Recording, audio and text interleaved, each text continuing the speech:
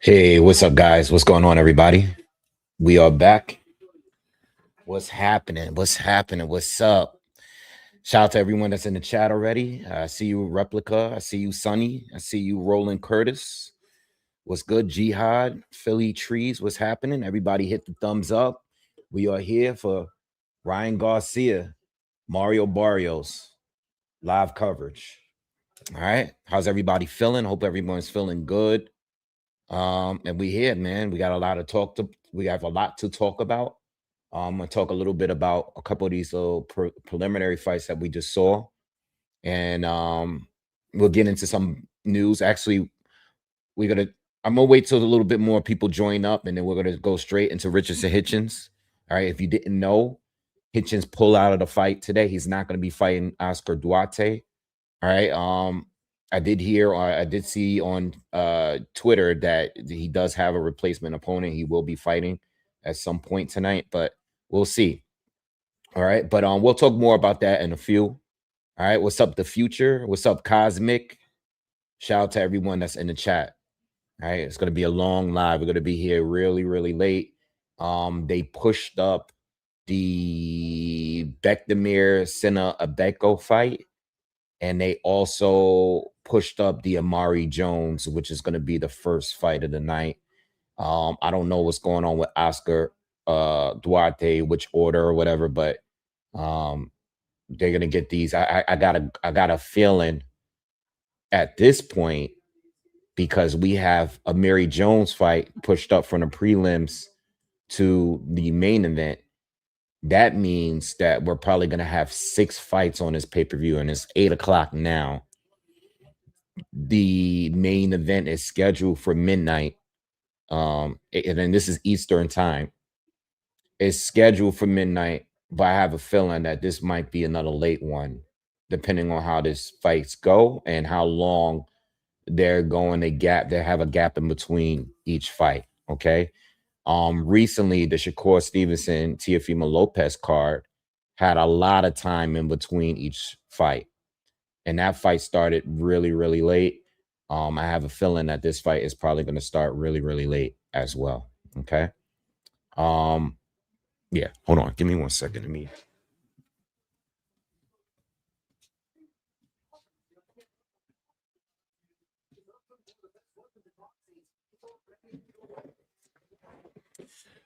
All right, looks a little better. All right. What's good? What's good, chat, man? Please, if you haven't already, do me that favor. Everybody, is gonna cost you nothing. It's not gonna take any time out the way. Please hit the thumbs up for me. Everybody that is here right now in the chat. No, there's not a lot of people here yet. It's very early in the night, but give me that, smash that thumbs up. Do me that one quick favor if you can. Also, if you would like to donate to the channel, the Cash App information is right here. You could donate live here on YouTube as well. I appreciate the support. All right. Got big things coming this way, big news coming for the channel.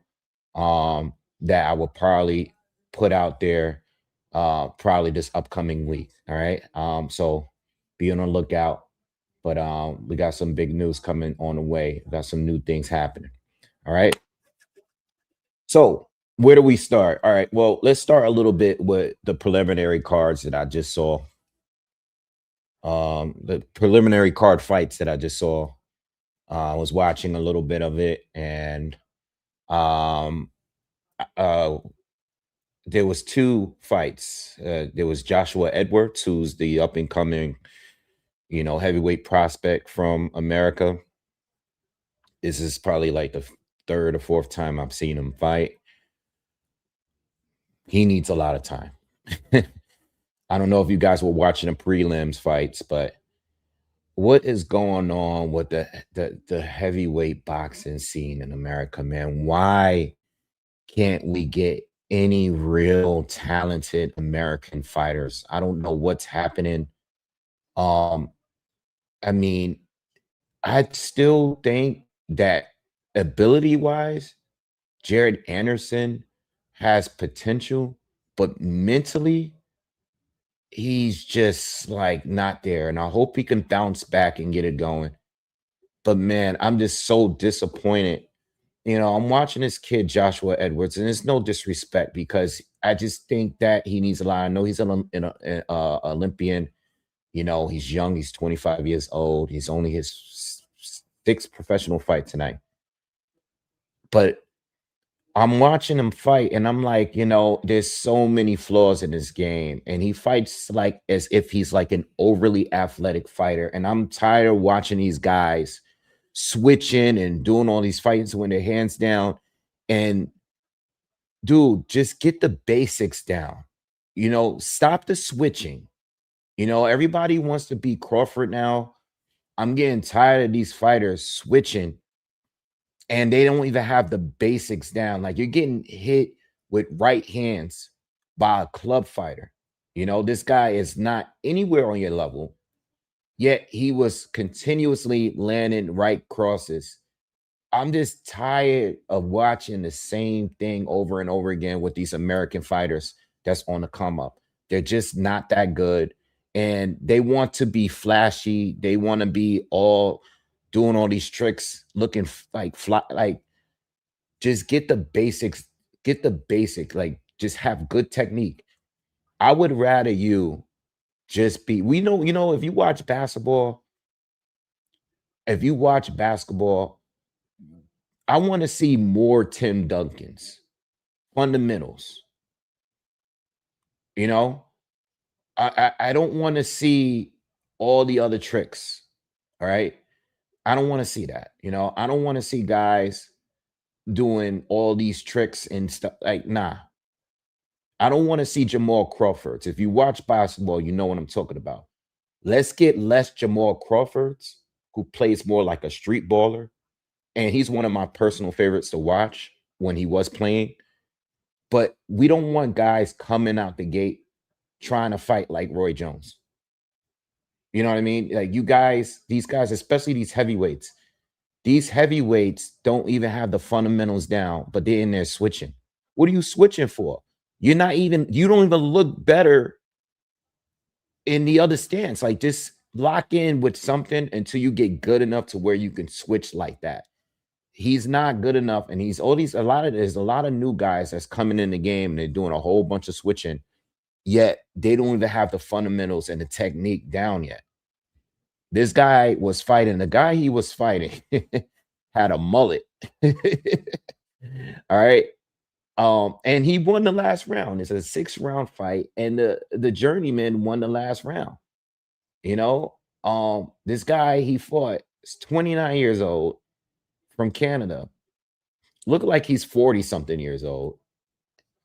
You know what I mean? Like, what am I watching on TV? I'm like watching this fight, and I'm like saying to myself, yo, he needs to get with some people. I know he's with Ronnie Shields. They need to cut the gameplay, like cut the games out. Like, get him to be on point with the technique first. Not this hands down. You're not that athletic, bro. No disrespect. You're not that athletic. You're not that slick to be moving and fighting that way. And I'm getting tired of these guys trying to look pretty in these fights. Just box, bro. Especially American fighters. Stop boxing like that. Like, you guys are not slick like that. Just fight. You know what I mean? One thing about Errol Spence, and I miss Errol Spence, outside of the Crawford situation, I love Errol Spence. But when it was between him and Bud, I was rolling with Bud all the way. But outside of that, I like what Spence was doing.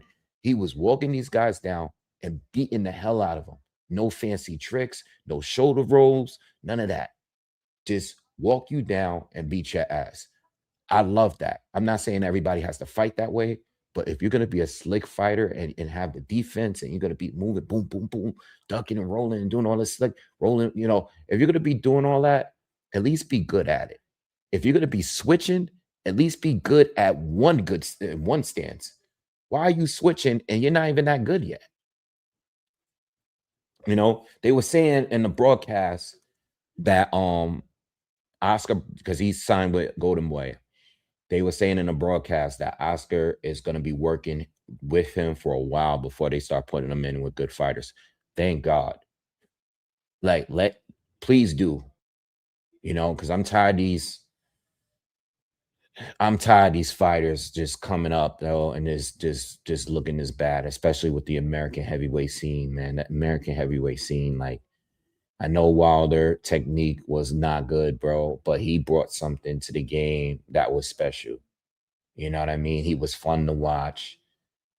Yeah, technically sound, he didn't have it, but he knew how to fight technical fighters. And even his defeats, with Fury and all that, um, Fury, Luis Ortiz, he fought guys that were better boxers than him, but he still gave them hell. But these new guys, I don't know. I don't know what's going on. All right.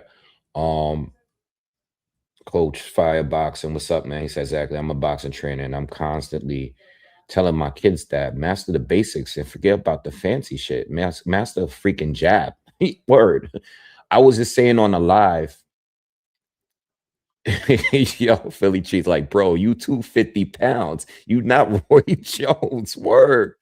Yo, I was just saying in the last live while we was watching this guy, Josh Warrington, and I'm like, yo, you have a jab. You have one. Where is it? Use it. Like, how are you fighting at this level as a former champion? And you're just like not even using your jab. Like, what are we doing? And this is at the top level, and I'm tired of these. I'm really mad that the heavyweight division in America, we suck. Like, historically, we the best. Historically, we were those dudes. What happened?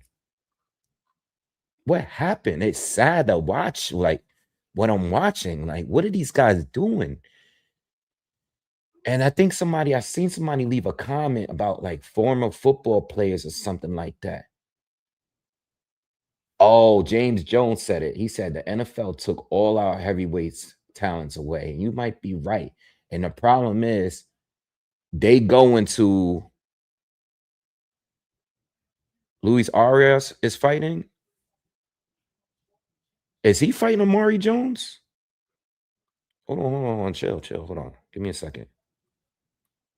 Oh, he is. That's a good, that's a good fight for Amari Jones. I like this fight. Yeah. I like this fight. This is a step up fight for Amari Jones. I mean, Louis Arias been losing a lot of fights. I see here. Okay, he's been getting beat by a lot of undefeated guys. Lubin stopped him at 160. I remember that fight. Uh, he lost to Vaughn Alexander. I don't remember that. All right. Jarrett Hurd. I remember he beat Jarrett Hurd. That was a big win. That was when Jarrett Hurd kind of like fell off right at that point.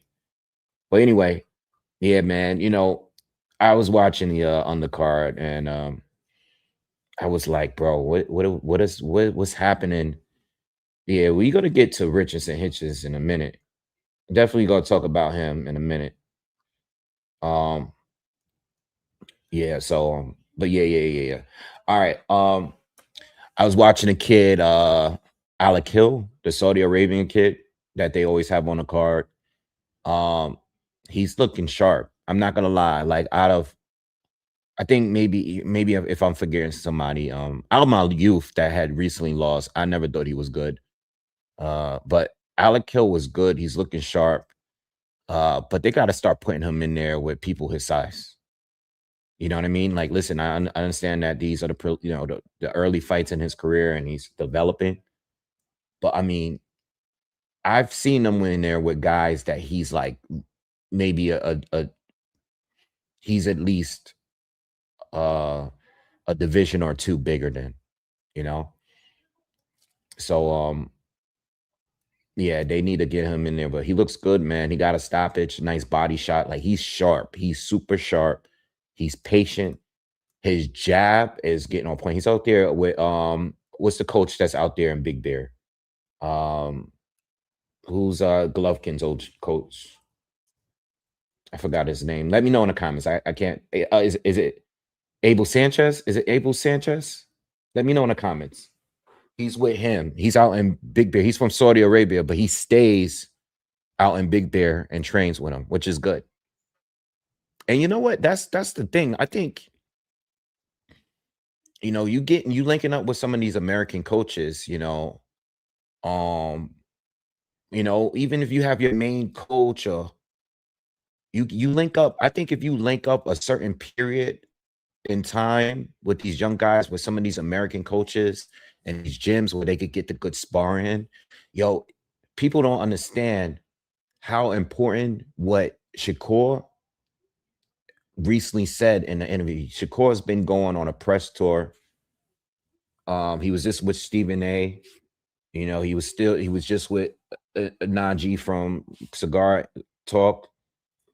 He keeps saying like, yo, me training and being with Keyshawn Davis is making me a better fighter. Like that whole thing, that whole Goku Vegeta analogy is true.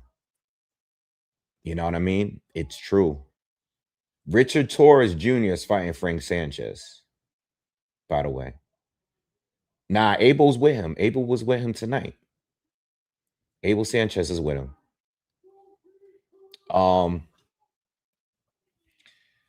Yeah. Like Shakur, you in the gym in the mix with Terrence Crawford and Keyshawn Davis. That's why he's getting better. Because you're sparring regularly with the best. You're in camp with them. Normally, you guys are both preparing for the upcoming fight together. That's very important. All right, this Luis Arias fight is about to begin. Again, Amari Jones. We've been watching him on the undercards for a little while. This is a level up, but this is not a fight that I think he should have too many issues. If he is to stop Arias, it's definitely going to be a good look. Arias coming off a couple of decision losses against a couple of undefeated guys. Again, even looking at Amari Jones, he just right in the opening round just switched to southpaw. I don't know what his strong hand is or anything like that. I don't know his strength, but he just switched in the opening seconds of the first round. And again, I don't have a problem with it, but I just want the guys to get the basics down before they do the flashy stuff. I think a lot of it's no different from I'm always going to compare it to the NBA. I'm always going to compare it. Yo, Charles Edward Cheese is in the building. What's up, man? Thank you for the donation always, bro. Good to see you. Yeah, going back to the NBA, I always say like I miss the fundamentals. I think a lot of these players is so focused on the athleticism, and we just want a good a good jump shot. Or we want basketball players to go straight to the hole. You know what I mean? We don't want these guys pause if you playing that tonight. We want the fundamentals, bro. We want guys to be able to back these guys down and have a post game. A lot of these players in the NBA, they focus on 3-point shooting and athleticism. You know what I mean? And we just want the fundamentals sometimes. If you can do both, good, but not everybody, like somebody said earlier, not Roy Jones, you're a heavyweight. But this is a good test. Charles Edward Cheese was good. Thank you, bro. Appreciate you. What's happening? Damn, the spam is starting. It's too early for spam. So Amari's looking sharp. This is a 10-rounder. We're closing out about 30 seconds to go in the first. And Amari's already backing him up, son. He's taking his time. Ooh, uppercut to the body. Left hook. What's up with the spam, bro? The spam is going crazy. Too early for all of that. Luis Arias already he's already looking. He's gonna get stopped in this fight. He's gonna get stopped. He's already looking. Yeah, he's already looking defeated in the first round. His body language don't look good. I mean, this is a step up from Amari Jones, but it's not gonna look. Is this fight at 160? Are these guys fighting at 160? 160, yeah. These guys are 160. Amari Jones is 160s. 160 is a weak ass division right now. So if if he can keep moving up and doing his thing like he's doing right now, no rush. Oh, that uppercut was actually blocked. You know, then he can look good in the near future. Now let's talk about Richardson Hitchens, and from what I know and what I've seen before I went live. So if you didn't know, y'all, and please hit the thumbs up if you haven't already. If you didn't know, Richardson Hitchens pulled out of the fight last minute. Last minute. When I say last minute, I mean hours before the fight. Okay, he did his second day weigh-in this morning with the IBF, because he's with the IBF. You still can't weigh over the 10 pounds from the weight limit, right? So he fights at 140. He couldn't be over. He made it. Oscar Duarte, Oscar De La Hoya, the Oscars, Duarte and De La Hoya already responded on video, on cam. They pretty much both was like, Duarte was like, yo, I seen him this morning at the weigh-in. He made weight. He looked fine. And that was that. Same thing with Oscar, but Oscar went into more detail. Oscar said Hitchens is pulled out because of food poisoning. So Oscar De La Hoya was like, yo, I'd never heard of a fighter catching food poisoning hours before the fight. He's like, nah, this is something very suspicious. He said he's been in contact with the IBF, and they said they're going to reschedule the fight immediately. Immediately. They're going to order the fight. In my opinion, I think this guy might have chickened out, bro. I don't know. But I also been saying to you guys, like I've been saying earlier, this guy has no business fighting at 140.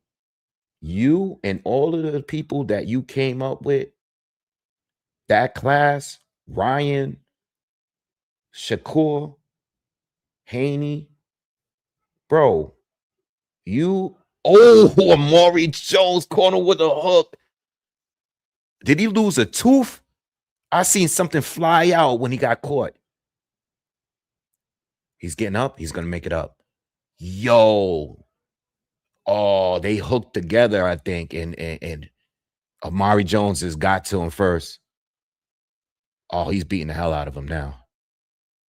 Barrios is tough, though. He's still up. He's still up. He's still moving. Yeah. He's about to knock him out. He's in bad trouble. Uppercut. There we go. Oh, he's beating the hell out of him.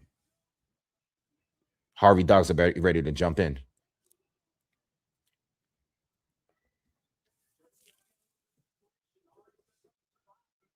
Arias is tough, though. He's tough. He might make it. He might make it out this round. Yeah, he's gonna make it. I think he's gonna make it. The uppercut is the shot, y'all. I'm telling y'all. That's gonna be the one to do it. He walks back in his corner. Doesn't look great. Harvey Dog is in the corner with him. He's probably letting him know, like, yo, next round, if you don't look good, I'm stopping the fight. Let's see it. Let's see the replay. Boom, jab. Oh, yeah, that's what happened. They both hooked together. Arias threw the right hand, missed completely, came back with the left hook, and Amari Jones' hook was already on his face. When this guy was still pulling it, it was already on his chin, but it was too late. Amari actually got caught with the hook after the fact, but this guy was already hurt. Yeah. Yeah. Yeah. Duckaroni pizza. Yeah. Yo, Hitchens look bad, bro. And I'm gonna tell you right now, if they are gonna do an immediate reschedule, I don't think Hitchens should do it. I think Hitchens should relinquish the title and move to 147. He has no business being at 140. He looked drained. He's been looking drained for the last few fights. Yeah, you beat up George Kambosos. I get it. You stopped him. Great. You stopped him. At the end of the day, George is not top tier. He hasn't been for some time. He's not. George Kambosos didn't even win. If we being honest, George Kambosos, what's this guy's name? Who was the fighter that George had fought in between his losses to Devin Haney and Loma? Who's that southpaw? Let me look him up. Let me pull up. Who's that southpaw that beat him, low-key beat him, and got robbed? Maxie Hughes. Maxie Hughes beat George Kambosos too. They robbed him though. Maxie Hughes, anybody that watched that fight don't think George Kambosos won that fight. Maxie Hughes boxed him clearly, right? So you beat Teofimo, which was a classic. That was a great fight. Not taking anything away from him. But what fight outside of the Teofimo Lopez fight did George actually look good? He didn't look good against Devin Haney in neither fight. Maxie Hughes got robbed against him. Lomachenko stopped him. I never saw his fight with Jake Riley. I don't know who that is. That was some fight out in Sydney. And then Richardson Hitchens stopped him early. At the end of the day, like there's not much there. And he's praised, he's over hyping the fight. It was a good win. And I think the Liam Parle win now, that was a good win. That win was a fire win. That was a good win. That is the best win in his career by far. Best performance. The Liam Parle fight. Liam Parle is still a really top dude to me on 140. He's still a top dude, and he's actually fighting Liam Parle. Who's he fighting next? Liam Parle. Who he got a fight coming up. No. I think they were trying to get him to fight this kid at 147 that has a title. The British fighter over there. Yeah, this spam is crazy, bro. They going to full-fledged. Yeah, I don't know where they're coming from. Word. Oh yeah, Donovan. Okay, yeah. No. It's Louis Crocker. I heard it's Louis Crocker. Louis Crocker is the fight they're trying to make, I heard. Yeah, that's him, not Donovan. Yeah, I can't listen. I'm gonna tell you right now. I don't want to see Hitchens fight this guy at 140. Excuse me. You talking all this trash, the Devin Haney and Keyshawn and all these guys. I don't want to see Hitchens fight at 140. If he's gonna fight Oscar Duarte at 140, I am not interested in that fight. I'm not even like whatever at this point. You've been in the game for too long to still be in the same division, bro. You are looking drained. I don't want you to be drained when you look bad. Like when he was saying when he lost to not when he lost, but when he fought that who's the fight for Argentina? Yeah, I can't remember nobody's name today. Who's a fighter from Argentina that he gave him hell? Lemos, Gustavo Lemos. when he fought Lemos and he, struggled in the fight, he blamed it on being drained. The 10, the day of weigh-in and all that. When you look bad, you blame it on the same day weigh-in. When you look good, you look good. You feel great. I don't want it. I don't want that, bro. Go to 147. Excuse me.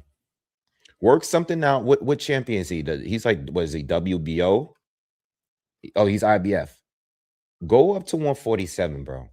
You shouldn't be fighting Oscar Duarte at 140. Because if you lose the fight, then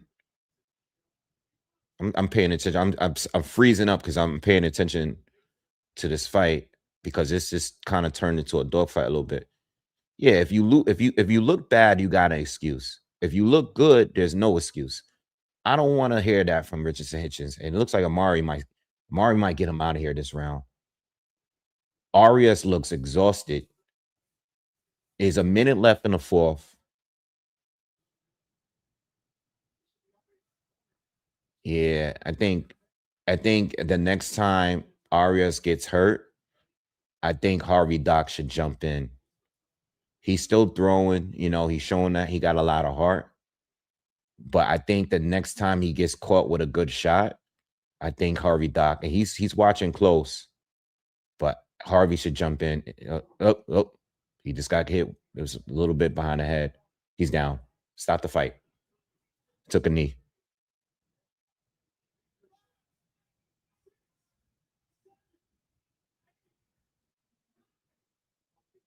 Come on, Harvey. Come on, Harvey.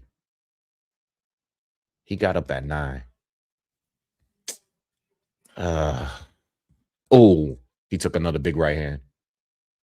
Come on, Harvey. Stop the fight, man. Come on, man. What we doing, Harvey? You gonna let him go back out? You gonna let him go back out? Come on, man.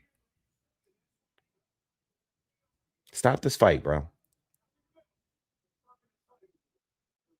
Yeah. The doctor's coming in. He said, I think we're done. Good. Yeah. Come on. Yeah, come on. Oh, no. Not the doctor. His corner. His corner stopping it. Okay.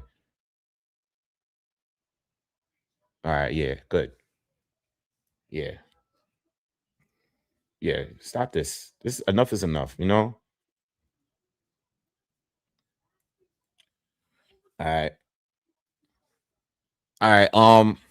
Cool. What we see it? Yeah. So that's my stance on it.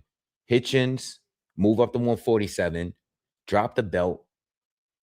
His excuse is food poisoning. I mean, according to Oscar De La Hoya, is food poisoning. I know at some point Hitchens is gonna go out and make a statement, but at the end of the day, bro, just move up to 147, man. You look drained. We see it in your face. We see it at the weigh-in. Everybody was talking about it before the fight was even announced. I mean, before you even announced. No, everybody was talking about it yesterday. Anybody that watched the weigh-in, I think everybody looked great at the weigh-in except Hitchens. Everyone has looked great at the weigh-in. Who didn't look good at the weigh-in? Ryan and Barrios look strong. Like Russell, Andy Heroka. Heroka look great. Frank Martin and Albright both look good. Everybody look good. You guys saw Senna Becco. Guy looks like, I mean, he's gonna get stopped anyway, but he looked great. Everybody looked great. The only person that didn't look great at the weigh-in is Richardson Hitchens, and I don't think he looked great in last 3 or 4 weigh-ins, bro. Charles, I'm still sitting on Barrios and Ryan. I ain't putting no money up yet for that fight.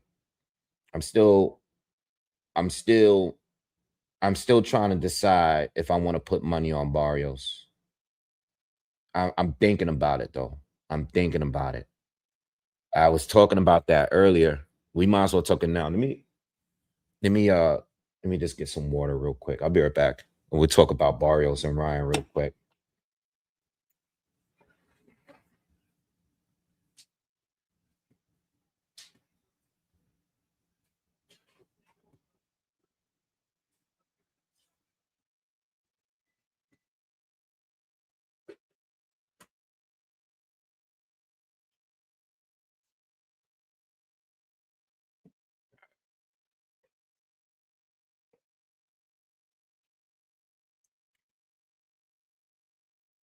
All right. I'm still sitting on Ryan and Mario Barrios. I'm thinking about, oh yeah, Amari's with Virgil Hunter. I think somebody left a comment saying that. Um, few things. If Ryan's gonna win a world title at 47, I think this is his best chance. You know, um, if he's gonna win a title, this is his best shot. You know, Barrios is one of the weaker champions out there. Respectfully, it is what it is. Like, he's so inconsistent. You know what I mean? He does got a few good wins. Those two draws that he had recently, he didn't look good, you know. Um, but this is the first time I've seen Ryan at a weigh-in look significantly smaller than his opponent. And I had to go and check and fact check that because I went and looked in Ryan's box rec, and I remember how he looked against Rolly. I remember, we know what happened with Devin Haney. You know, he was clearly bigger than Devin Haney. Duarte, Tank, Javier Fortuna. Fortuna, the size difference between him and Fortuna was crazy. Emmanuel Tago, do you guys remember that fight? That was the first fight he had came back and fought after fighting Luke Campbell. I think Luke Campbell is the last fighter that he fought that was actually closer to his size. And that was years ago now. That was 5 years ago. So when I seen him standing next to Barrios, I was saying to myself, man, I think I might end up putting money on Barrios, bro. I think I might do it. Also, him being with Joe Goosen, who Goosen knows Ryan well because he recently trained him, right? Very recently, you know. 2 trainers ago, he was just with him, you know. I don't know the exact order. I think he left what's his name? Canelo's trainer. And then I think he went with Joe Goosen. And then from there, he went to Derrick James. And he's been with Derrick James since. But Joe Goosen was recently with Ryan. And if anybody knows how Ryan fights, it's going to be Joe. And he's training Mario Barrios. So we got Barrios, who has a clear size advantage. And he has a trainer that knows how to prepare him for Ryan Garcia. Probably better than anybody, because you can watch film, but when you know the guy from a personal level, that is going to put things in your, space a little bit. Now, I saw the video of Barrios. All right, Amir Carter just asked me. I saw the video. Was it you that sent it to me on Instagram? I saw the video, and in the video, I think when they were selecting gloves, I think it was, I don't know what they were doing. Barrios was sneezing his nose. He was blowing his nose. I don't know if it's allergies. I don't know if he's sick. Okay. But there's a video out there that shows him blowing his nose, and he's super congested, right? I don't know, I don't know if he's sick. I don't know what that means. I don't know if he has allergies, or I don't know if he's sick. I don't know. I'm not gonna think too much into it. But if he's not okay, that could have some kind of effect on him. I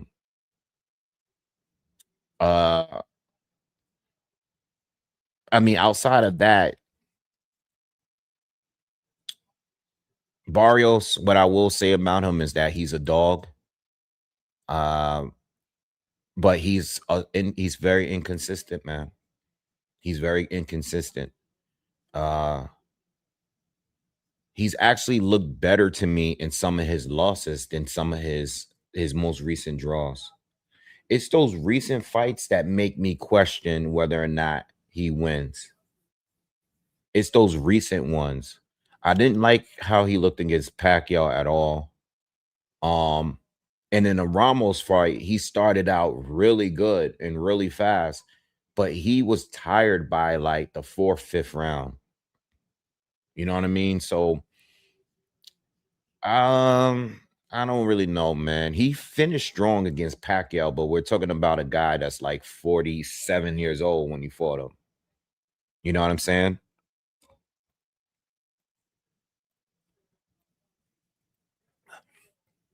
What do you guys think? I'm thinking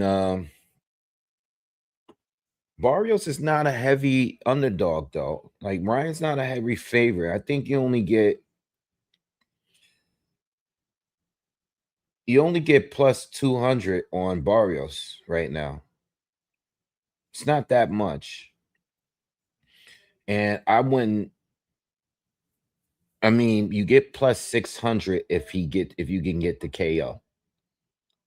So if I'm gonna put my money down on Barrios, that's where I would go. Barrios is a good body puncher. That's another point. He's a good body puncher. He hurt Keith Thurman to the body. We can't forget about that part. Ryan's been down. He's been stopped to the body. You know what I'm saying? I think I might put a little bit money on Barrios. Again, I don't have no money in this particular fight. I put some down on Heroka beating Gary. I got plus 400 on points. Again, I think Gary's going to win, but I think plus 400 is a great deal. You know, I put a little bit on that. And I put a little bit on the draw between Martin and Albright. I think if we're gonna get a draw tonight, I think that's the best option. All right. That's just my opinion. I might start a little parlay real quick. I think stops Abeko. I think he stops Abeko. You know, but I'm not a big Bektamir fan. You know, I don't think he's improved that much since he got stopped by Gabe Rosado that year. You know, I think he's still okay. Um, and he's been in more decisions lately than stoppage wins. So there's kind of a gamble in that. But I still think overall he should win. You know, Becko's definitely gonna uh I think Beck is definitely gonna win though. Bektamir. Sena Becko, I've seen his last couple fights. I seen when he got stopped by Iglesias and Morel. He stopped the guy in the first round of his last fight, but I mean he'd be stopping like journeyman. Um, Morel and Iglesias stopped him early, but Morel and Iglesias is better than Bektamir. You know what I mean? So if Bektamir is to win, you know, if Bektamir is to win, it could be a decision win. I mean, Senna Becko does hit. He's a puncher, but at the top level, he's been knocked out. Let me see. Hold on. Let me see how much you get back if you. Oh man, Bektamir is a minus 3,500. Shit. Oh man, I don't know. You get plus 1,000 if Senna Becko. That's pretty good. And you get. Damn, I should have checked these earlier. You get plus 2,000 if Senna is to stop him.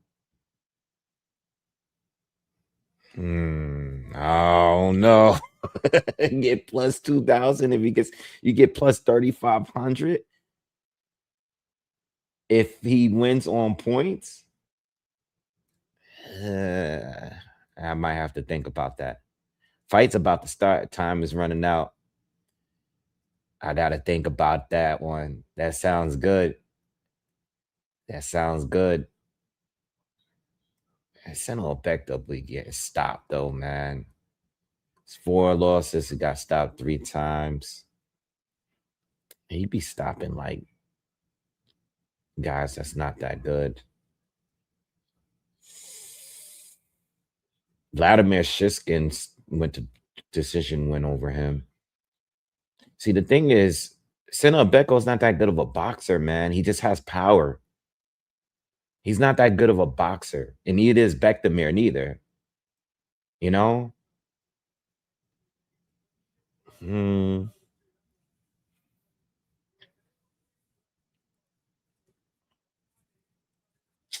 You know what?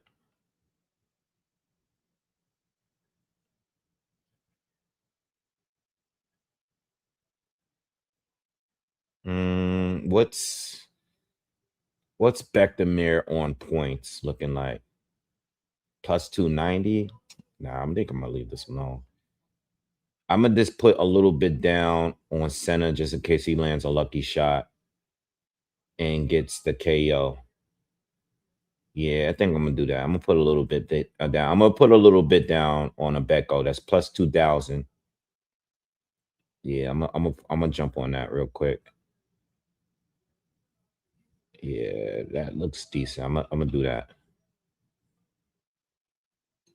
He does have knockout power. So plus 2,000, Senna Becko by KO.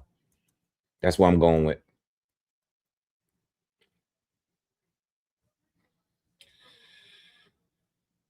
Free Hollywood, what's up, man? Thank you for the donation, man. What's good, bro?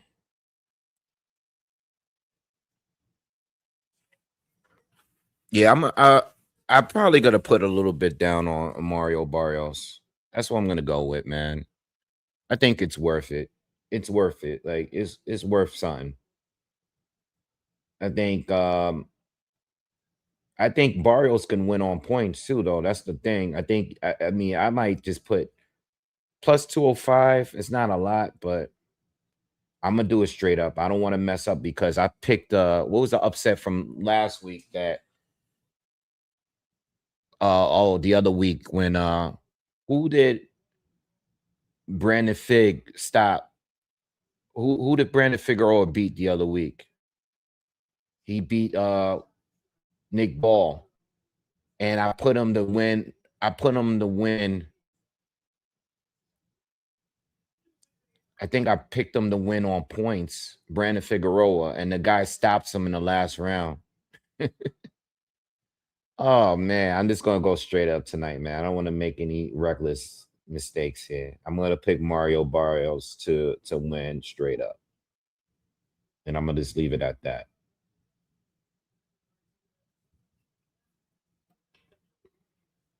All right.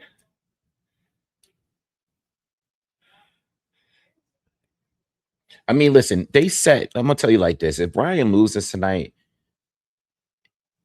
it is what it is. Like, I mean, you're getting all the gifts. Like, you're getting so many opportunities that most fighters won't get. You're coming, you're getting back to back title shots, coming off losses, coming off suspensions, coming off failed drug tests and all kind of stuff. If you can't win tonight, then you're just a star. You know what I mean? You're just a star. You know, and from what I was hearing, these guys, Barrios and his camp, they've been solely focused on the left hook. Like their whole camp, I heard that they're solely focused on that. So for me, in my opinion, Ryan should be working on other tools. You know, I know he's back with his father. I don't know if that's a good or bad thing. All right, but Bekdamir and Abeko, the Becks are about to go at it. The Becks. Bekdamir and Abeko is about to fight. Should be a good fight, actually. Yo, the spam is going crazy, man. Spam is going crazy. I'm gonna have to. I need. I'm gonna need more moderators on here. Senna Beko's doing his ring walk now.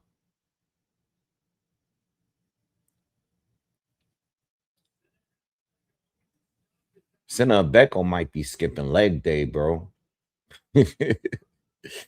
He built like an action figure, but I think that's why he probably be getting knocked out because his legs is he don't got the same his legs kind of small, man. He got them Jim Jones legs.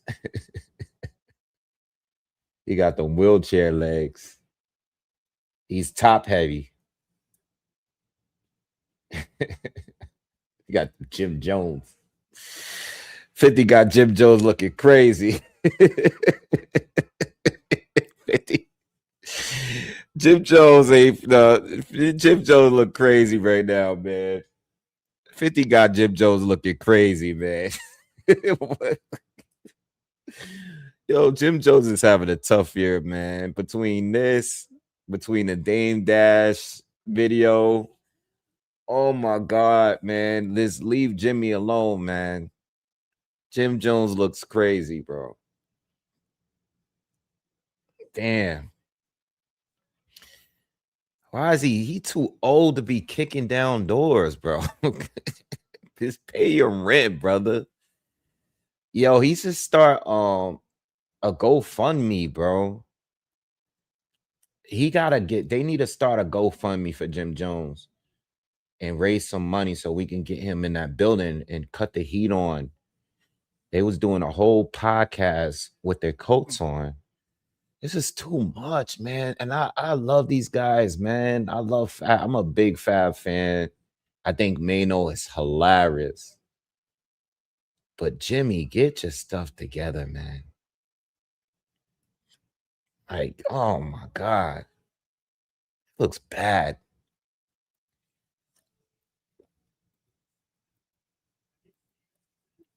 Yeah, Frank Martin is fighting tonight.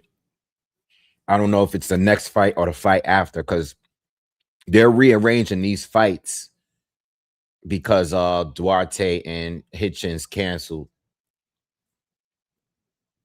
So I mean, I don't pay too much attention to the Mom Dami stuff, but I mean, every time I'm on social media, they're posting all the bad things that are happening. So whatever, man. Just but at the same time, in his defense, they pretty much set things up to fail. Adams left the game with the budgets and everything in shambles, so it's going to be hard to fix New York City anyway. You know, and that's what they do. I mean, they said the same thing about Adams when he first got in. New York is a mess, man. Whatever. All right, the Beck the Mir against Becko. Who y'all got for this fight, man? Yo, I'd be so surprised that people do not go to these fights early, man. Like the whole arena it's people don't like going to when you guys go to fights. When you guys go to fights, how do you guys go early or do you guys go late? I'm just asking. Answer in the chat. When you guys go to fights, whether you go a lot or not, do you guys go early? Do you guys go like medium? Like, do you guys watch the entire preliminary cards, or do you guys normally show up like a little bit before the main event, like maybe a couple fights before the main event?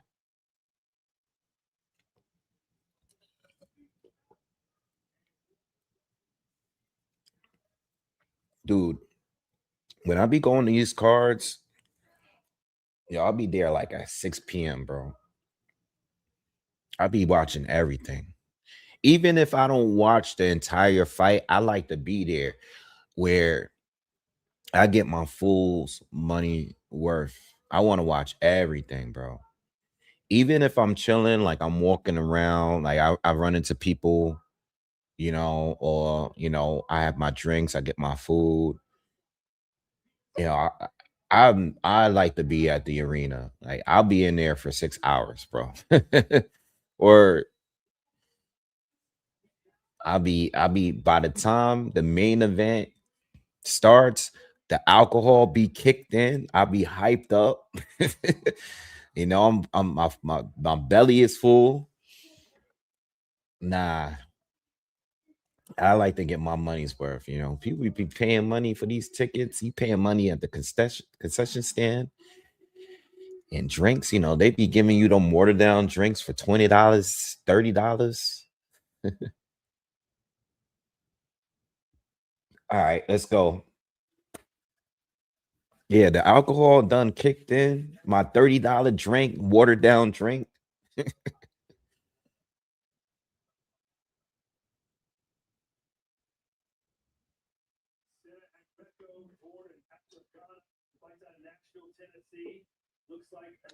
got this decanter from a friend of mine.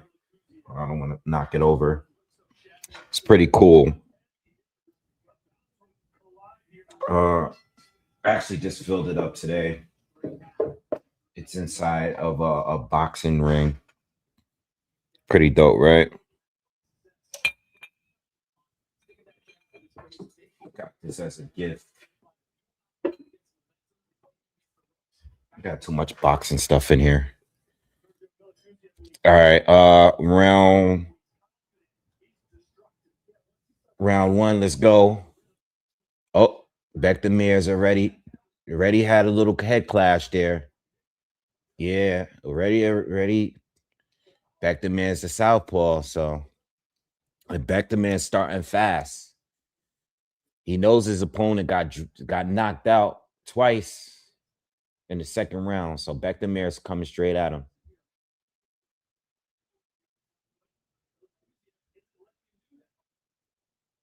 Yeah, well, a Becko, because I'm going to keep saying Beck. A Becko don't really want to be on the back foot, but he has no choice. Nice body shot from Becktermere. But you know what? Let's see. Let's see if a Becko can time him on his way in, like the way Gabe Rosado did. You know, put this guy to sleep. Knockout of the year stuff.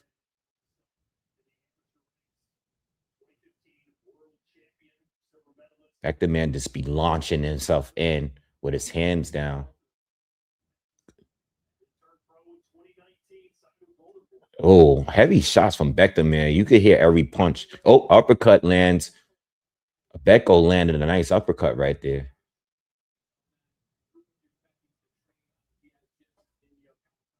Becko's too stiff. He has power, but he's very slow and stiff. You know what I mean? He can't move that well. And he's too upright.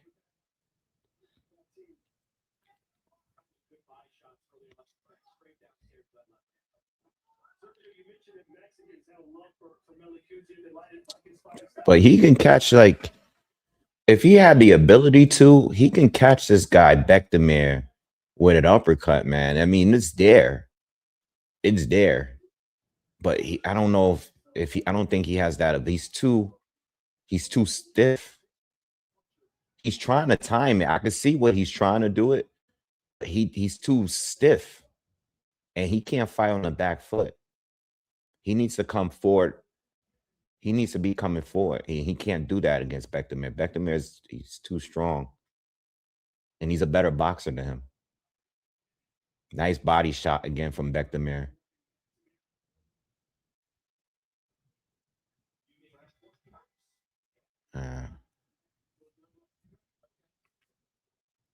Yeah, he has no upper body movement. Yo, bro, that's still one of yo. What video game when you knocked the guy out and his butt sticking up in the air? What game is that? Bro,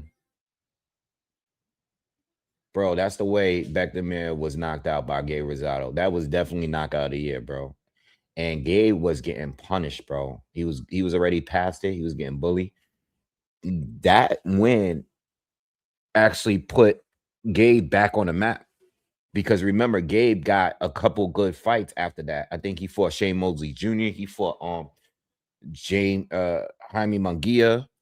He fought like a few good fighters after that.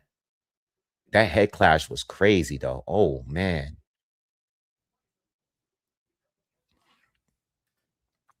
That's what Becko needs to do. He just needs to just launch in, but his head and cut this man, bro. All right. But he can't be on the back. He's gonna have to find a way to come forward because he looks so uncomfortable on the back foot.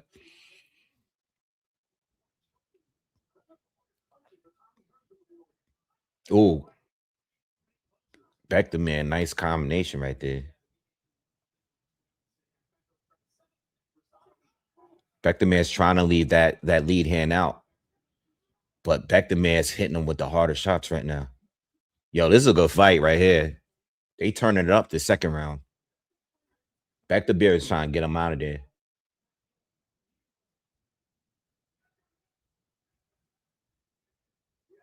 Nice movement from Beck man. He has a little bit of a head movement, a little bit. Yeah, he's slipping, he's ducking. Yeah, he looks good. Like he's doing better keeping his head on. He's doing a little better, but you know what it is? You know what I'm noticing with him? He can't do both at the same time. If he's being offensive, he's very easy to hit. But if he's just standing there, he's slipping, like he's giving us good head move, good upper body movement. He's ducking, he's leaning to the side. Like he can't do both though. That's so you can tell like he's improving, but he needs to learn how to throw his punches and keep his head off the line at the same time. Ooh. Yeah, his leg. I told you he got the Jim Jones legs, bro. He built like Johnny Bravo.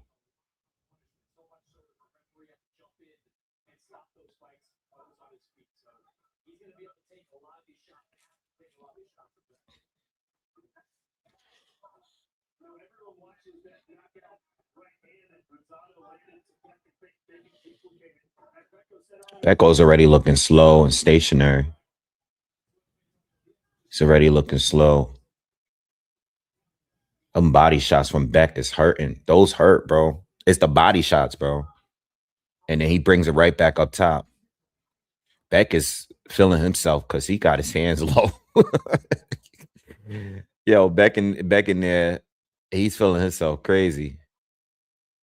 He better not missing. He better stay on guard. Because he don't want to mess around, get caught like he did against Gabe, getting too comfortable.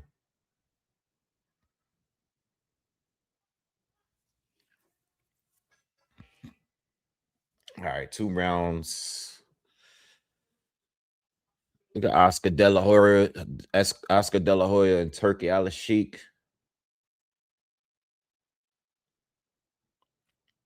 Look at the girl in the background on her phone trying to fix her hair. Well,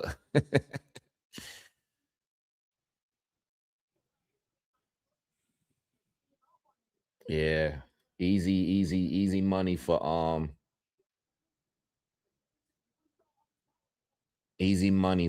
Beck Demir so far.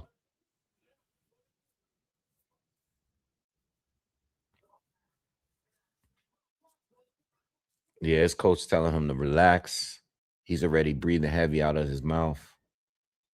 They got him standing in the corner. Maybe he needs that bench, the stool.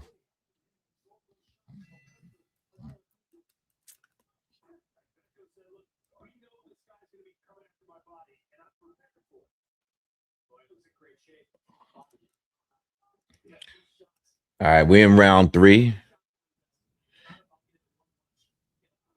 He's too slow, bro. He's too slow. He's too slow. That right hand is too slow. Oh, those body shots, man. God damn. Those body shots is what's doing it. Yeah, he's too bulky. He fight like a bodybuilder, bro.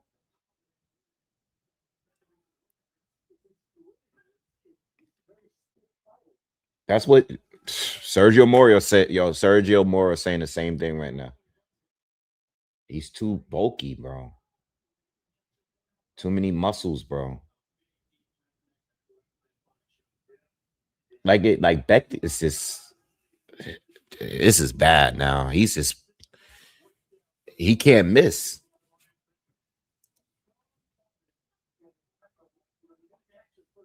Becco got stopped. I mean, it could be genetics, because Becco, a lot of guys from, especially from West Africa, they got physiques that's just like that. You know what I'm saying? But I also see that his legs is very, very small. He's already tired from punching, bro. Oh, got him. Back to me, hurt him. He didn't go down. Beck just stopped. I thought he was gonna go down. His legs gave up on him just now. And there's a lot of time. It's a lot of time. It's a lot of time. We still got over a minute left in the third, and he just shook him up. Oh, Becco just caught him with a right hand. Yeah, he didn't go down. He hesitated too long. He probably thought he was gonna go down. He didn't. Oh man, Beck man using angles on him now. Oh shit, it's over. Damn, Oscar's wife look crazy. I just noticed that.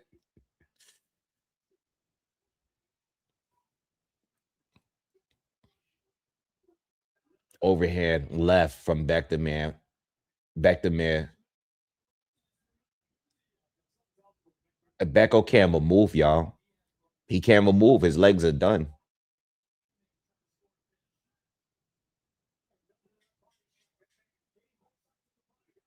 Ooh, Becco almost caught him right there.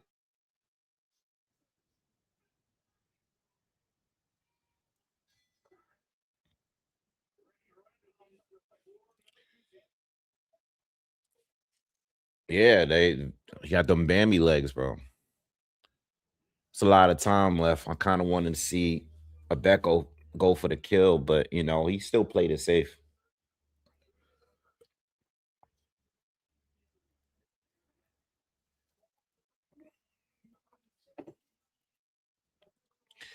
Yeah, Becco looked better, man. I like he looked better, but a Becco is stationary, man. You know what I mean? This guy got no head movement. I mean, no head movement, no upper body movement, no lateral movement, no nothing. Just power. And he's fighting on the back foot.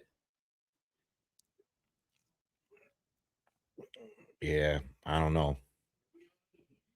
It's only a matter of time.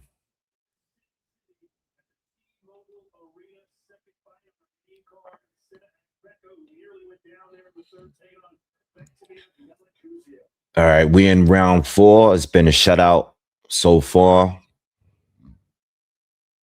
I mean,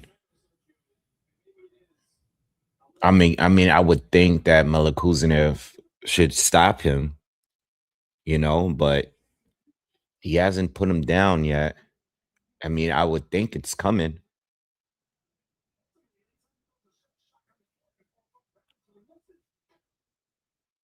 Yeah, his legs. I can't stop looking at his legs as I'm watching the fight because he's so stiff, bro. He can't even move. Beckham is using lateral movement and he's spinning around him now and using angles. And Abeko is trying to pivot and move with him. Another head clash.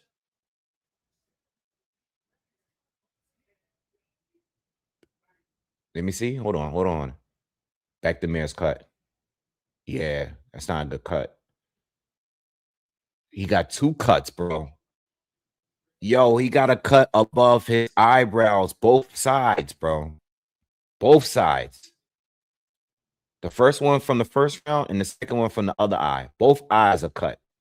And they're not good cuts. That sucks. Cause look, you winning the fight clear. You winning the fight clear. Why is Bektemir just looking at Turkey? He's not even paying attention. He's been looking out in the crowd. Yo, it sucks. You should probably try to get this guy out of here because you don't want to keep getting any more headbutts. You know what I mean? This guy is not on your level, and before this gets any worse with these head clashes, get him out of here, man. Like, you already got your rounds and you got your time in. You already suffered 2 cuts.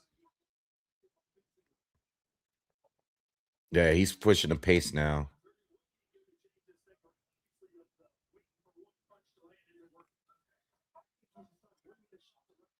Yeah, he's fighting out of desperation now, but he is kind of looking a little sloppier now. I don't think he can just do it with one punch. I think he's trying to, but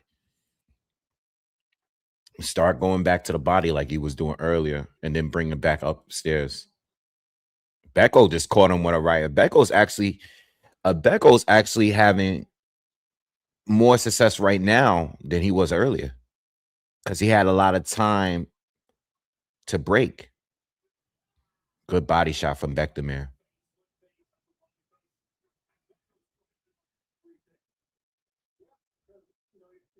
Oh, right hook from a Bekdamir.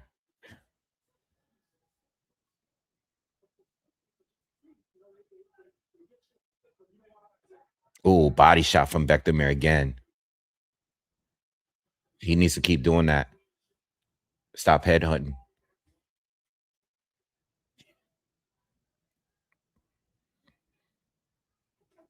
Yo, the way Bekdamir's face, if you're not watching, the way Bekdamir's face look right now, you would think that he's losing the fight. You would think he's losing a fight the way his face looks right now because of the cuts and the blood and some of the swelling too.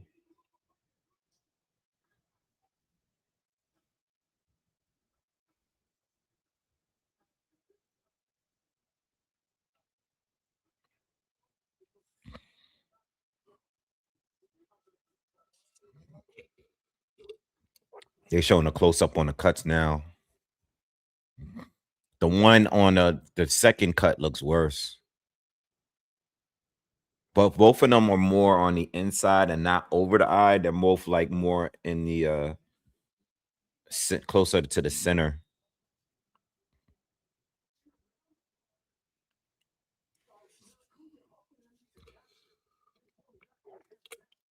Both cuts are from the headbutt. Both cuts.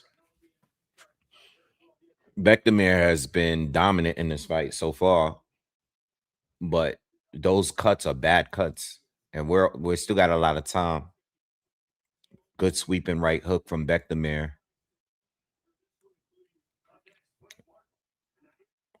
Bekdamir, nice body shot there. Corner did a good job just now with the cuts. Becko's starting to use a jab now, and he's actually moving and circling a little bit. And Bekdamir is actually running into some of these shots.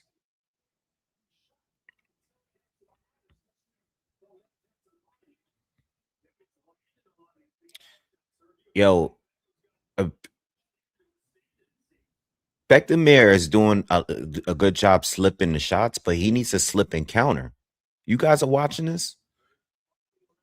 Yeah, it's like you're not throwing any punches. Like, make him pay. A lot of these times when Bekdamir is letting his hands go, he's doing it when this guy is all shelled up. You know what I mean? Like, his high guard is up and you punching around the guard. You need to throw some counters while after you slip. He's just kind of like, he can't do 2 things at the same time. If he's displaying good defense, he's not throwing any punches. And when he's displaying good offense, defensively, he's flawed. You get what I'm saying? He can do only one good thing at a time. Like, he's showing off by moving and stepping around him, but he's not really, it's not enough punches thrown from him. Good. That was a good slip and counter. That was good. He needs to do more of that. That's the only way you're going to get this guy to get hurt. You have to counter him. You got to make him pay. You can't just keep making a miss and just stepping around them. We don't care anymore. 40 seconds to go in the 5th round. What's up, Blade? What's good with you, bro?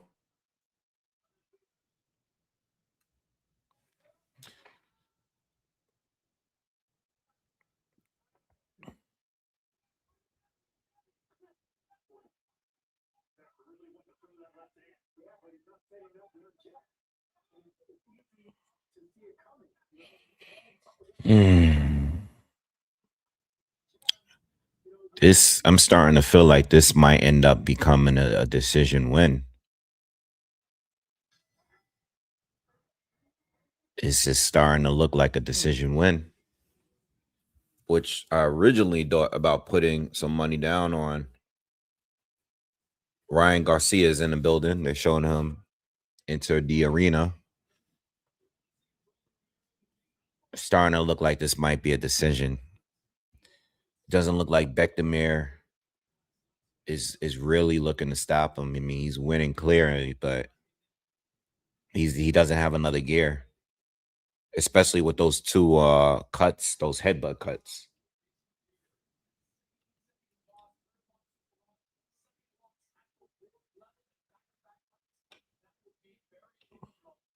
Yeah.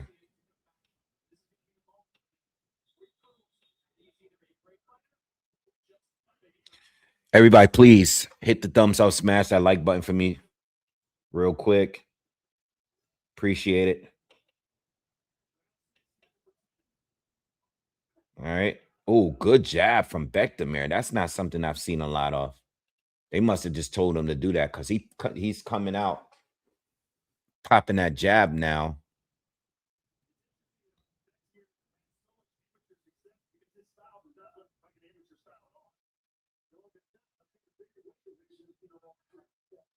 Good jabs from Bekdamir.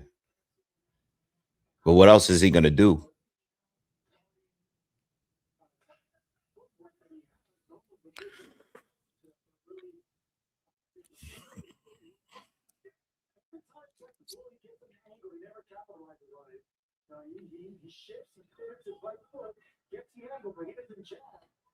I kind of want Abeko to like catch him with a monster shot and just put him to sleep again.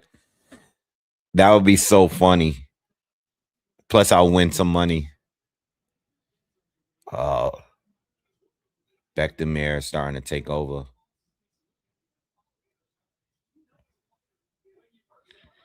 Abeko has a lot of swelling around his eyes. Not no bleeding, but his swelling is all over his face. Body shots. Oh man, he's hurt. He's hurt, y'all. Abeko's hurt. Abeko's hurt. And Bekdamir is hitting him in the body and to the face. He's sitting down on everything now.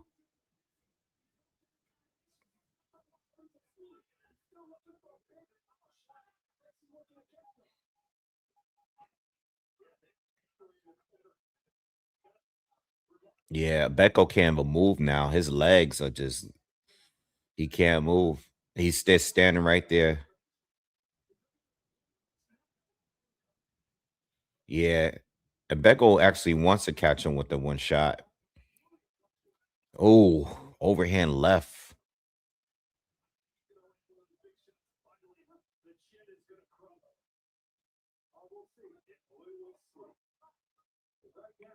Bekdamir's tired now. Now he's not throwing anything. Oh, nice counter. That was an excellent counter punch from Bekdamir.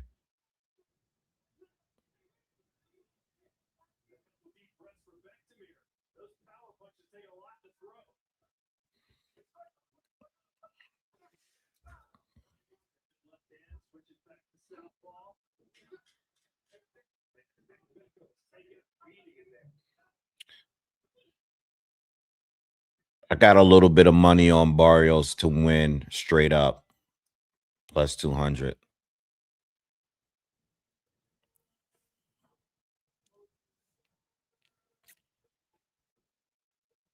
Just a little bit.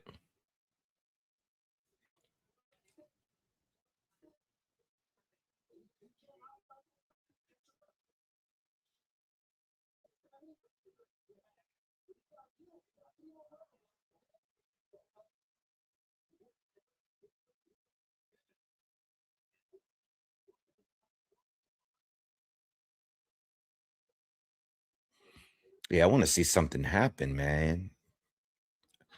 A knockdown or something.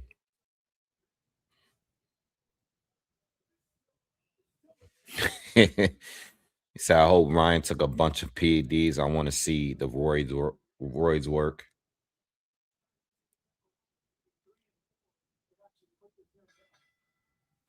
What's up, Monroe? What's good with you, man?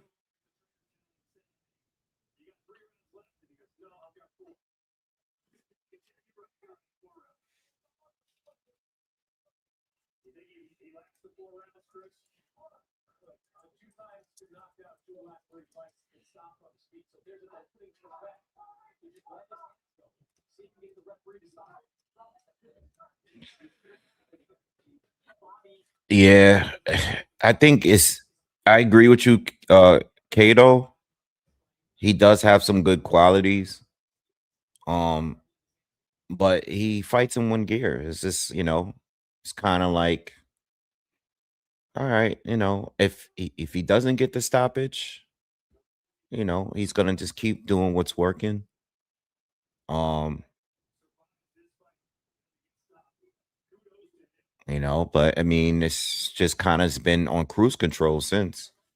He's hurting them. He's buzzed them a couple of times, but Senna is just has been durable for the most part here.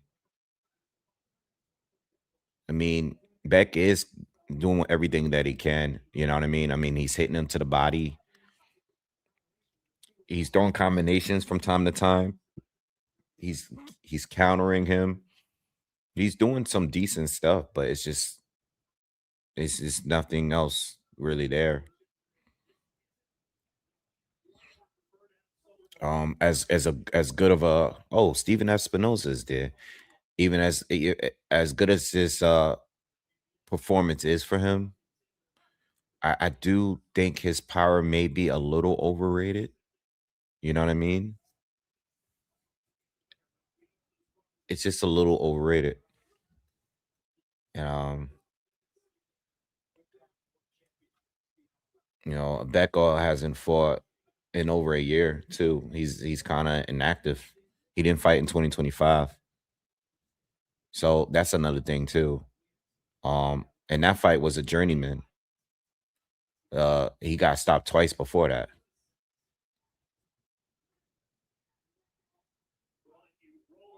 Yeah, this is not a good performance against a guy that is literally a statue right now. Like he can't even move.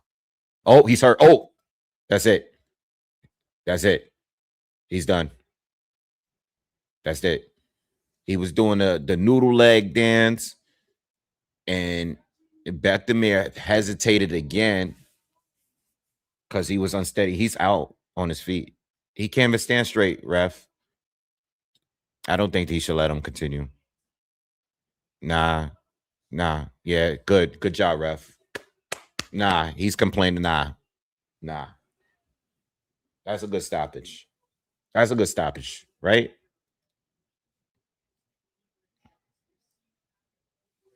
That's a good stoppage. You know, he can barely stand, bro.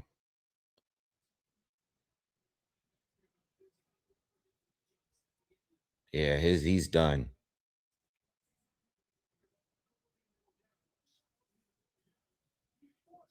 Yeah, it is what it is, man. You know what I mean? It is what it is.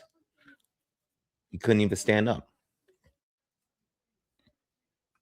He's at this point, he just wants to survive. You know what I mean?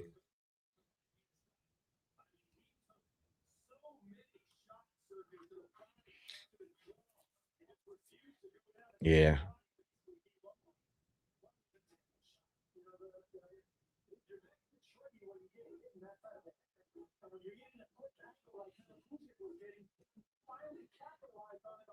She said he got double horn cuts. Man. 2 fights down. What's the update with Oscar Duarte? What's going on? Is he actually fighting, or are they throwing him? Are they throwing him on a card somewhere with a new opponent?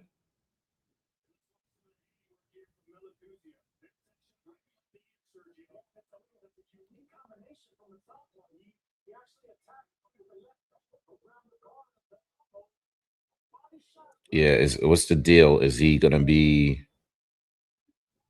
Is he fighting his replacement or what?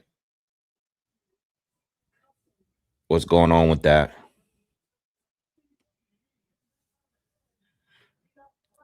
Um, I'm definitely gonna make a video about Floyd. I don't want to talk too much about it.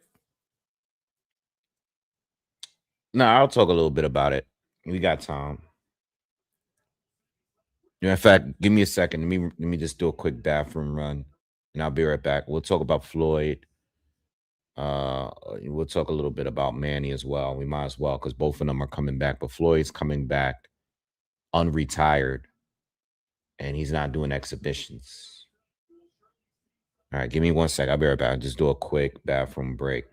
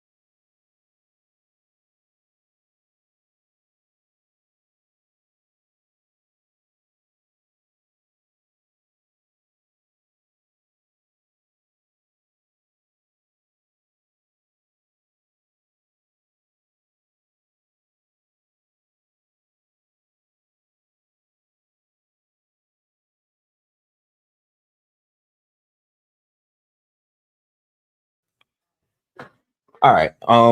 Let's talk a little bit about Floyd. Manny, they're both coming back. Floyd's gonna be fighting Mike Tyson.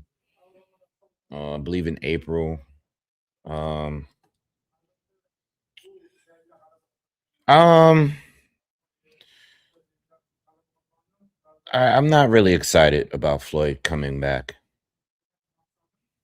because I don't feel like he wants to really put his record on the line. I don't think he really wants to do that. I think Floyd might be in a space where he needs to fight. I never viewed Floyd as just uh investor mogul or anything like that. I view Floyd as a fighter, and he's a man that has made a lot of money off fighting, you know. But certain moves that he's done, being on commercials, um, some of the things that he's posted and promoted and sponsored on social media just made me question certain things. Certain fights, exhibitions, fighting John Gotti the third, that really made me feel like, why are you fighting this guy? Even as an exhibition, why are you fighting someone associated with that family? Um, it just made a lot of things didn't make sense. Uh, then when the news of the lawsuit broke a couple weeks ago, um, that just confirmed what I always thought, but I never would say it on here. I don't believe that Floyd is broke, but I don't believe that Floyd has anywhere near the amount of money that he's earned throughout his career. Let me say that. I just don't believe it. I never believed it. Um, I always thought the numbers of what he made was a little inflated. I don't think he really was making that kind of money. Um, Even when there was like a situation with Logan Paul in their fight and how Logan said that he didn't receive his money, it was just too many things out there that made me question a lot of things. But I didn't know, so I didn't speak on it. But this Showtime lawsuit has kind of made me just proven to me that he really wasn't making the money that most people thought he was making. And if he's gonna unretire and now not get involved in exhibitions and get involved in real matches at what is he what how old is Floyd? 49? Do you think Floyd really wants to do that? Like, I think there's a part of Floyd, he's 48. His birthday is in 3 days, so he'll be 49 in 3 days. Do you think Floyd really wants to put his resume on a line at this point, being 49 years old? I don't think so. Okay, that was never part of the plan. Making a dollar here and there and some silly exhibition is one thing. But fighting Mike Tyson, Manny Pacquiao in a rematch, this is not Floyd's plan, bro. And where he's doing it right after the breaking news of his lawsuit. You know what I'm saying? Which, in my opinion, might not be the greatest, because if you can't, Al Heyman's always been a ghost. And if you really can't prove that Al Heyman did any of these things as far as the money, I don't know how this is going to go with this lawsuit. So in my opinion, yes, I think he is doing this because he has to. Again, I'm not calling him broke. Floyd Mayweather is not broke. Okay, but I think he needs to fight to pay off some debts out there. And I don't think he is making all the extra money from investments. I never thought that he was a big investment type of dude. I don't think that. I never thought that. There's a lot of people out there, like Michael Jordan, for example. He came back to the game as a wizard, and I think it was a competitive part of him that wanted for him to keep playing. At that time, he was part owner of the Wizards. Okay, he was an owner of the team. When he returned to the Wizards, it wasn't far off from when he retired. I think he was in his later 30s, and he can still play very good. Okay. Um, it was a few years after Floyd doing it, even though he's been in exhibitions, he was not competing in real boxing matches. You know what I mean? So with that being said,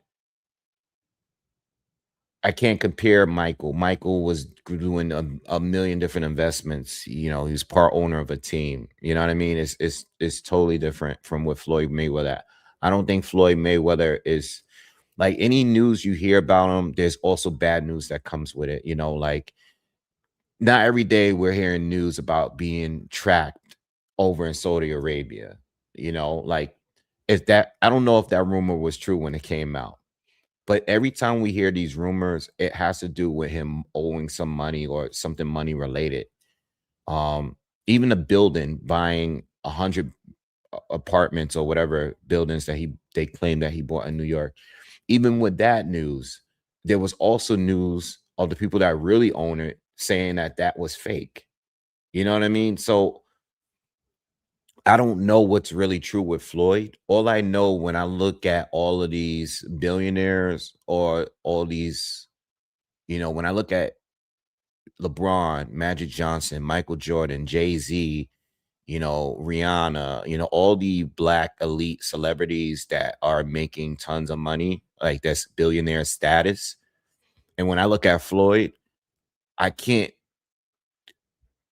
there's no question about what money they got. With Floyd, it always comes with like, like, you know what I mean? Like pulling the cash, showing us the jewelry. Like at this age, the guys with the money don't move like that no more. Like that's the guys that's like when they just start getting the money. You know what I mean? Like Canelo, I believe Canelo has more money than Floyd Mayweather. I believe that. I think Canelo has more money because he just moves like the real rich folks do. The real billionaires, they move totally different. They get nice things too, but walking around with a bag of cash is something like the young boys are doing. The young rich dudes is doing. Floyd doing it at his age at 50 is kind of like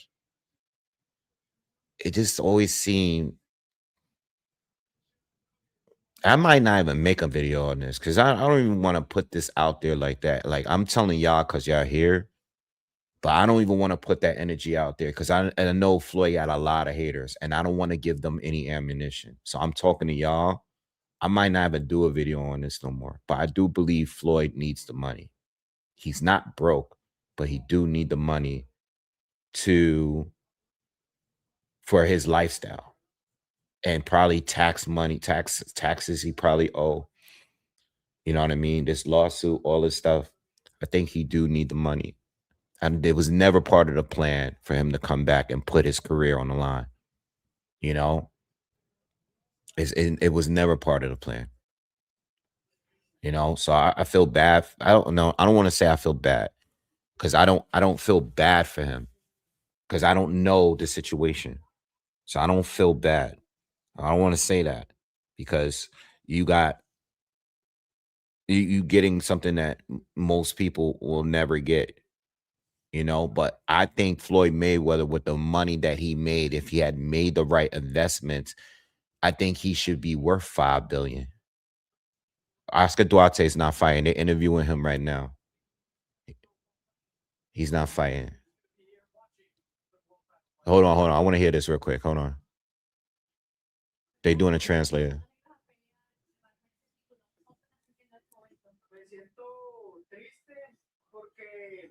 Tengo 20 años en el boxeo y siempre he soñado con el campeonato mundial.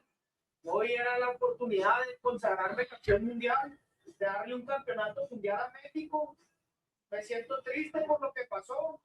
No está en mis manos, no puedo hacer nada, pero sé que pronto va a venir una gran oportunidad. I'm very, ¿cómo se dice? Sad for this situation. Yeah. I can't speak Spanish well, but I can understand it decent. When I feel professional boxer, I think I want world champion, and this is the opportunity, but no problem.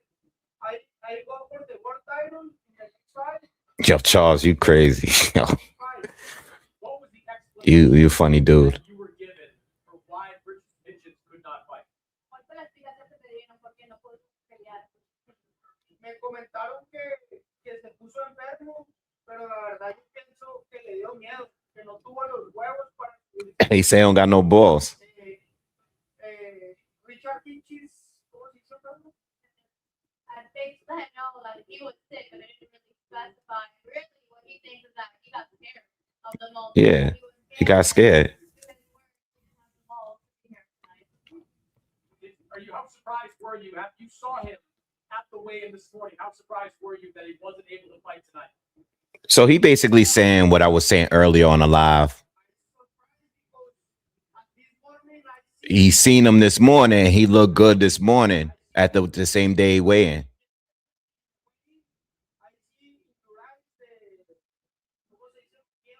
Yeah, he saw fear in his eyes and weigh in. Damn, they talking crazy about Richardson Hitchens. You know what? I'm gonna be honest, man, and we'll get back to Floyd in a minute. But when it comes to Hitchens, his name is in the mix with a lot of really good fighters that proven themselves more. I'm ready for Hitchens to fight someone and that's someone that people are thinking before going into the fight that he may lose to. You know what I mean? I think Liam Paro was probably, I don't remember what the odds were for that fight, but I remember picking Hitchens. I thought the Hitchens fight was the wrong style for him.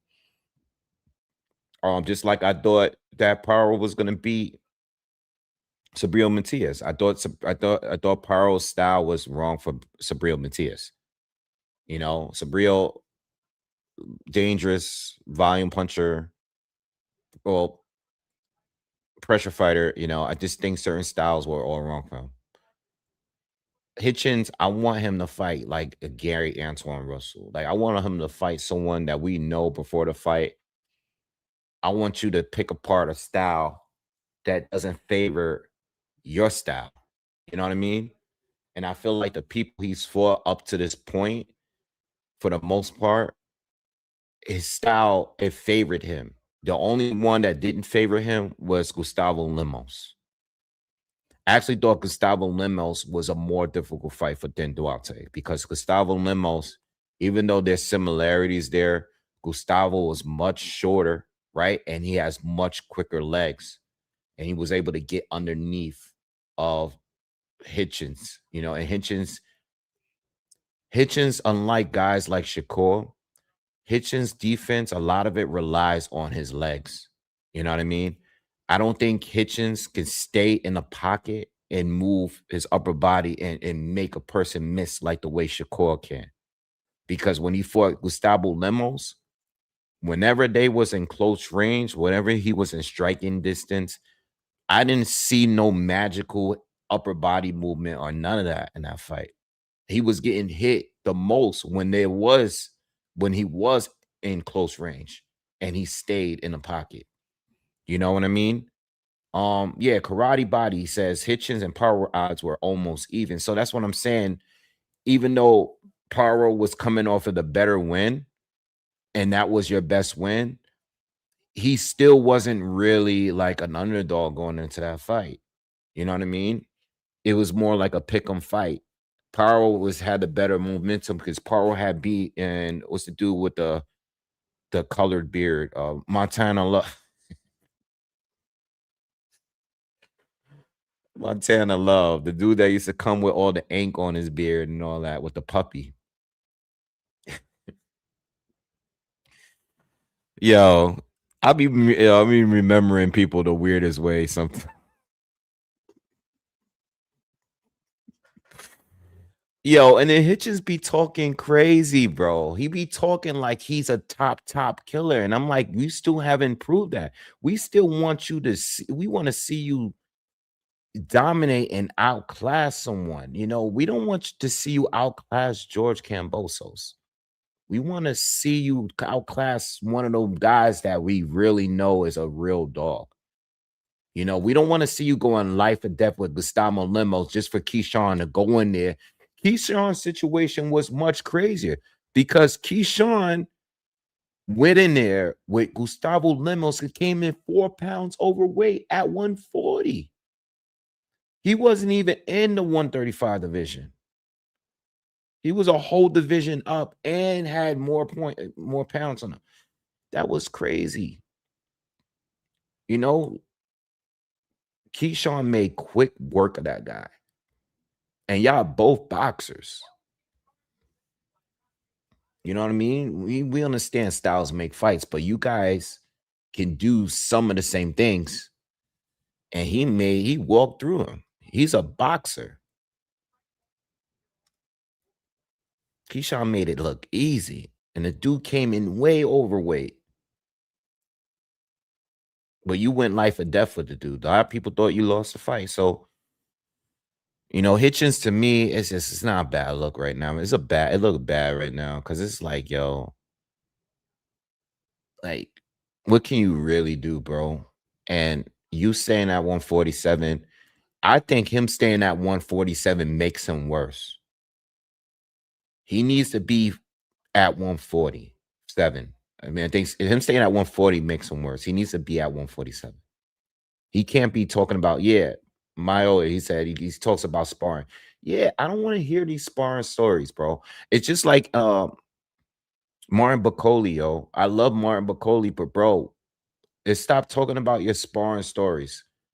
Get in your best shape and show us what you can do in the night of a fight. I don't care who you beat in sparring. You beat everybody in sparring. In sparring, you are the king of sparring. I don't care about sparring. That's why I don't even pick off sparring. There's a lot of people that leave comments on my videos, be like, yo, yeah, but such and such did this in sparring. I don't care about that. That means absolutely nothing to me.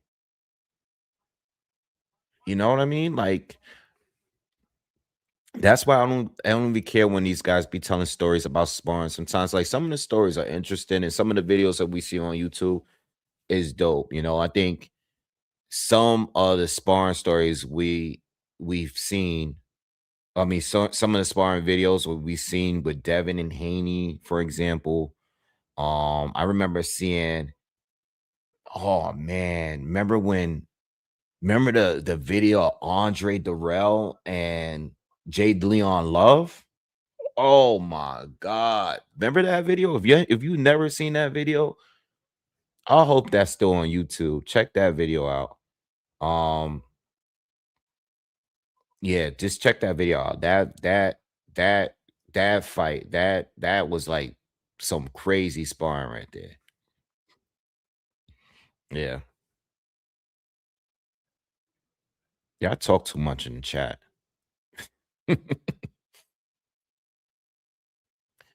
um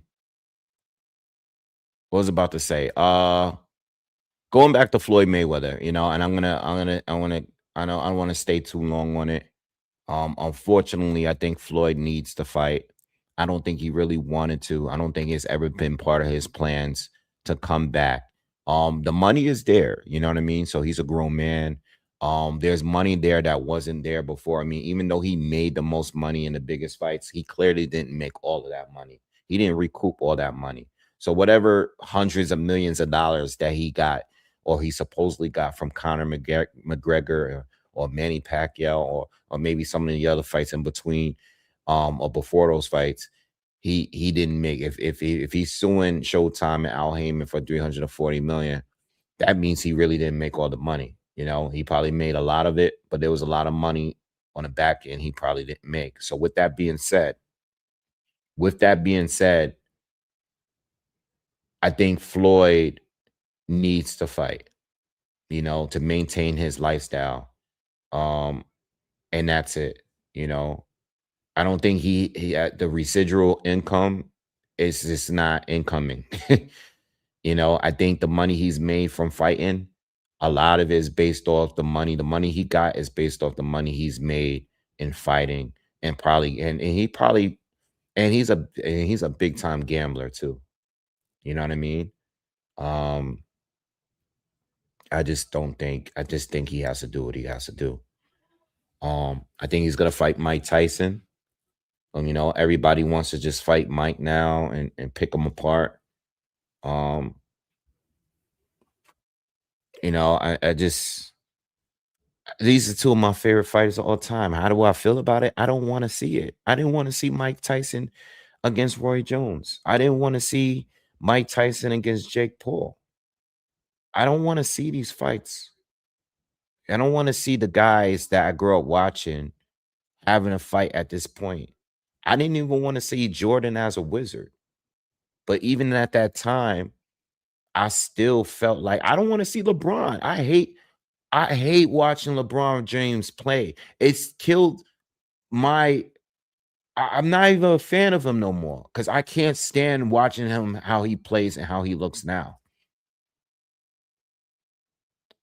All of the diving and all of the Like, this dude's always falling on the floor, bro. I hate watching LeBron James play basketball. I can't watch him. I don't watch the Lakers play at all anymore. Like, they're totally banned from me. I can't watch LeBron play basketball, bro. You know? But watching Floyd and Tyson fight, I don't want to watch that. I want to remember them as I remember. They they were amazing in their primes. Floyd, especially. Floyd prime lasted a whole lot longer. And now he's coming back to fight 60-year-old heavyweight legends and Manny Pacquiao again. Like,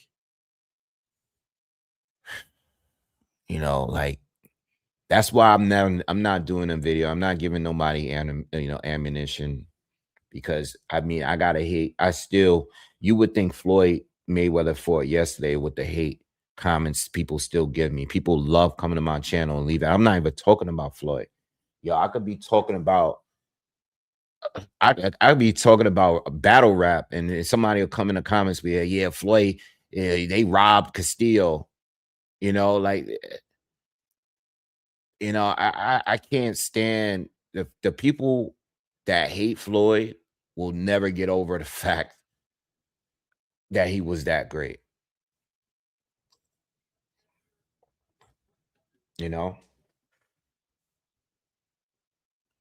Oh, this hit the reset button, or like Frank Martin and Albright is about to start, y'all. All right. In my opinion,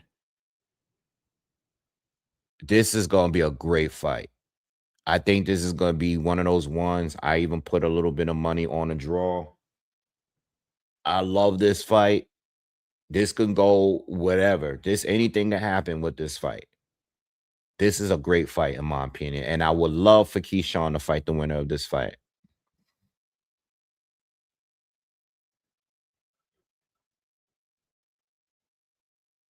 Yeah, I mean, look.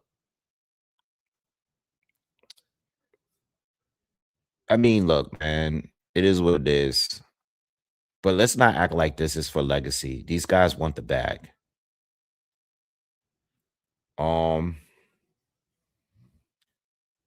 So Wu is not here. Albright. Wu's entering the ring now. He's doing his ring walk now.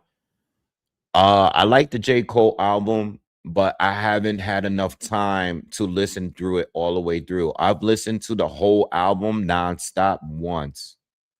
I always restart it from the beginning. I'll tell you this, through my whole first listen, I love the first half of the album way better than the second half of the album. The second half of the album wasn't too crazy about. Not too crazy about the second half of the album. Let me move this mic a little bit. I don't want no issues. Not showing the fight.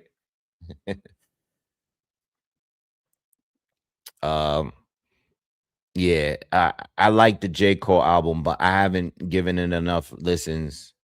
Like, I probably listened to it about 4 different times, but not all the way through.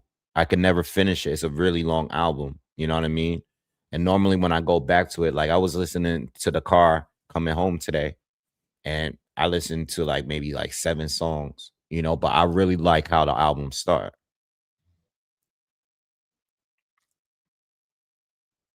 The second half of the album, though, it was like I couldn't get into it. It was like a few songs like skip over. It's like back to back to back, but I'm trying to, I mean, lyrically, J. Cole is top tier. Lyrically, he's definitely my favorite lyrically out the top 3. Lyrically, I like J. Cole, but I don't think he has better albums than K. Dot, in my opinion. Yeah. Drake, I probably listen to Drake over the period of the last 15 plus years. I probably listen to Drake the most because he has the most singles and the most hits and all that. Drake's albums are not always great neither. You know what I mean? I think the second album was great. I think that first mixtape was dope. But anyway, we'll talk more about that later. I see you, Charles. All right, so Frank Martin is in the ring. Both fighters are in the ring. Oh, that might be Nahir. Nahir Albright is a twin. That gotta be his twin that's standing behind him. I think my prediction is Frank is gonna win on points, but I put money down on a draw. That's the only bet that I actually made for this fight.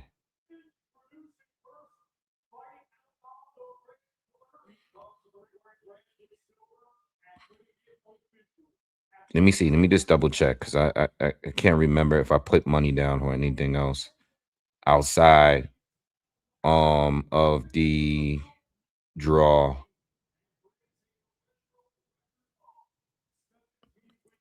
Yeah, I'm just gonna stick with the draw. I mean, if I had a pick, I'm gonna go with Frank on points. I'm not expecting a stoppage though.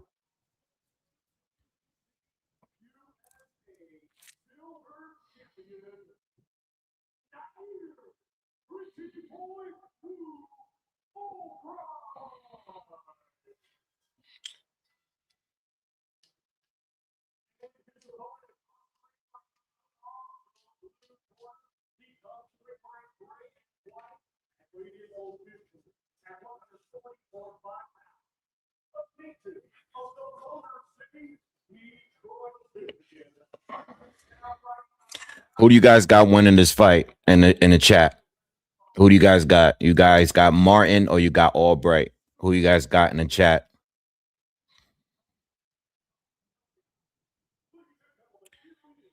Yeah, I hit a few draws. I can't remember the last one I hit. I can't remember. I'm gonna have to check. I gotta check. I gotta go through the settle and see. Yeah, I gotta go through this. Because on here, it's gonna take a while to find it because I have a lot of NBA parlays. Oh, it doesn't even go far enough back. Yeah. All right, let's go. Let's go.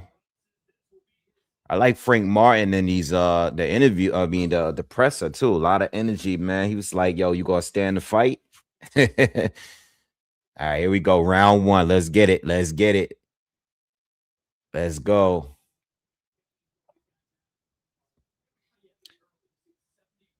Frank actually looked like he's a good size at 140. This is what I'm saying about Hitchens. This is why I say he needs to be at 47.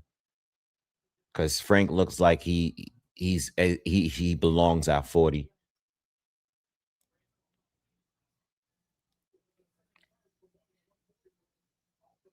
Albright coming forward.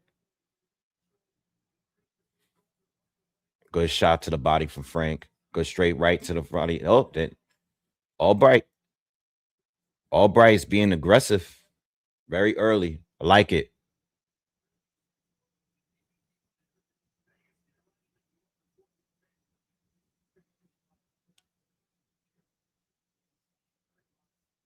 Yeah. Albright is a live underdog for sure. I think it's 50-50, but I'm still leaning towards Frank. I think Albright is gonna be better early though.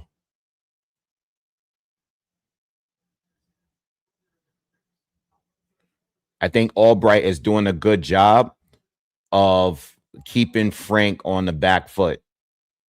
I think that's where he wants Frank to be.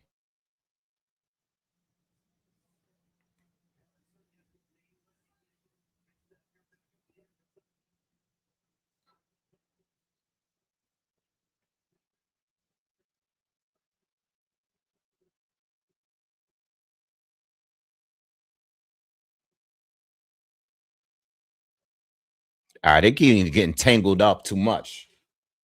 Come on, man.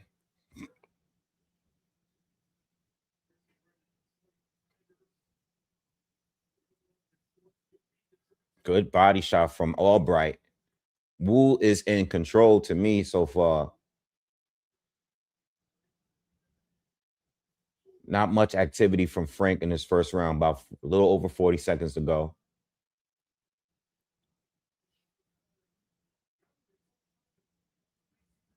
Good feints from Wu.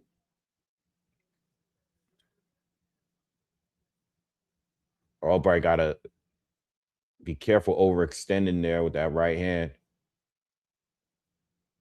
Good jab from Albright. Frank is starting to come forward now.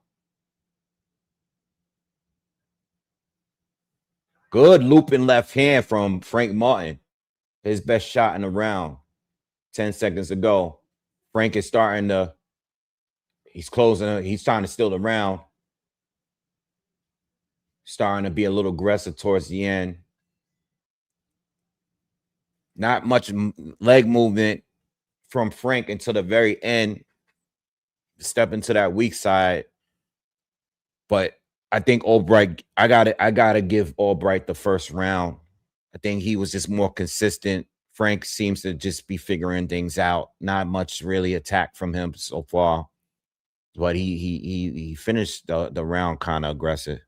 But Albright gets the first. You know what? Let me score this fight.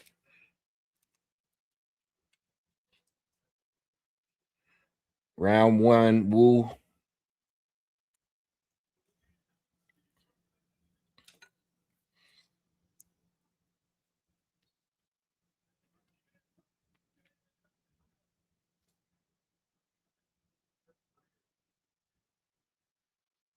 Round two, let's go. Let's get it. Frank comes out fast. Second round. He needs to go to that weak side. I think that's exactly what he needs. You know, that quickness, that explosiveness. That's what he needs. He took it easy the first round, trying to figure him out. Albright needs to keep him right where he had him in the first round. This type of fight where Frank is they keep getting tripped up. Good right hand from Wu. Wu landed another right hand right there. Frank tried to. Yeah, Albright he wants the fight to be in the center. I think Frank does better with the movement, actually.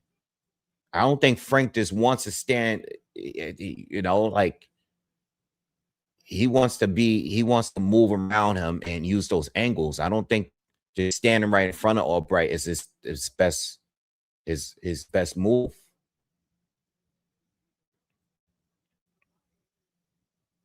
Frank is starting to come forward now, but Albright is what I don't like that what Albright is doing is like he's kind of like hitting and holding. Like I don't want to see too much of that.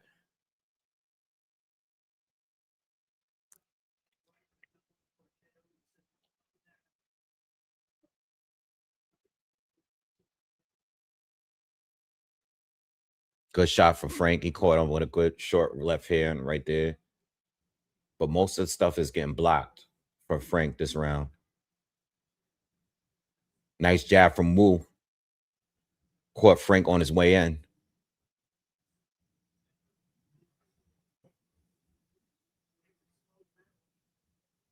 Yeah, Wu's doing a better work so far.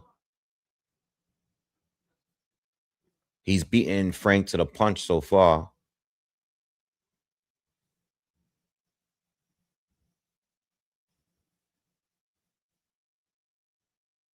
Right hand from Albright. Again, right down the middle. Good combination from Frank there. Frank throw a big left hand again, but that one was blocked. Now he's pushing Albright back in the end of the round, similar to the first. Frank is again pushing. Again, this is the second round where I feel like he's losing the round, but he's finishing stronger than Albright. He needs to do some of this movement. He's doing the way he's fighting now. Is why is he waiting so long in each round to start fighting like that? He needs to be stepping around Albright.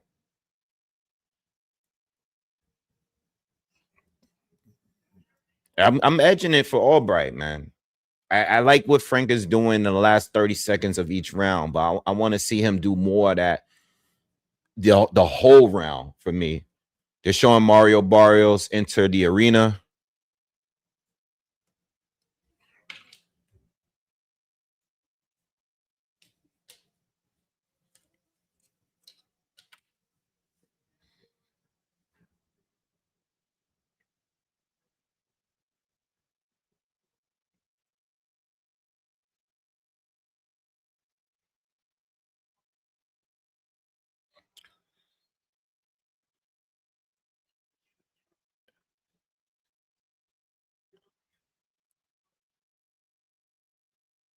All right, let's go. Let's go. Let's go back to the fight.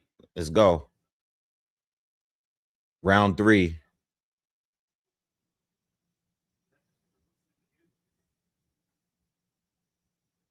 Now they're having a little fencing. Oh, good looping right hand lands for Wu to start off the round.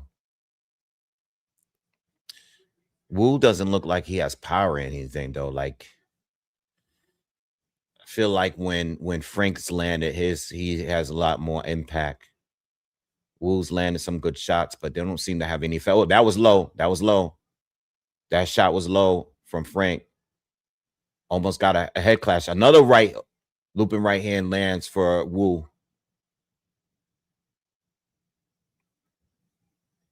Too much tying up here. I want to see some cleaner punches. I want to see some space. Tyler, what's up, man? What's good? Yo, the spam is going crazy. Yeah, too much punch hold for Wu.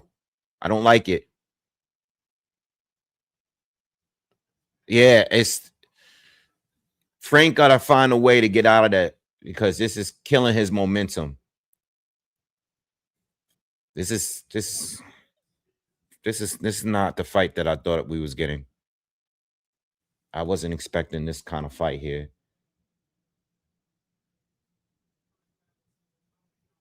You know what this guy needs to do, Frank? I don't know if they worked on this. He needs to step up his step back game because the way Albright is coming in, he's not even trying to throw a effective shot. That was a good shot right there. Nice 1-2 from Albright. But Frank needs to know how to step back and counter him on his way in instead of letting him hold him. Frank again, now he's starting to open up in the end of the last minute of this round. He's starting to open up and use those angles. But Albright is coming back forward again. I want to see more from Frank. What's Frank doing? Like, let's go. Let's go.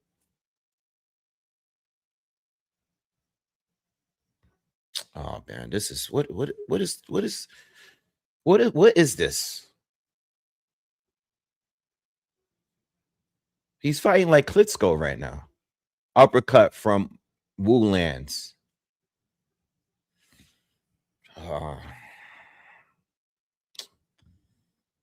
What's up, Keith? Oh, come on, man. I gotta give it a Wu. I got to give it a Wu. I see everybody has it for Frank in a second, but Frank is not doing. We need Frank to let his hands go. Frank gotta let his hands go. Frank is so far, he's just been playing the game of Albright. They just telling him in the corner, like, yo, just keep doing what you're doing.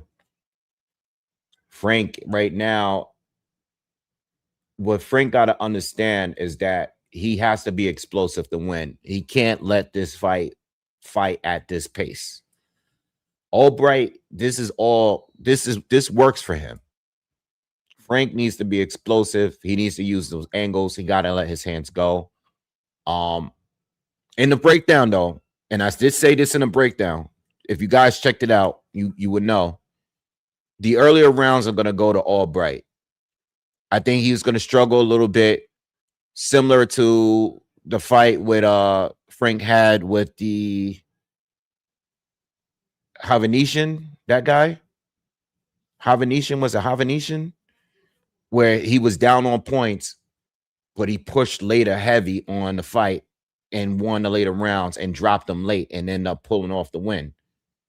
So this could be a similar situation, but I like how Martin is starting in this fourth round. Martin is now starting to let his hands go, and he's keeping the space between them. This is what he needs to do. Hopefully, Buddy in the corner told him, because we're seeing a difference here in this first minute of the fourth round. I like the way he's starting this round. Harvatunia. Yeah, Harvatunia. I'm sorry. Uppercuts. That's like the third uppercut that Frank landed in this round. And Albright, you can tell, is bothering him because he's starting to clam up. You know what I mean? He wants to hit and hold and lean on Frank. Yeah, I don't want him to win because I don't like the way he's fighting. I don't like the punching and holding tactic. That's all he's doing.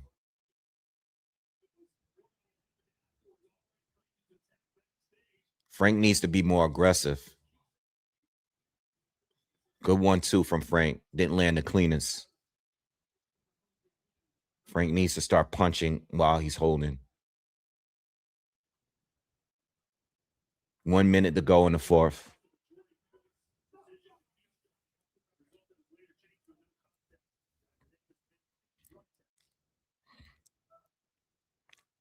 Oh, good right hand from Wu. That was clean.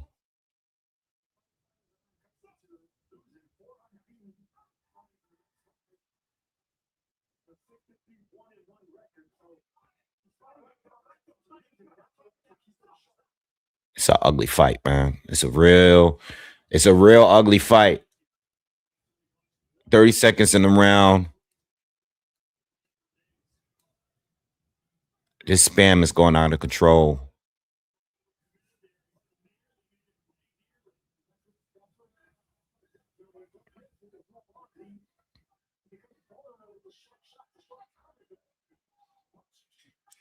Yeah. Martin's not doing enough body work. Shows you I agree. Not enough. Not the amount that I thought he would do to start off this fight. All head hunting. It's close around. I like Frank started. He kind of faded in the middle. Albright landed a couple right hands. And then at the last minute was kind of like stale. I'm going to give it to Frank. I like Frank early. I like the uppercuts. What do you guys got it? I got 3-1 for Wu. How do you guys got it stored? I have a 3-1 for Wu.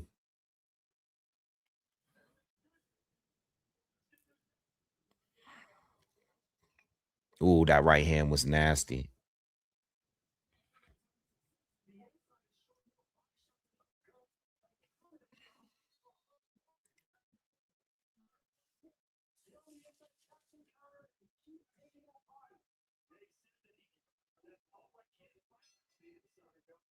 I think rounds 2 and 4 was a little debatable.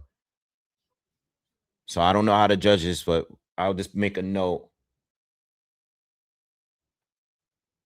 that those 2 rounds could probably go either way, but the first and third, I think, were pretty clear for Wu. Oh, Wu caught him with a nice left hook on the top of the head. Frank doesn't look good in this fight so far. He needs to be more aggressive, though. Again, this slow pace type of boxing match is not this. It's not his style, man.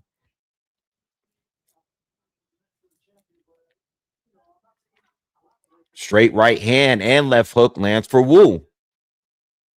Frank is bleeding. I see some blood on the right side of his nose. Is it me?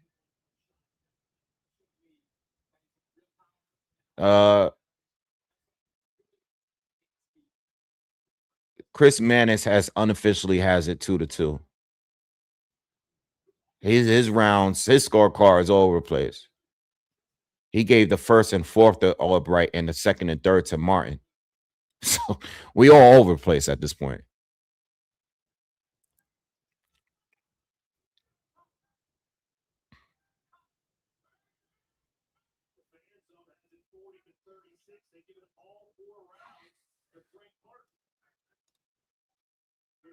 The fan zone gave all 4 rounds to Frank Martin. Whoa.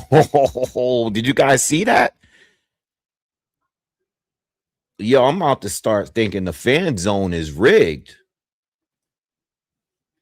Yo, uppercut from Frank. Good shot. Frank's again blitzing him in the last minute of the round. Yo, the fan zone got this guy winning every round.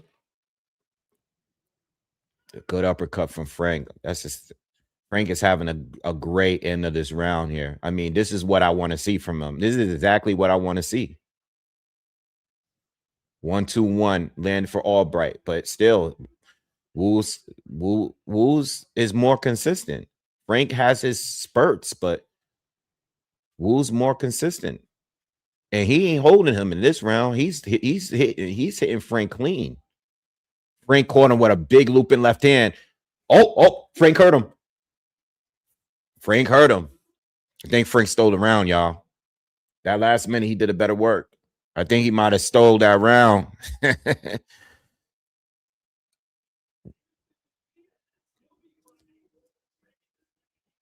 Thanks, Frank stole it, bro.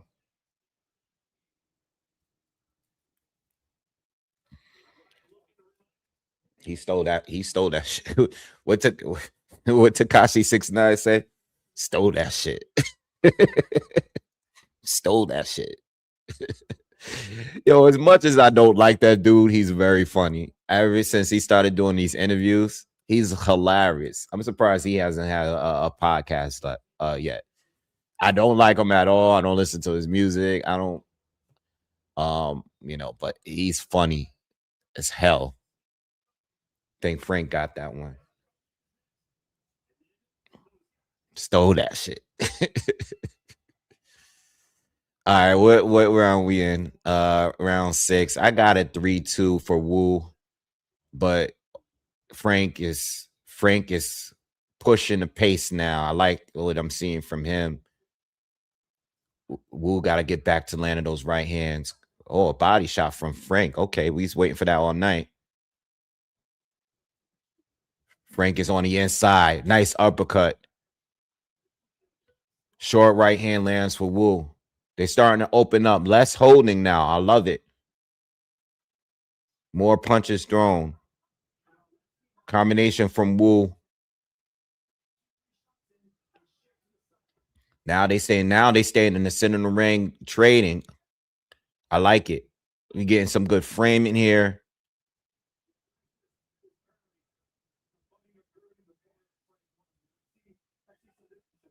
Yeah, Frank is turning it up a little bit, but Wu's still in there. Yo, cheese. Thank you. Damn. Thank you. Woo! Thank you, man. Appreciate it, man. Always. Damn.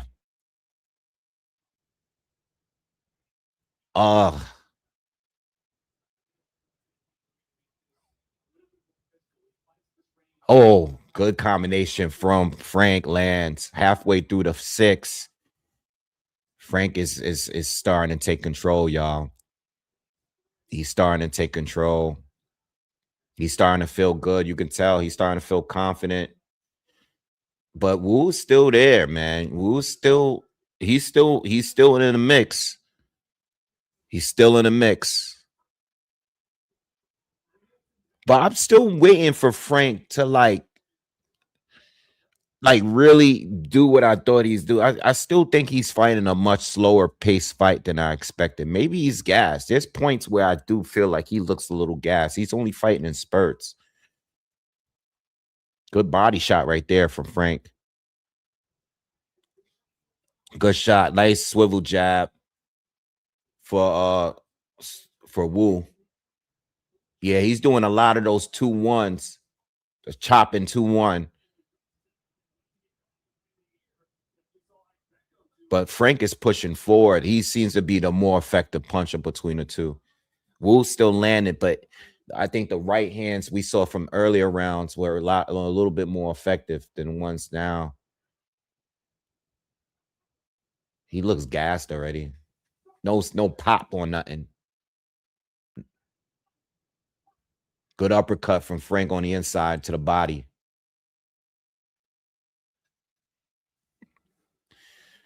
Jeez.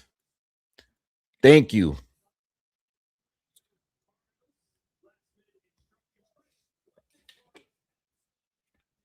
I got it 3-3. Is it 3-3? Wait, hold on. I didn't skip around, right? Let me just refresh this because I don't want to keep it on here too long. I want to make sure I'm ahead of you guys or on par with you guys.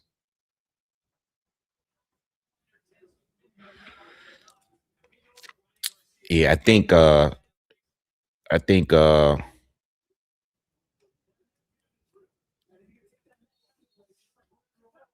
got it. I think it's 6. I think we're going to round 7.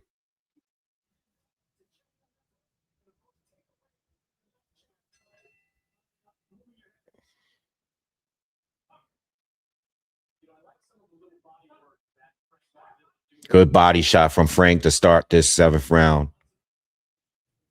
That's exactly what he needed to be doing in the earlier rounds.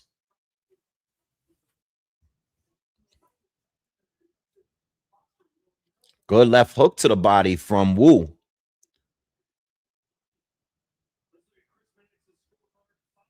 Frank goes to the body again. Chris Mannix got it 4-2 for Martin. And you know, the fan zone going crazy. The fan zone got every round for Martin. The fan zone card was already made before the fight started. Yep. Fan zone going crazy. 60-54 for Martin. Yo, that fan zone card is made up, man. What do I vote on a fan zone at? Where do I go to vote? Oh, Albright just hit him with like a 3-piece just now. Drew 4 shots, but hit him with 3. Oh, good short left hook. Oh, Wu's going crazy. Oh, Wu. Oh, Wu. Yo. Oh, he's doing Frank Martin dirty. Oh, shit. I think Frank might be in trouble. Frank is retreating. Whoa. Okay. Frank. Okay. Wu just turned up on Frank crazy just now. We ain't see no action like that all fight.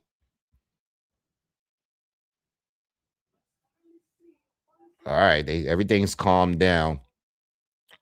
But Frank just got, he got hit.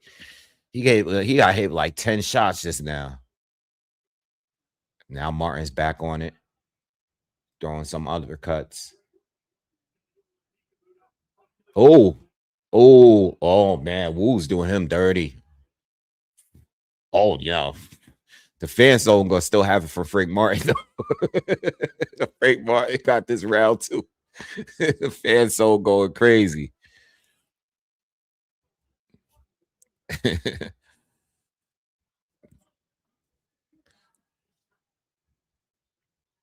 Man, Albright is having a great round. 30 seconds to go in the 7th. He's going to the body too. Ooh. Uh-oh, Frank caught him. Frank caught him in a short left hand right there. I think that buzzed him a little bit. Oh, Frank. Oh, shit. Frank's coming back. Oh, Frank. Oh, man. They fighting now. That's best round of the fight. Best round in the fight. Yeah. This is what I was waiting for all night. Errol Spence is in the building. Errol the Truth Spence. Yeah. I still gotta give Wu that round. I still gotta give him the round because when he was on, it was crazy. I think he did a little bit more, but again, Frank Martin, just like almost every other round, finished stronger. But I'm giving that one to Wu. I got it 4-3.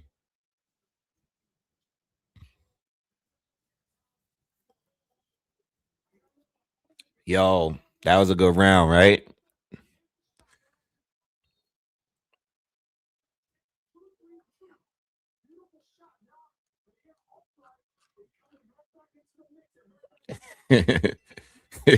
Fan zone. Let's see. Update the fan zone. What they got the 7th round. I mean, the 7th round was a great round. I mean, Frank did come back late in that round though. I feel like the fight is starting to begin. Hey, I mean, not for nothing. Nah, I don't want to spoil it. I see Teofimo Lopez is in the front. I don't want to jinx myself. I don't want to jinx myself. I think you guys know what I was about to say. I ain't gonna say it.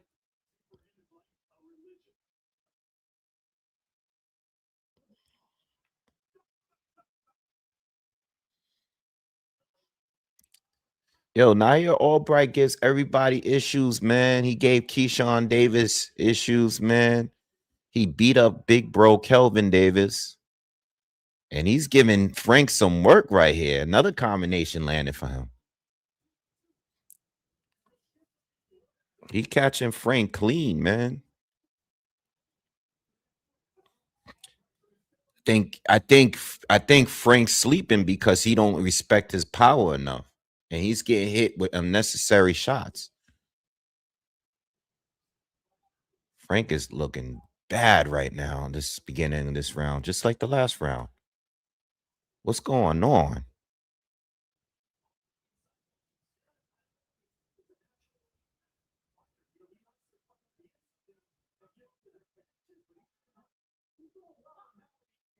Frank looked tired. Wu's beating him up again this round. First 2 minutes in, and Wu's winning this round clear. Unless something changes, he back in. I don't know, man. Yeah, Martin don't look good in this round. His body language is all over the place. His legs is. I don't like the power. He ain't even moving at all.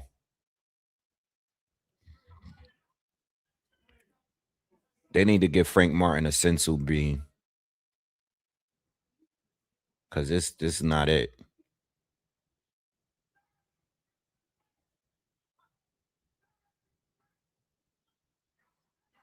Frank was talking about stopping this dude. He's bugging.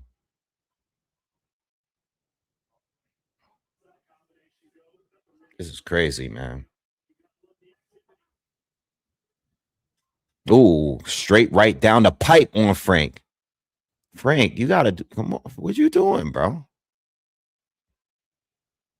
Oh man. Another Wu round. Damn. I got a 5-3 for Wu. I don't see the power. I don't see the explosiveness from Frank. I don't see the movement. What is going on? What's going on?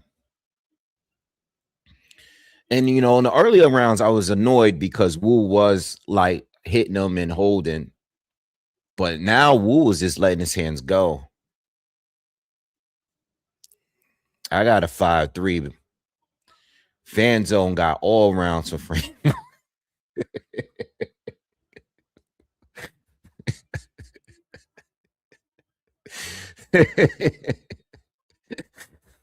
Fan zone. Yo, they need to show us the fan zone scorecard. Yo, here we go. Round 9, man. There's a couple of swing rounds though. I mean, there's 2 swing rounds, I believe that's in there. 2, maybe 3. But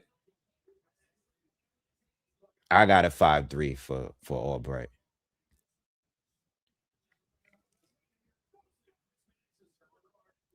Manus got it as a draw. He got it 4-4 unofficially. Let's see this. Let's see the fan zone. Let's show us that. I like Frank a little bit this round. He's stepping it up a little bit this round. Yeah, Frank. Frank is back, y'all. Where's the fan zone? Frank is back, y'all. Where is it at? Show it. They talking about it. Oh, okay. They gave Albright the last 2 finally. The clearest rounds for him, they gave him. They're like, all right, let's give him these 2. We don't want to make it too hot. The fan zone gave Albright 2 rounds.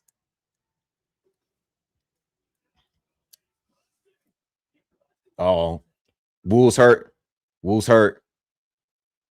Frank is doing a whole whatever he was doing the last 2 rounds. He's not doing that in this round. Yeah, Frank, why you stop throwing? You hurt him.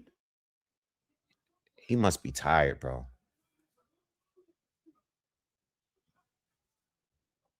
Yeah, Frank just slowed down. What happened? Frank was in complete control. There's still a lot of time left in this round, and Albright is coming back. Albright is cut too on his right eye, bad cut. But he's in control of this round now.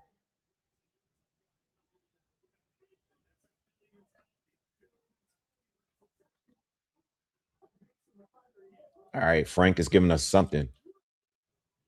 Still a lot of time left, man. 45 seconds to go. Ooh, Albright caught him with a nice jab on his way in. But that cut is bad. I give Wu a lot of credit because he was getting dominated earlier this round, and then he's still letting his hands go. And he's not even holding no more like he was earlier on. He's still finding moments to push Frank back.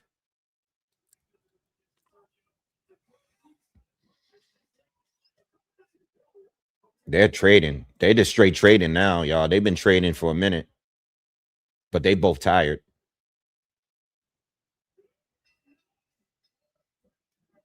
Yeah, Frank got it. Frank got it a little bit more. Albright finished strong, but Frank did the work early. Yo, we're in play, y'all. We are in play. If you guys jumped on that early before this fight started, we are in play. All right, we 9 rounds in. I don't think anyone is completely winning. I got it 5-4 for Wu. Couple swing rounds in there. I took the draw. That's it. That's the only play. So I didn't pick a winner. I mean, I told you guys, I think, the mouthpiece came out too. I didn't even notice that. I told you guys, I think if anybody's going to win, it's going to be Frank on point. Oh, this is the final round. Oh, this is not a 12-rounder. Oh, shit. Oh, this is the final round. Oh, man. Oh, I think, damn, that changes things. Because if the fan zone got Frank winning, I think that's what they're going with, I don't know. Now that just changed my whole thought process now, because I'm thinking the fight is leaning towards Albright, but I don't think Albright can afford to lose this 12th round. Oh, Albright hurt Frank. Oh shit, Frank is hurt. He's hurt bad, y'all. Frank is hurt. Oh shit. Oh shit. Oh, we back in play. Oh, Frank was out on his feet for a second, man. He desperately held on. Albright is gonna try to take him down. Oh man, Frank is hurt bad, y'all. He looks bad. Yo, this is bad. He might get stopped. Yo, Frank, if you get stopped, bro. Frank, don't get stopped. Oh no, he's gonna get stopped. It's too much time. Oh, you stopped it, ref? Because the mouthpiece fell out of. Oh, the ref is. Oh, Frank is gonna get knocked out. He's catching clean punches now. And the ref bailed him. The referee bailed him out because Wu keeps spitting out his own mouthpiece. Wu is so into the fight. He keeps spitting out his own. Ref, if there's a break, you stop it, break, and let the mouthpiece go back in. You don't stop when the guy's throwing punches on him and separate the two. He did it twice already. He bailed him. He bailed him out. Frank is, he's recovered a little bit. Frank is, he bailed him out. And there's, mind you guys, there's no official knockdown. Frank, keep your hands up. Why are you still moving around like that with your hands down? Dude, yo, this 12th round needs to be studied, bro. This 12th round need to be studied. This is crazy. Oh, I can't wait to do a reaction video on this. Frank is still fighting with his hands down. He's bugging out. He survived, though. The ref stopped the action twice because Nahir Albright spit his own mouthpiece out. Yo, we're in play. I think we're in play. I got a 5-5, bro. I got a 5-5. We're in play. Definitely got to talk about this fight tomorrow. The ref broke up. You guys here went up. Yo, that's the only bet I made for this fight, the draw. Let's see if I get another one. Let's get it. Come on. Let's get it, yo. Let's get this draw.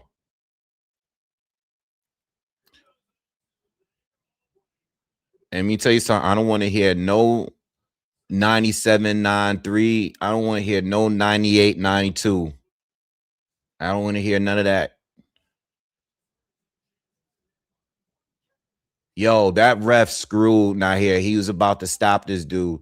I understand his mouthpiece came out, but you don't stop the action. If there's space between the two, you separate them, let him put his mouthpiece. You're talking about the guy, the man that's in control of the fight. His mouthpiece is falling out of his mouth because his mouth is wide open. His mouthpiece fall out. You don't stop the action twice while he's throwing punches. Come on, bro. Fan Zone got Frank Martin. Fan Zone scored Martin.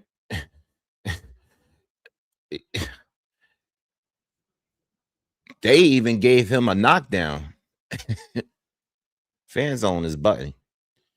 All right, here we go. We waiting for these scorecards, man.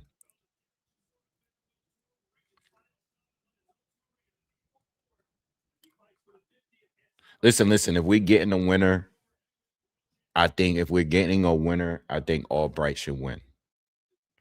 He was just more consistent. But I scored it 5-5. But this was not a good look for Frank Martin. This is not a good look for Frank Martin. But I don't want to take nothing away from Naya Albright. You know, we said that this was going to be a close one. I thought this was a 12 rounder. Hold on.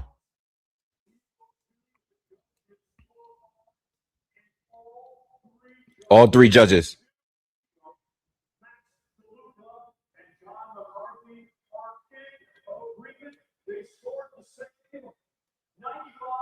$95.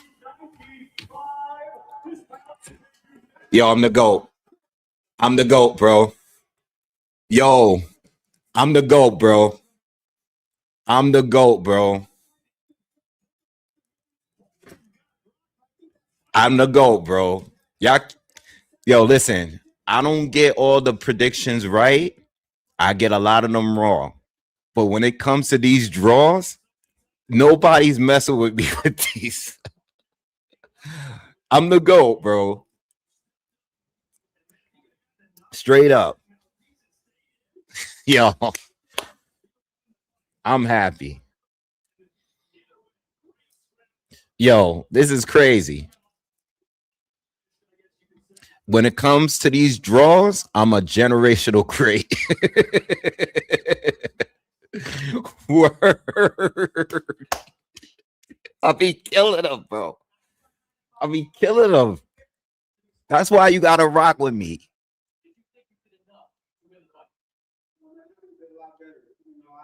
Frank said he could have did a lot better. Now he Albright gonna be like, yo, I got robbed.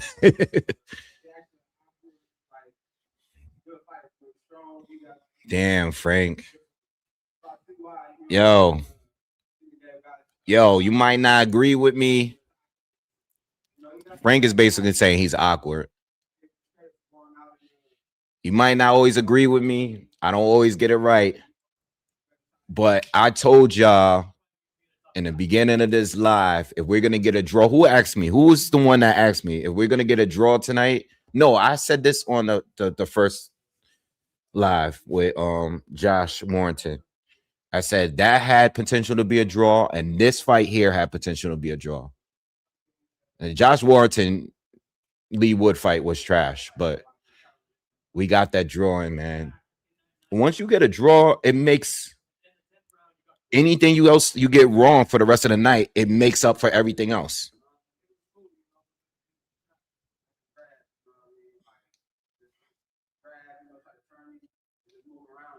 Yeah, anything like I don't even look for the rest of my like when you're up, when you hit plus 1,500, plus 2,000 or whatever, it's over. I don't even care about whatever. I won for the night.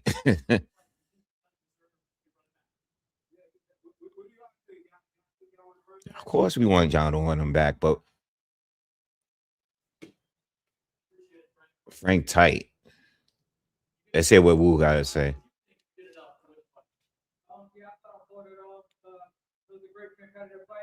I expected a war. I was prepared for a war. That's what it was. Fifth and sixth rounds, but let Frank start to get into a bit of a groove there. Yo, you sort of changed the tide. What adjustments did you make in the second half? Yo, let's talk. Like, can we start mentioning his name now when we're talking about top dudes?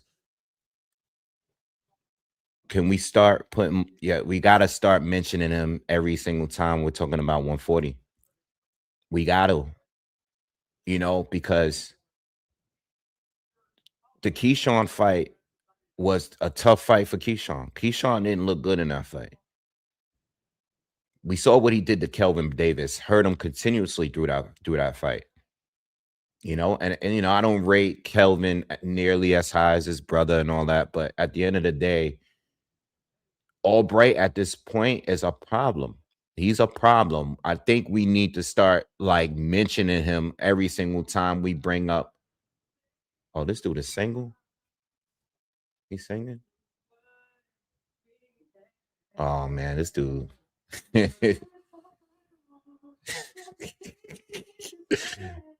He's singing Boys to Men. You know what? I respect it. I'd rather that than dudes on here acting like I hate the boxers that be acting like they street dudes talking all disrespectful. He's very respectful. Both of them were. And I'm cool with seeing a rematch. Yeah, I hit, bro. Listen, listen, if I can be the GOAT at anything on YouTube, let me be the draw guy. I think last year I hit more draws than any other year that I've been using. I mean, I haven't been sports betting for that long anyway, but we starting off I think this might be the second one of this year. I got to go back and watch.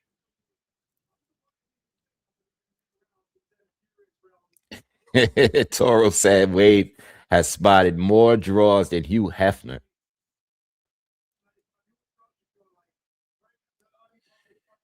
All right, guys, give me 5. How many fights we got?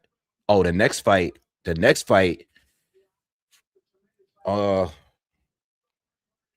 I don't think I put any money for the next fight. Oh, I did. I put money on Heroka on decision just because it's plus 400. But I don't know, man. I think he has a good shot. I just don't know, man. I don't know.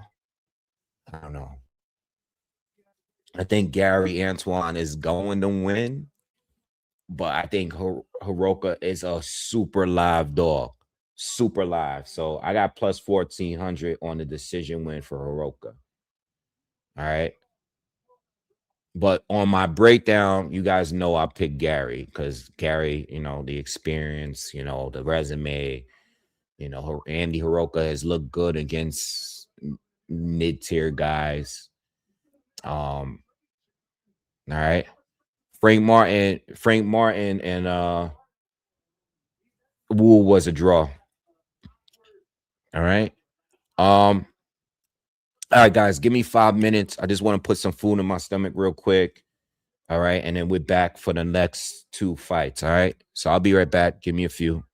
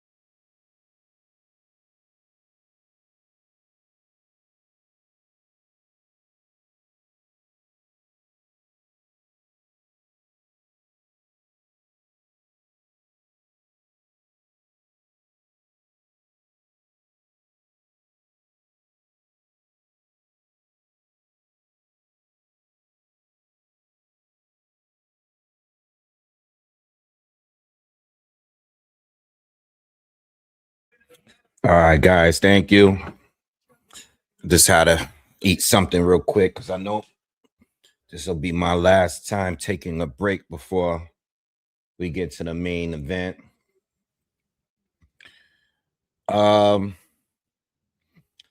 Yeah, man. Congrats to anybody that I also hit on the draw. If you guys put the money in as well.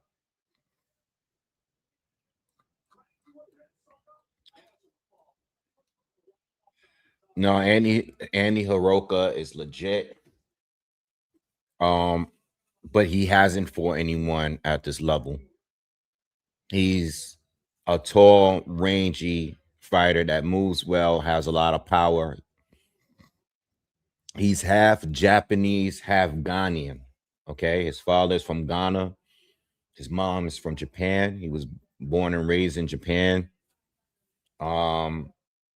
He hasn't fought in 2025, so he's a little inactive. That's the reason why I'm leaning towards Gary. But he's a very good fighter. I think the plus 400 for him to win on points is not a bad pick. That's why I put a little money down on that.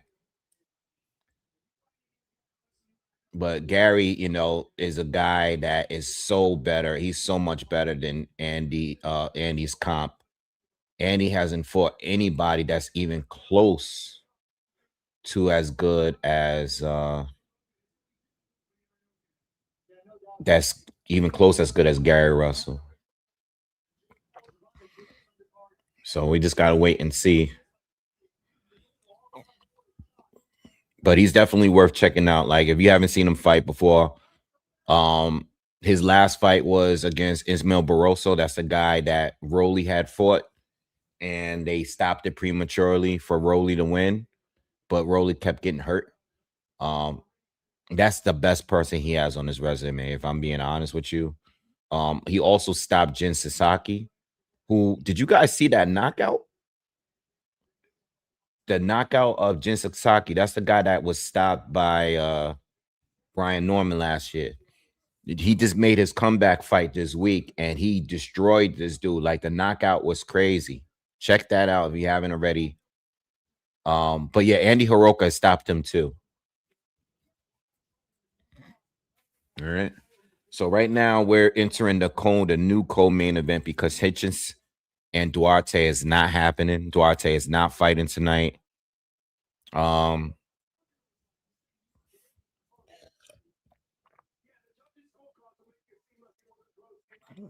curious to know, in this situation with Duarte, how much of his purse does he still receive now that this fight has been canceled? It's not his fault. It's something not under his control. It happened the day of the fight. How does that work? Is it based on the negotiation and the contract? Or is there a standard when it comes to paying fighters when fight cancellations occur? Especially when they occur on the day of. I think when fights get canceled within the week of their fight, they should probably get compensated the full amount, if they're completely not at fault. There is no replacement. Duarte didn't fight tonight.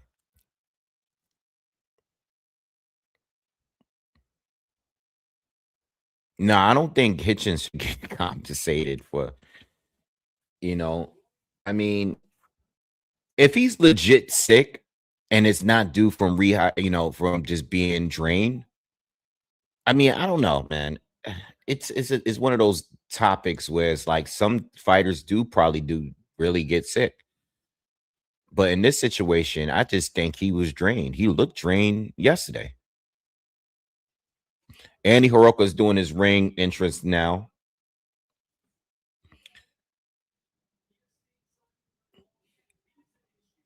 I was listening to True School Sports. Shout out to True School Sports. He covers the Japanese fighters heavy. He actually goes to Japan as well to cover the fights. my question is, and he brought this up in his video, and this is something else that I've been wondering. Why isn't Andy Heroka ever on the cards of all of the major Japanese fighters?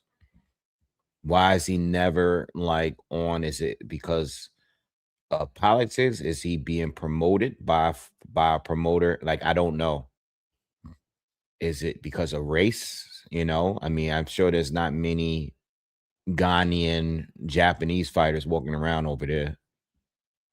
You know, what's the deal with him? Like, he's clearly one of the best Japanese fighters over there. Why don't they have him on these cards? Again, who is he getting promoted by? You know, we cover a lot of fighters over there in Japan, and he has a lot of skill and he has knockout power. You know, you said that he's a boring fighter for Japanese. I mean, is it because of his style? Is it just he's not a rock'em sock'em robot? I think if anything, he's closer to the style of a Naoya in a way because he actually boxes, but he has knockout power. You know what I mean? You know, so that's why I asked the question. He's not rock'em sock'em robots. He's a boxer puncher. Junto Nakatani is a boxing puncher. Naoya Inoue is a boxer puncher. You know what I mean? They don't get knockouts all of the time, but they do get knockouts a lot of the time. He's not a Jin Sasaki, you know? He's not like some of those guys that's over there that fights where there's no defense. Just walk up in this trade, you know?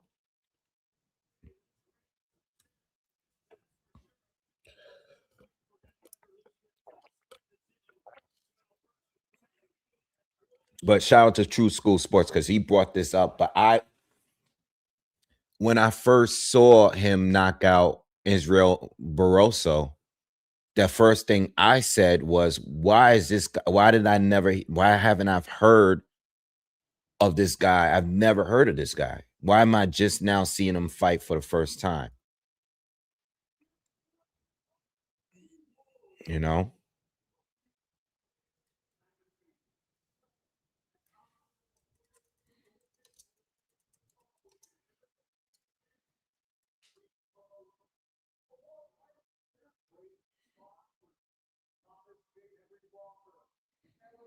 They said, he said Japan is a very homogeneous society. If you're not full Japanese, you're not Japanese, period. They see you as a foreigner. But he's born and raised. He's born and raised there. You know what I mean? You know, he's born and raised. It sucks if that's true. Culturally, if that's true, that's disappointing. But he's definitely born and raised there. You know what I mean?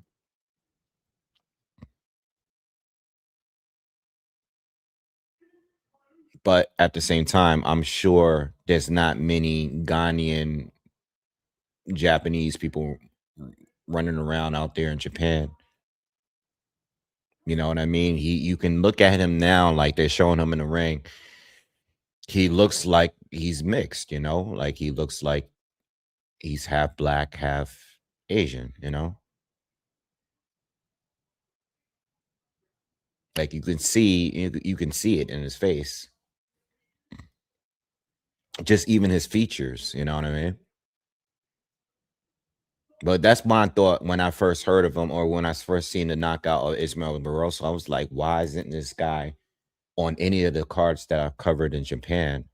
You know what I mean? Like, I covered enough cards to, you know, I'm not a Japanese fighter expert, but I know more than the average YouTuber on Japanese fighters, and I've never seen this guy before on any of the cards. Anyway, what do you guys got, man? Do you guys think that we got a fight here? If any of you guys are actually familiar with him, Are you guys, if you guys are familiar with him, is anyone picking for Andy Heroka to pull off the upset tonight?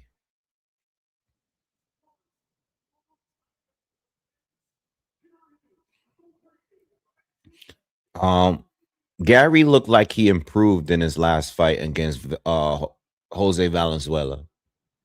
You know, I think he's still aggressive. Yeah, he's still gonna get caught on his way in. But I think he improved a little bit in that like fight. I like the way he was using his jab. I think specifically his jab.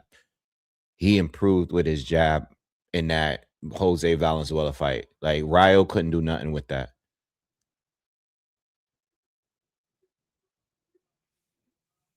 I just want to see how Andy deal with being mauled. You know what I mean? Heroka can move good, but Gary is one of those fast-footed pressure fighters. You know what I'm saying? But Andy has power too, and that's the part that people got to understand. But at what level is his power really there? All right, here we go. Round one.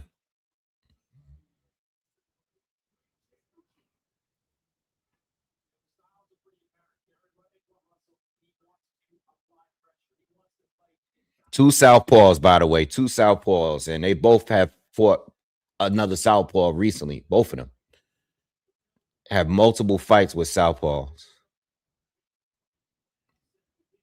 And he got to relax. He looks nervous.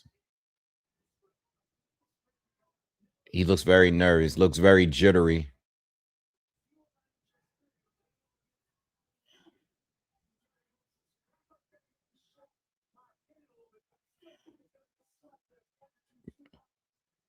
Good jab from Gary.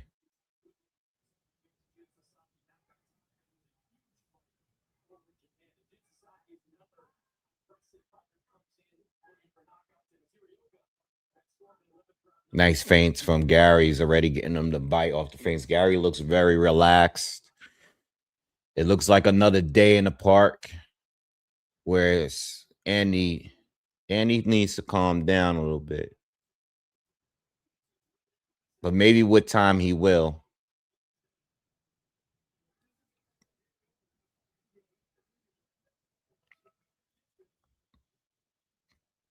Russell's taking his time so far, though. He's just trying to understand the range, the distance.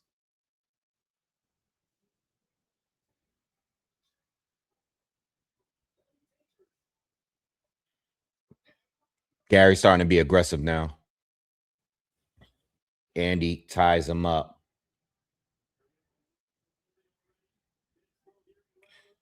I also said to you guys, too, in a breakdown that Andy's best punch is a check right hook. Okay, so with Gary, you've noticed with Gary, he's keeping that left hand up. He's at all times. That's what Barrios is going to need to do next fight, too.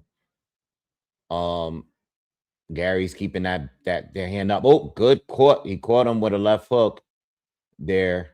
And he caught him with a left hook, but I think Gary might have caught him too.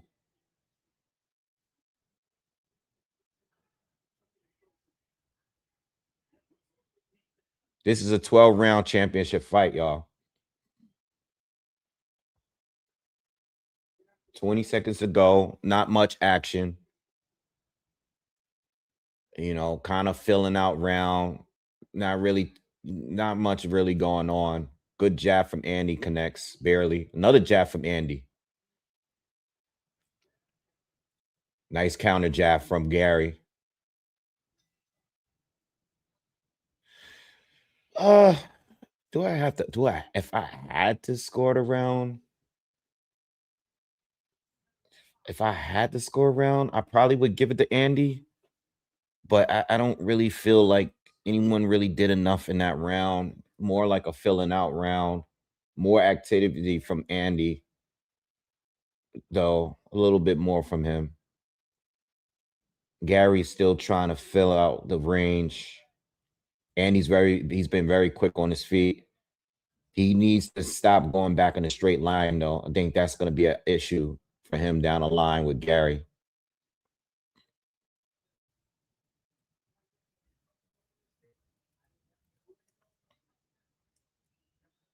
Not enough from the first round, though, for me.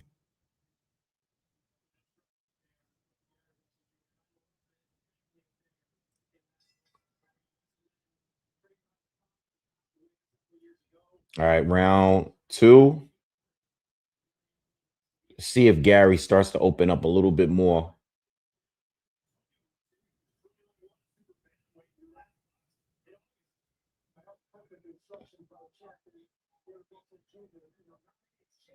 And he's doing a good job so far staying out of range. Gary comes in and he starts to maul him. Now Gary got him where he wants him right here. And he's been doing much of the tying up. Oh, good short left hand from Andy.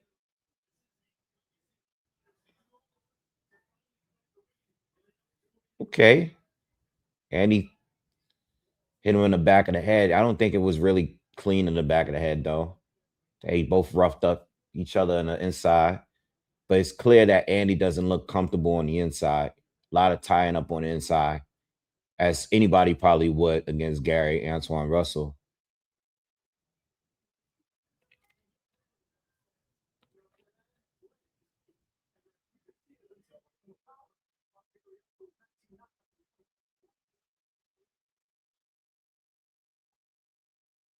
And he's doing pretty well so far. I mean, it doesn't make for an action fight, but Andy's doing a good job staying out of range. Andy Gary, I'm sorry, outside of a couple jabs, he hasn't really landed any power shots from the outside. Everything he's landed was in the inside where he was like being smothered by Andy. So Andy's actually this is like the kind of fight he wants. Using that jab, using that stick from the outside, and forcing Gary to like he's doing a good job right now. Gary hasn't really figured the range out yet. Left hand from Andy, but that was blocked by Gary. Heroka is making Gary miss. Swing and hit air from his movement, but still no real action here. No real hard, heavy shots yet. Mostly jabs. Good framing from Andy. Good defense from Andy so far.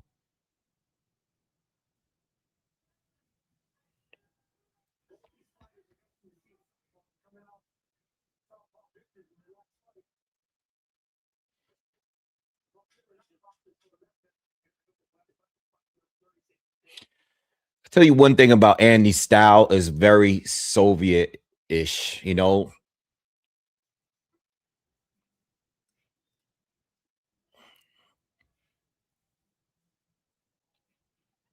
I have to give Andy that round. Probably get the first round too, but definitely the second round. His movement is a real.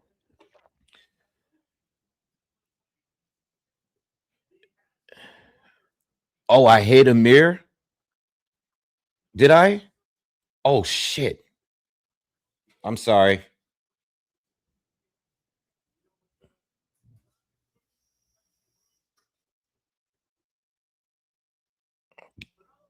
All right, hold on.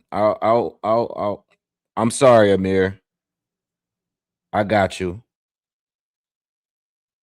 I hate when that happens. I got you. Give me a minute. I gotta figure out how to all right, I gotta call the file. I'll do it in between next round, but my bad, bro.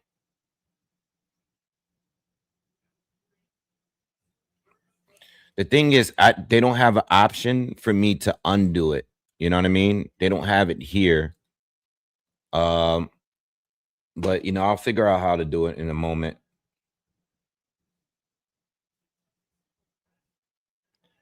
Yeah, let me get back to this fight because I don't want to miss anything.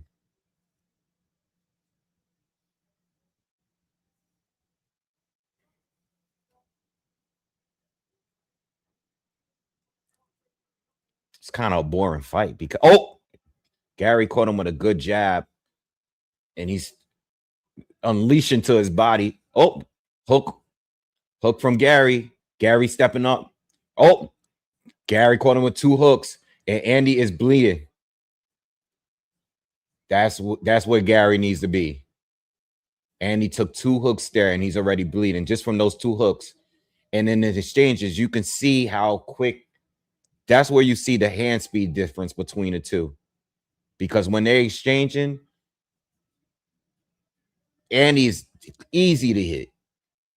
His chin is up.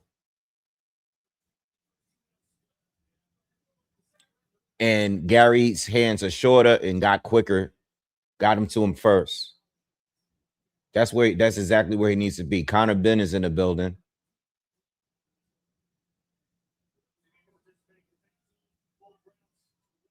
I think Gary figured him out now.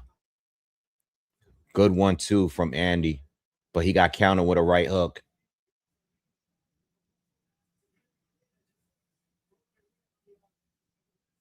Yeah, I think Gary figured him out now. And he kind of exposed himself a little bit in that exchange because he dropped his hands and started swinging with Gary, and he got caught twice big.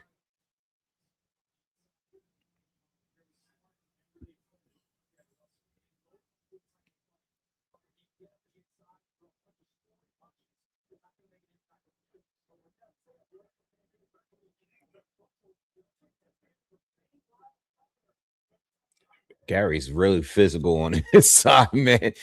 Yo, when Andy be tying up, Gary is like a monster, bro. Like, he's strong as hell, physically strong, not just a puncher, but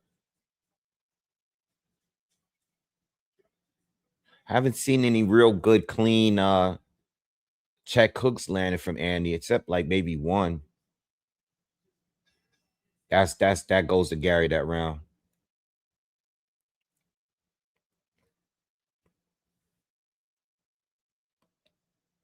Yeah, let me try to get on here and get this kid unblocked. I don't know if it was me. It's an accident. It happens sometimes.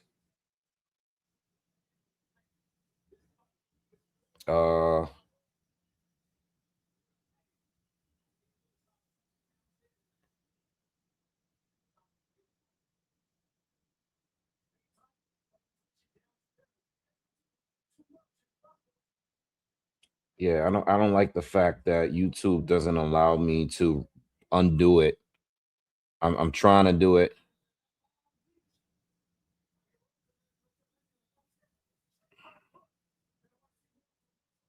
Yeah, I'm gonna have to figure out a way to do it. I'm gonna have to do it later, bro. I'm sorry. I'm probably gonna have to go to my settings on YouTube and do it. Good 1-2 from Andy to start off the 4th. A good uppercut from good uppercut there from Andy. Okay. Saw that little sneaky uppercut on the inside.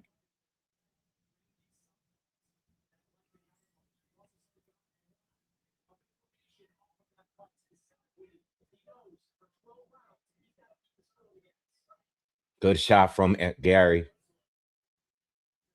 Good jab from Andy.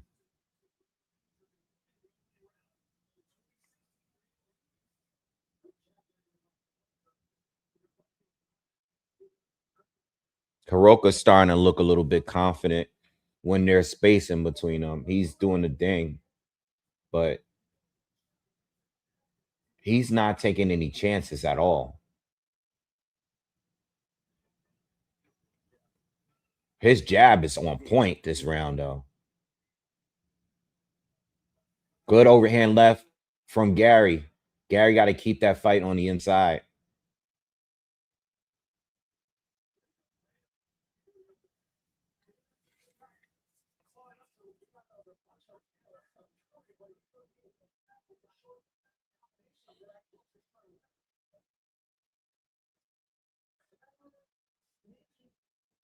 Good 1-2 from Andy.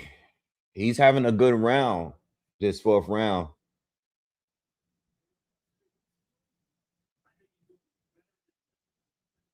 Oh, good headbutt. Headbutt. Yeah, he came in with his head and busted Andy in the lip.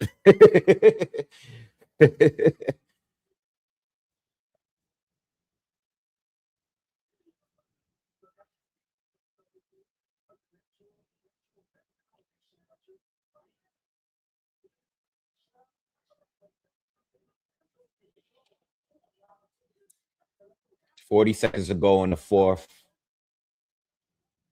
And I think Andy's in control right now. Russell needs to close distance. He needs to close distance. Yeah, that's it. Those short shots on the inside when he's inside. But I mean, Andy's been doing a good job in pushing him off and locking up. Oh, Andy caught him with a short and another. Whoa, Heroka caught him with two left hands on the inside. And now he has Gary. Gary got to be careful. Those two shots were clean.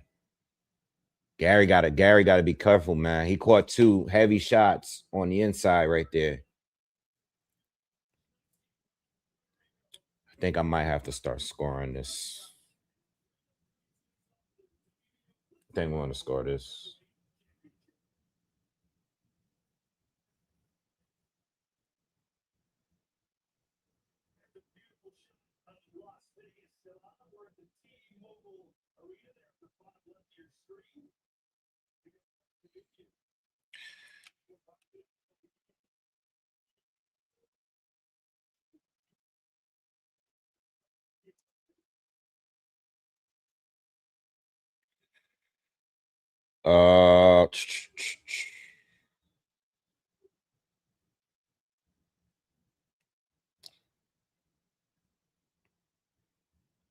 I'm gonna have to go to the YouTube settings to fix all that stuff. Okay, I'm gonna have to do it later.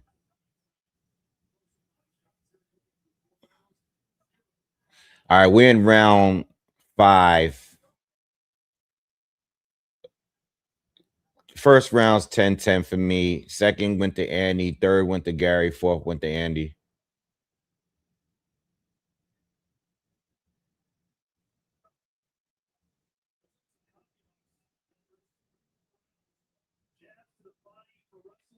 Russell landed a good jab to the body there.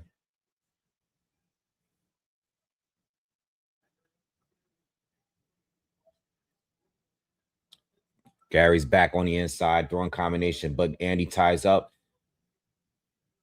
Good right hand lands for Gary. Gary got the better of that exchange on the inside that time. He got to be careful with lunging in like that. He just lunged in for that hook.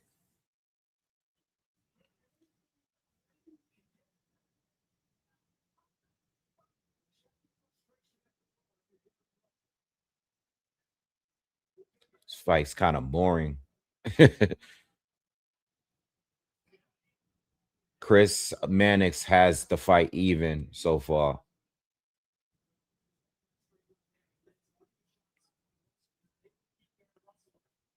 Good jab from Andy.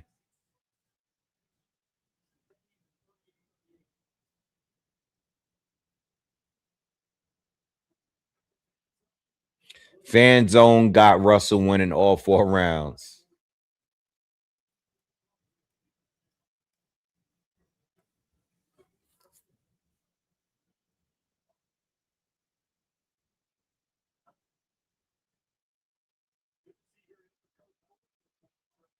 Yeah, he's coming forward, but he's doing nothing but throwing a jab here and there. He hasn't thrown too many power shots, man, and he hasn't really thrown anything to the body. I tell you, Andy's getting a little better on the inside, a little bit.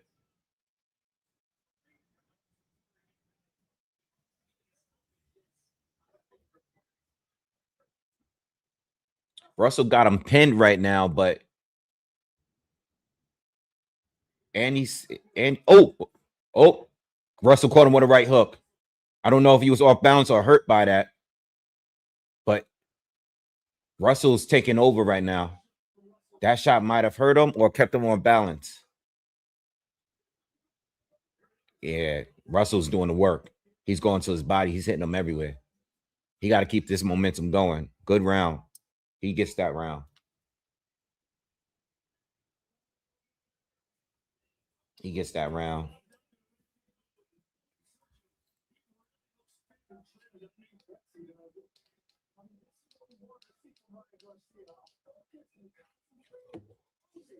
Oh boy. Showing Ryan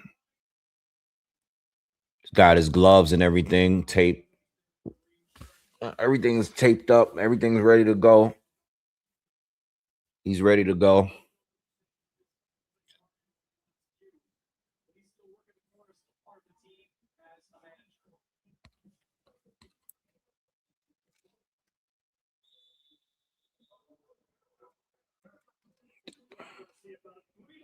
Yeah, this is exactly how I end up blocking Amir on here by accident because I'm trying to get rid of these spam comments and then I hit his name by accident.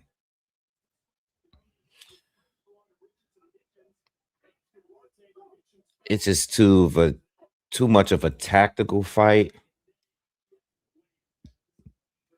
I expected a little more action between these two.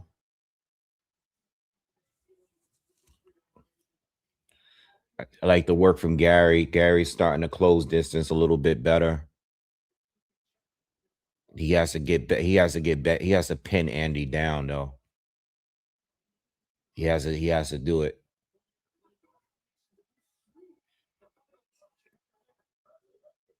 And he's tying up. He's going back to tying up every single time Gary's on the inside. He's not taking many chances. His corner probably told him like, yo, don't fight, don't exchange with him on the inside. Even though he's landed a few good shots on the inside, that's where Gary does the best work.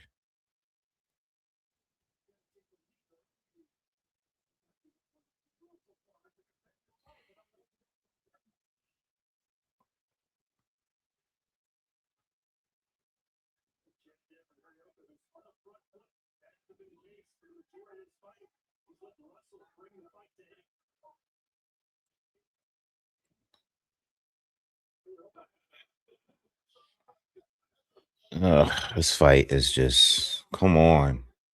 Too much holding. Ooh, good body shots from Heroka. Now he's coming and watch the heads. Heroka is going at him in this round. But most of these punches are being blocked by Gary Russell. Yeah, he threw a good body shot. He threw an uppercut, hooks. We need to get a little bit more of that. He tried to ambush him for a second. That's the first time he went for doing something like that.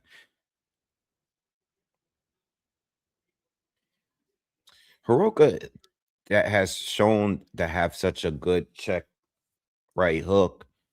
I haven't seen it in this fight. Is it because of the speed of? It's probably because of the speed of Gary.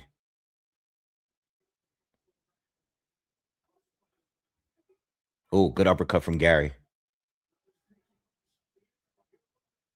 Heroka's coming forward though. Yeah, Heroka is coming forward and he's being a bully on the inside this round, which is unexpected.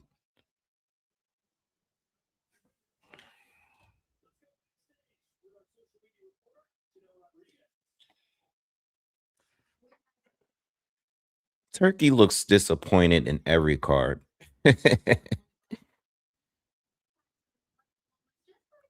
Seriously. I think Andy is winning rounds here.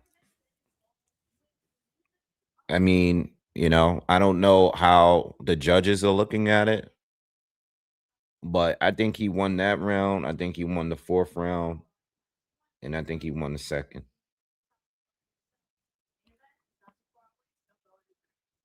You know, but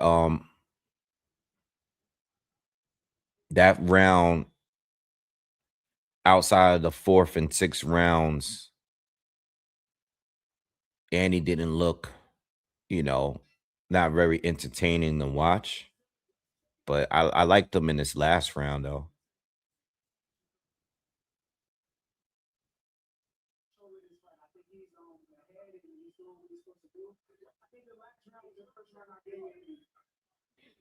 Shakur gave Russell all the rounds except the last one.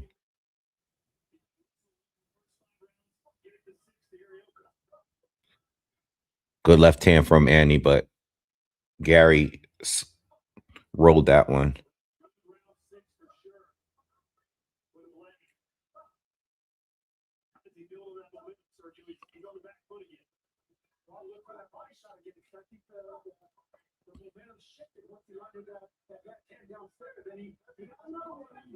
I mean, now watching this, you can kind of see why Puello beat Gary in that fight. Because Puello was doing what Andy's doing, but Puello got a better inside game. Puello let his hands go a lot more too. Andy's coming forward again. And he's throwing combinations to the body. Oh, Gary's. Yo. Andy is going at this dude's body out of nowhere. What is going on? Yo, Russell is getting tore up, y'all. Yo, Russell. Yo, Andy's. Yo, what is going on? Heroka is going crazy. Oh, he just caught a right hook. Yeah, you calm down. Yeah. Yo, Russell hit him with run right hook, and my man shut down. He chilled. He was like, all right, let me stop. And he's back on the inside, though. Again, another body shot. But Russell hit him with a couple uppercuts.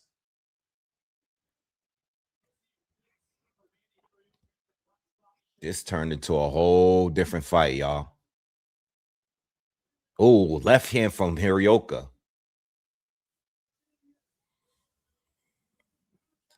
Yeah, I can't believe this guy's coming forward on Gary like this.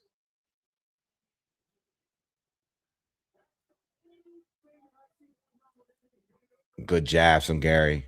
Gary's pushing him back. Uppercut from Gary.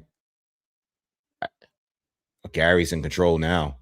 Uppercut on the inside from Andy.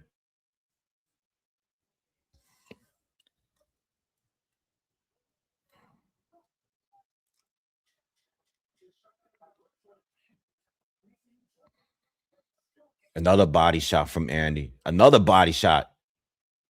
What's going on? This guy is crazy. Whoa.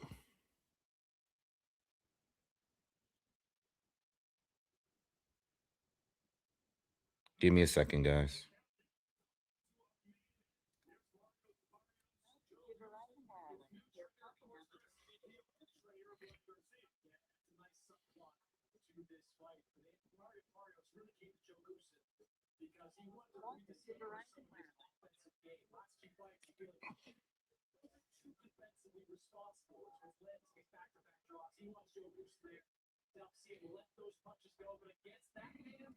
All right. We'll be back. Sorry about that. Just checking on my sister. All right. I'm gonna say this. Andy did the better work for the most part in that round, but I think when Gary hit him back, Gary definitely hurt him in a couple of those shots. You know what I'm saying?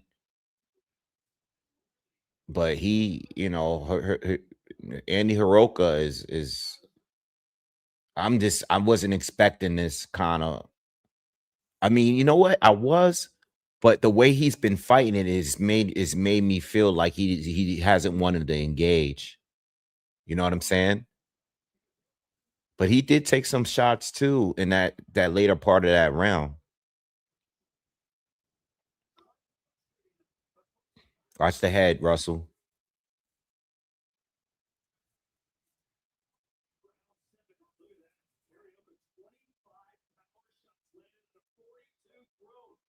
Yeah, that's excellent stat right there. Power. He threw 42 power shots and landed 25.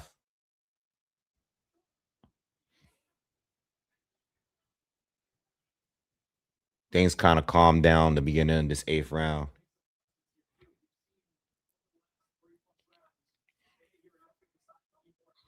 And he's coming forward, y'all. Russell's doing more punches. He caught him with Russell with a right hook. Caught him with an uppercut to the body. Russell went for the hook, but missed. And he got Russell in the corner now. And he gets caught with a big left hand. But Andy's the one that's coming forward now in this fight.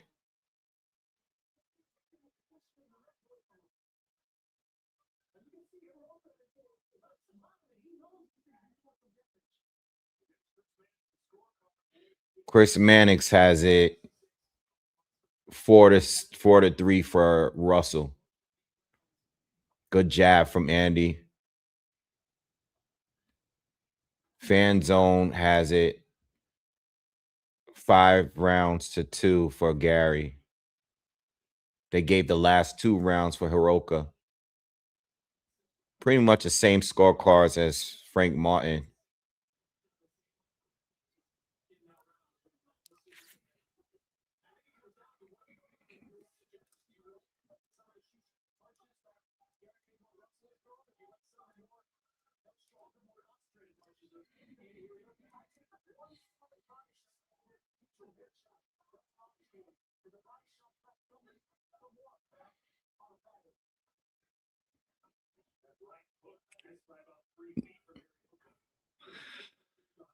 I don't know.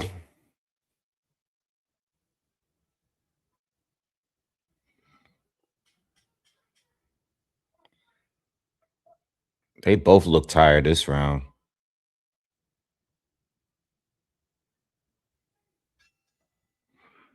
They both look tired that round. I mean, that's probably the closest round in this fight since the first one. I don't know.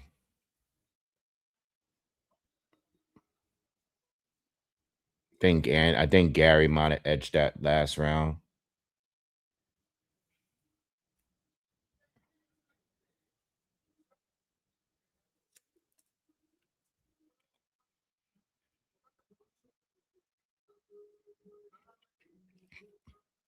What do you guys think on the last round? I think the 8th round was probably the hardest to score because there wasn't much action.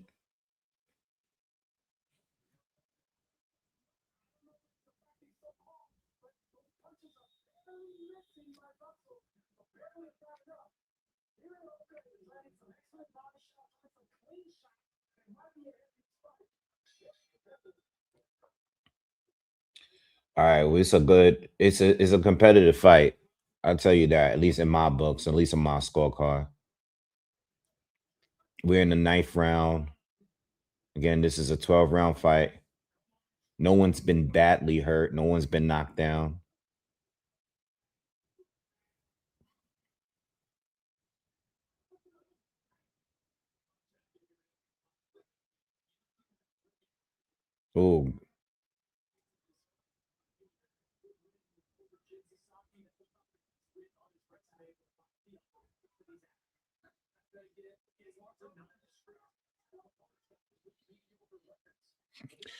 Oh, this fight is starting to get a little back to like earlier.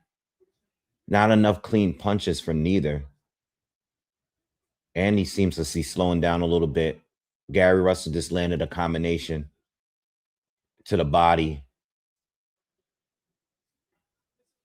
And now you got Andy, who's the one that's coming forward, and he's lunging in with hooks. He's tired. Yeah, Andy is tired, y'all. He's tired. He's starting to look sloppy. He's coming forward, but now he's not landing. And he's not nice 1-2 from Gary. Where's the jab from Andy? He hasn't thrown one in a while. I like what Russell's doing. And he's forcing Andy to come towards him.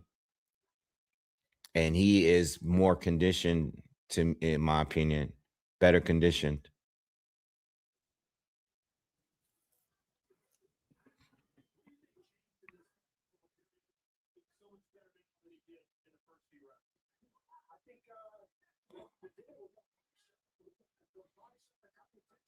Yeah, Andy's getting hit more. He's going back to the body though.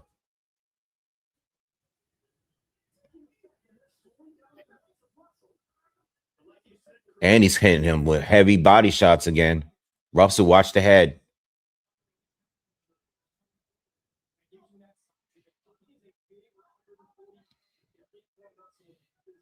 Oh, and he hit him with a crazy uppercut.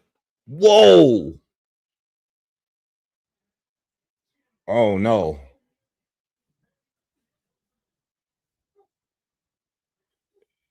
Oh, and he's back to doing his shit.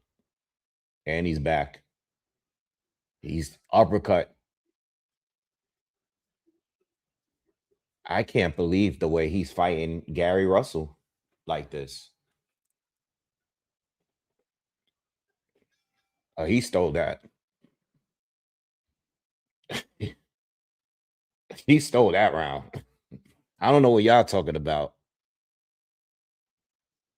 Yeah, Gary Jr. is over there tearing him up in the corner right now.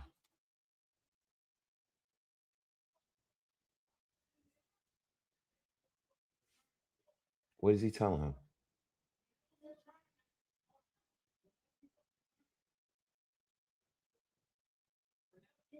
What?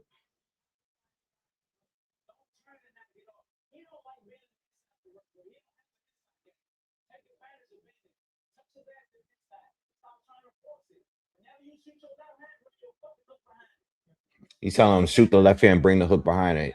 He's telling him like, listen, he don't really want to be on the inside. Take advantage of you being on the inside, which he should, because 3 of the last 4 rounds, it doesn't make sense for Andy to be beating him on the inside. You know what I mean? Oh, uppercut. Oh, that wasn't low. Andy hit him. Oh man. Andy started the round, hit him with a monster uppercut to the body. Was that low, y'all?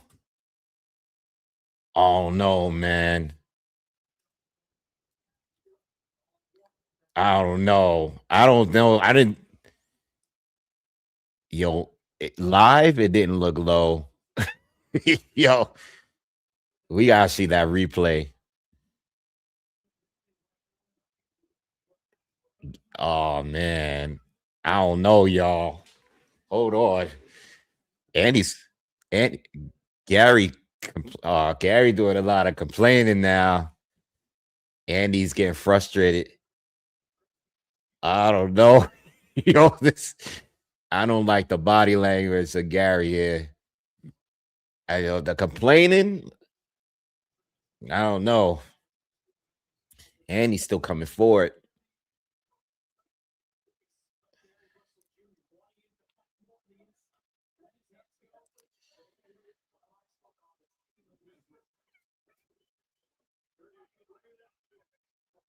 Yeah, I would like to see a replay at the end of the round if they can show that replay.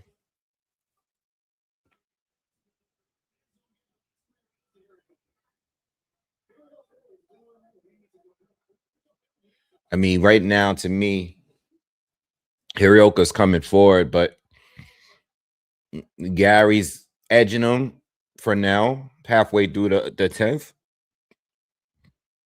And he's got now Andy's back on the back foot.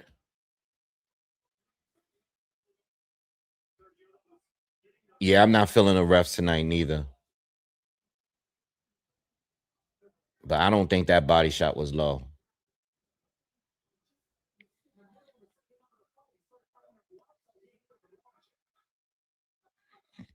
Oh, nice. Slipping from Heroka.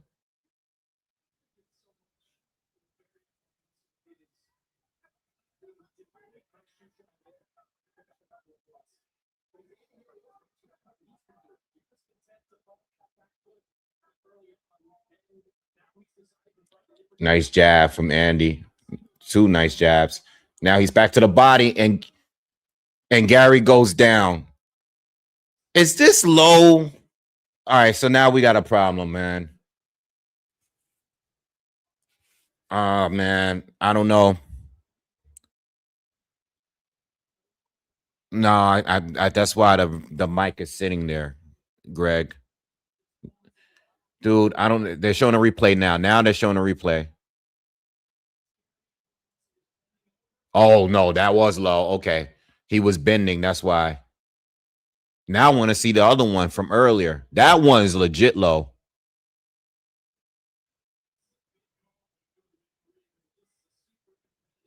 Oh man. Yeah, he been low. Oh man. Oh man. He's gonna take a point. Yeah, he took a point. Damn. I want to see the first one too. They're not gonna show the first one. Damn, this fight just became controversial, bro. And what does Andy do now? That got to make you feel like you got to be careful going to the body. Gary still looks hurt. I don't think Gary's recovered. Yeah, he should have taken a full 5 minutes. If it was B-Hop, he wouldn't even get hit low clean, and he's take the first full 5 minutes. And he's going after him, man. Heroka doesn't care. This turned into a fight, a brawl now. But I mean, he doing what he got to do. But now you got a point down. Now you a whole point down. Oh man, that was. I wish they would show the replay of the first one the ref broke them up on. I want to see that one because that one didn't look good. The second one was super low. Damn. Yeah, that was bad. Boom. No, it was accidental, but still, it was low. That second one was low. I want to see the first one though. You know what I mean? But they're not going to show it. Yeah, I don't know. I don't know what's going to happen now. But Andy, if you're Andy, you still got to press on. You can't let that discourage you. You know what I'm saying? And Gary, damn, this ref is like, yo, what's up with this ref, bro? This is a weird ass fight, man. The ref too, the last fight.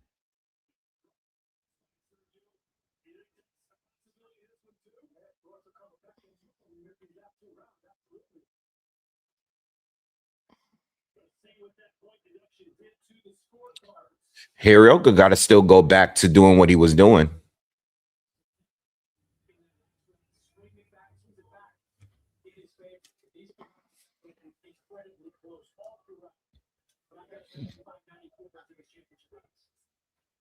Uppercut.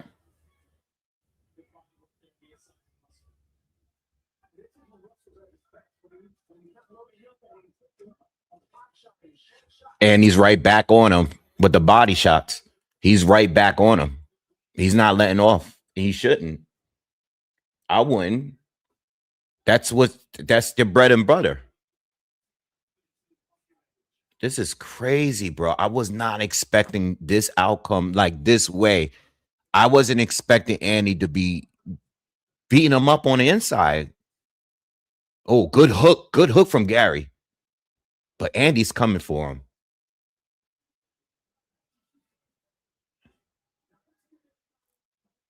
Oh, man. Gary's bleeding in his mouth, man. That's crazy.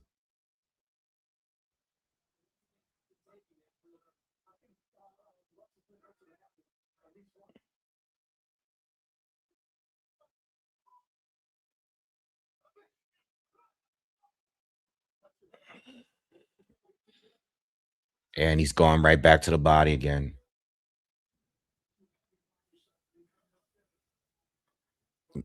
That was low from Gary, but didn't really have any effect. Nice hooks from Gary, but Andy's fighting like he needs the knockout. Yeah, I don't know about this, y'all. I didn't put in for a draw, and I'm not expecting it because, I mean, and Gary is the champ, and this fight is in Vegas. Another body shot for Andy. I mean, he's completely in control in this round. Completely in control.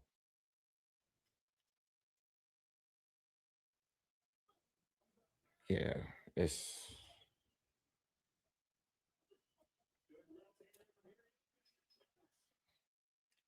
Heroka's whooping his ass. Why is Gary Russell following him to his corner?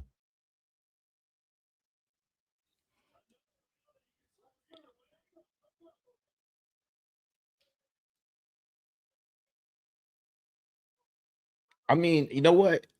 You know what? I didn't even score the 10th round because of that whole body shot thing threw me off. But 1, 2, 3, 4, 5, 6. I got Andy winning right now, but I know that's not the popular card.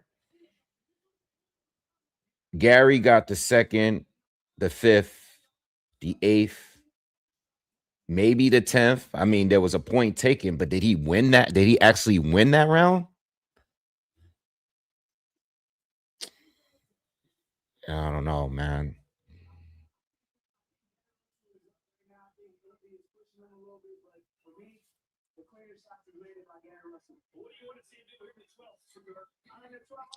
I don't know, bro.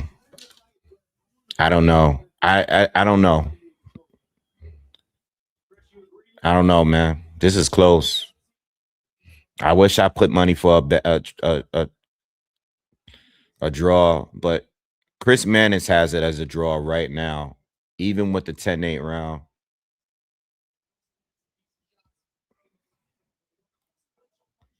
Oh, good shot from Gary Russell right there. Big left hand.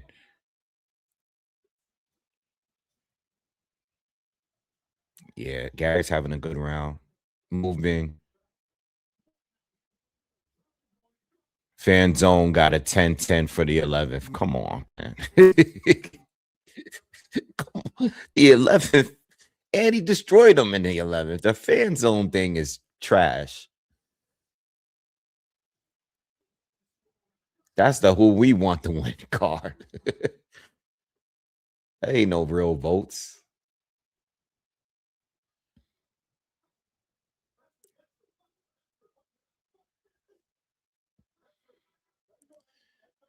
And he's trying to be aggressive on the inside here. It's not getting much success.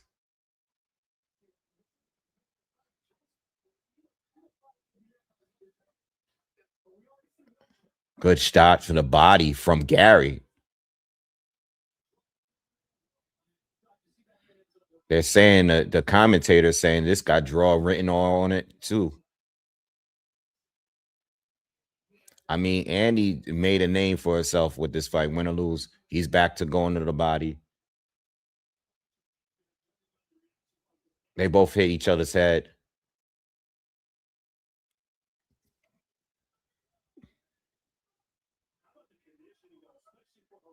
Heroka's back on it. Good body shot from Gary. They both trade. This is a good round from both. I mean, both of listen. This 12 is both of them are getting off. This 12th round.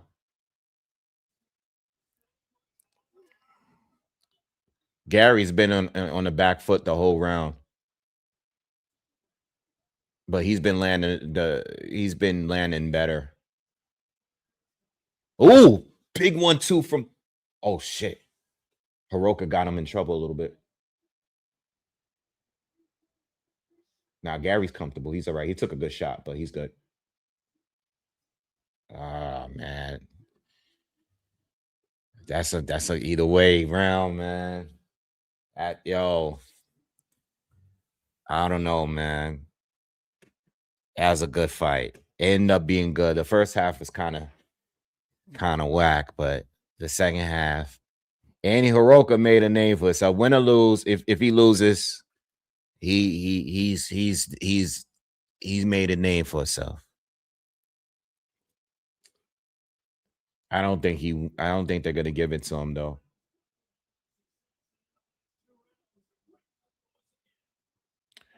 What I want to know is if I'm definitely gonna rewatch that first low blow in the beginning of that round because I want to see if that was clean or not. The first one.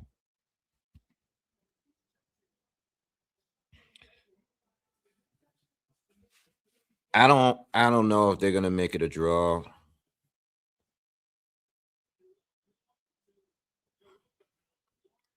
I mean, listen, if they give it to Andy, I'll get plus 400. I'll be happy, but I'm not expecting it. I think it's gonna be a draw or Russell.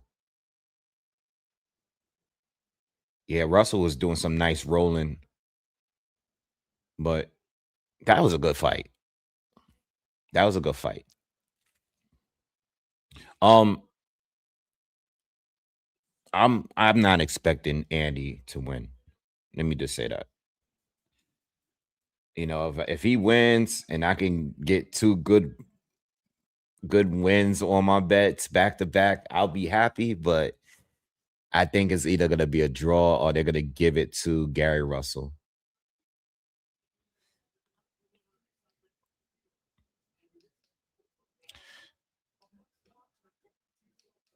You know what's funny about Andy? He was not trying to engage at all in the first half, right?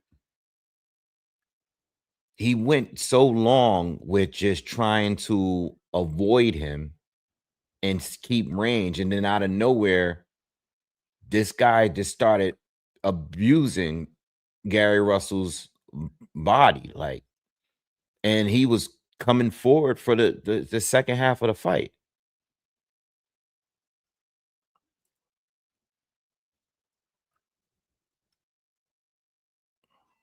All right. Let's get it.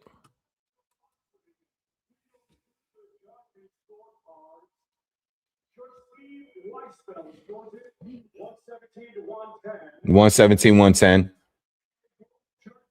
Yeah. It's gonna go to Gary. 116, 111. Gary got it. Unanimous.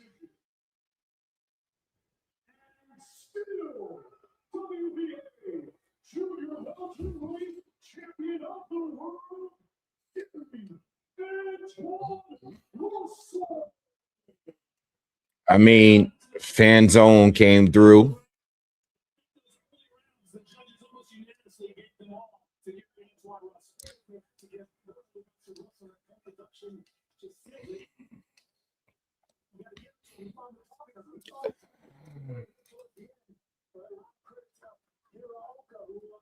I don't know. I don't know how I feel about those score cards. 117. I don't know, man. 116, 111.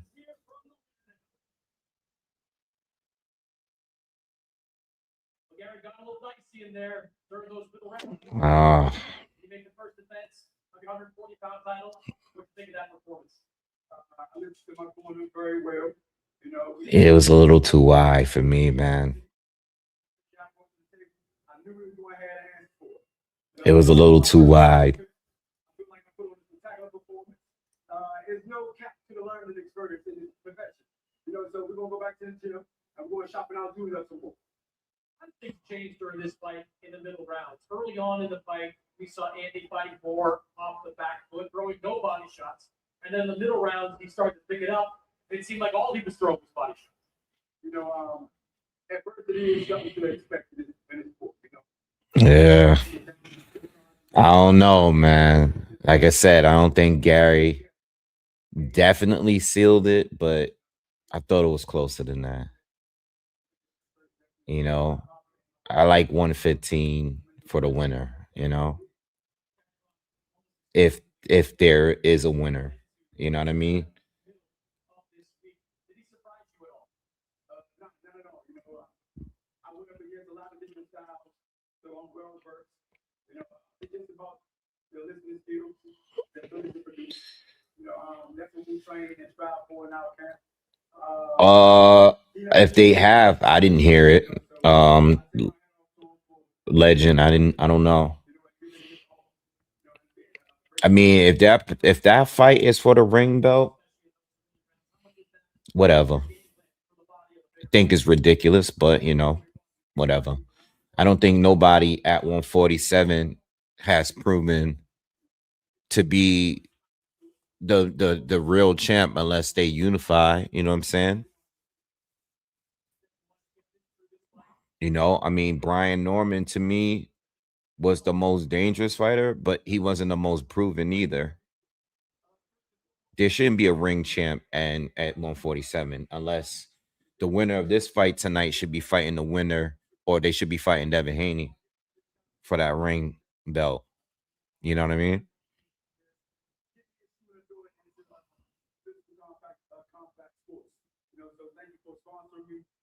Every promotion company that put on a phenomenal show tonight.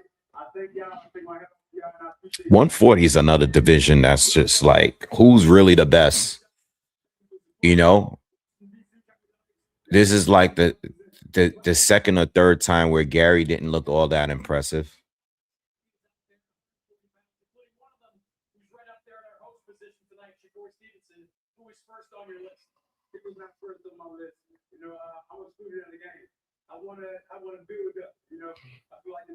He said Shakur is not first on my list. He wants to build up. He said he wants Hitchens.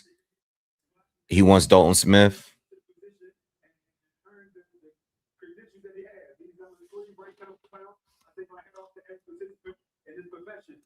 Everything that they earned through and through. You can't take it away from them.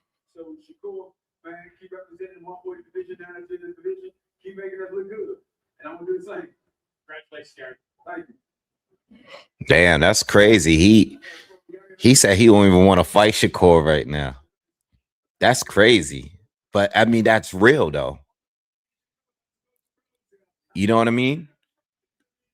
Like him saying that, I respect it more because he's just like, I'm not ready for him. He's not calling him out knowing that he's trying to avoid him, which I hate. Yo, if you're not ready to fight somebody, just say it. Even though you're a champion, you shouldn't be, at the end of the day, as a champion, I think he should want to fight the best. But at the same time, don't give us the runaround, Don't go out there and call out Shakur Stevenson and then sign a deal somewhere else where you can't fight him.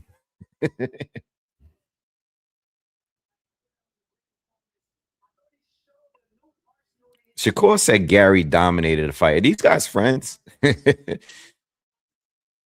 I feel like Shakur is friends with everybody.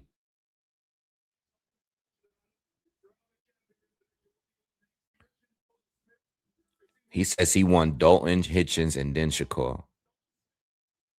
Yeah, I respect it. If he's being honest, I respect it. Just don't give me the runaround.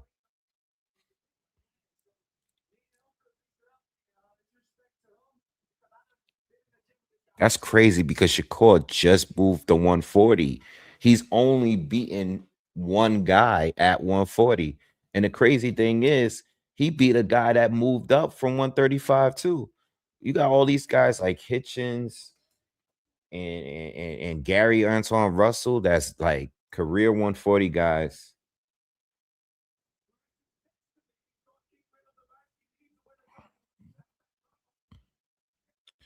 I hope you don't think it's Dalton Smith is easy work. I hope you don't think that. Because Dalton Smith hits hard as hell, bro. I hope he don't think that's easy work. You know what I mean? I hope he's not picking him first and calling him out first because he thinks he's an easy target.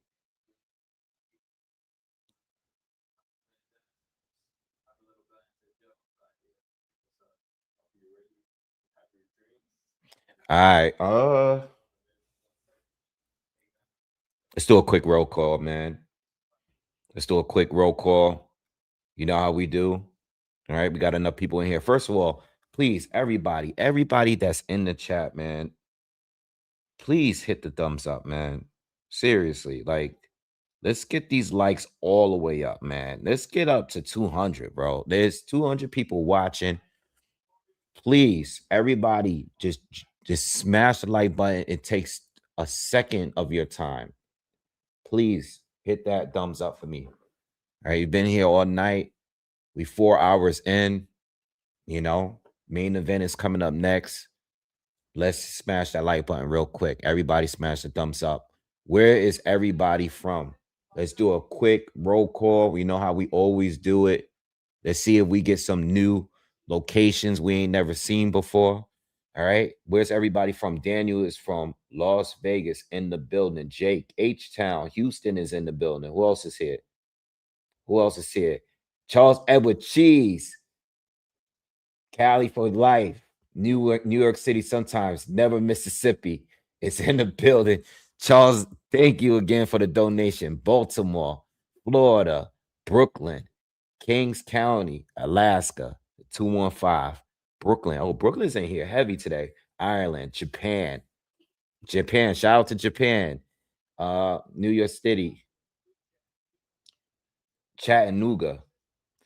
Newark, New Jersey is in the building. That's it. Oakland. That's it. Where's everybody at? Phoenix is in the building. Anaheim is in the building. Russia. LA. Australia is in here. Bahamas is in the building. Philly, Houston again. Nigeria is here.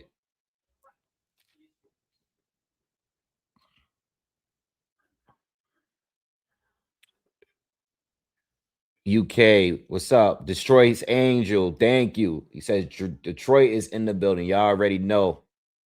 Shout out to Detroit. Thank you for the donation. Bay Area, Phoenix, Indiana is here.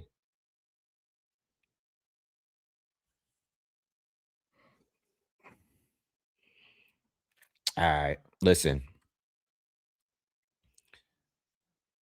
Who you guys got? What's your final prediction? Shout out to Richmond and VA. Mario or Ryan? Shout out to Central Valley, California. What's your final picks? Throw them out there real quick. Barrios or Ryan Garcia? Who you guys got? And do you? Okay, we got Mario. Knicks won. Okay, good. What's up? That's what's up. Mario Barrios, KO. Ryan. Shout out to Harlem.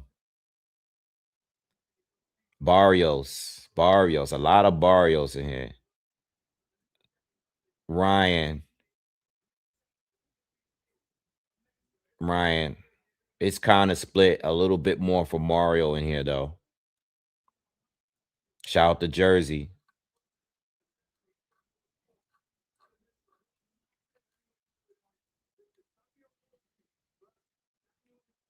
We doing the shot tonight, y'all? We doing the shot? What we doing? We doing the shot, guys?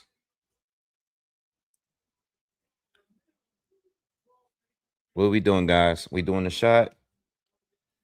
Anybody sipping on anything? You guys got beers? What are you guys doing tonight? Or are you just chilling tonight? We chilling tonight? What are we gonna do?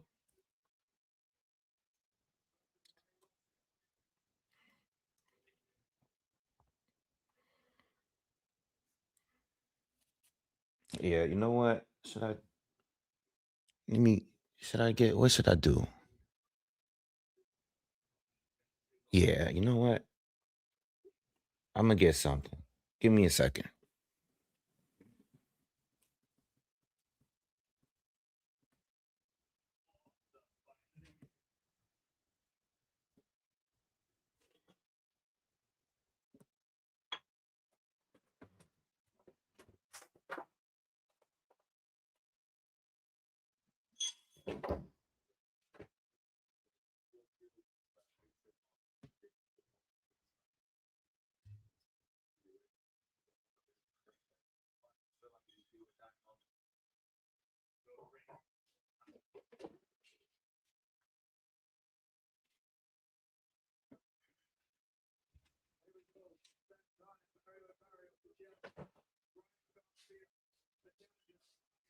All right, I'm back.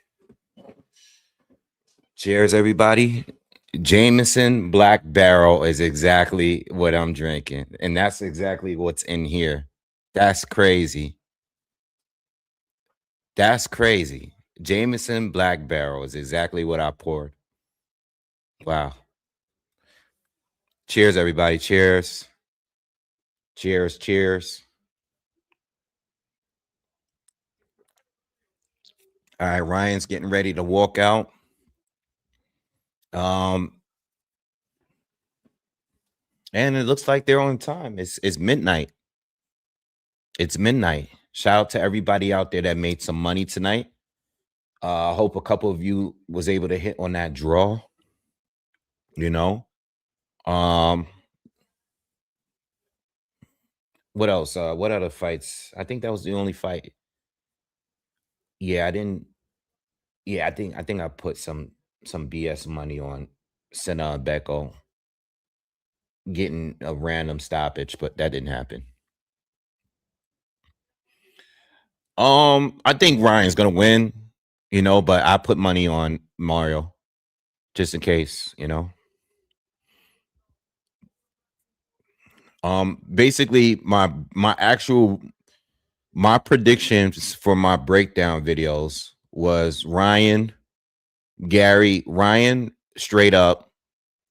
I didn't say knockout, or, you know, I was probably leaning more towards knockout. I can't remember, but I picked Ryan. I picked Gary on points. I picked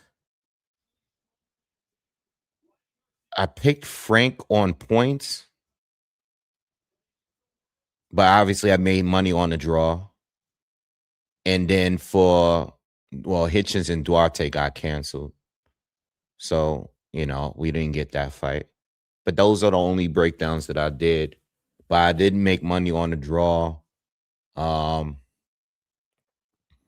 didn't put any money down. I did put money down on Heroka to win on points. But I made money on the draw, so I'm good for the night already. But for this fight here, I have plus 200 for Barrios.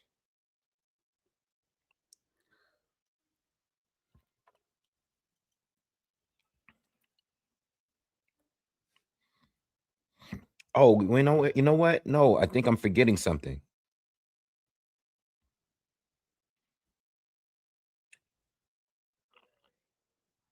Which fight did I use that was oh no, that was Lee Wood and Josh Warrington. Lee Wood and Josh Warrington, I lost, but I picked the 2+ knockdowns. And there was no knockdowns in that fight. All right, but Ryan Garcia is getting ready to come out now.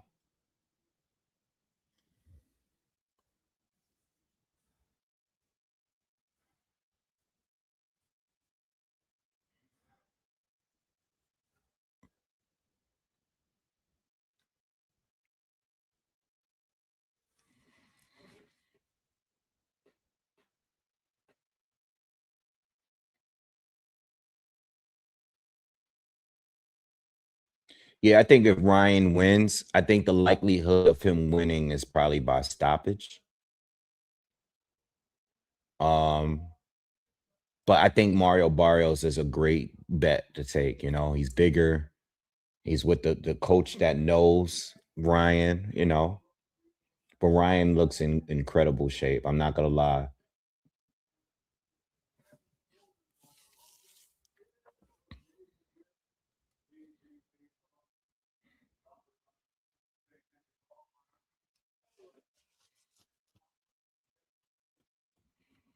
Yo, Tyler, imagine if Ryan gets KO'd in the first round, that's gonna be crazy.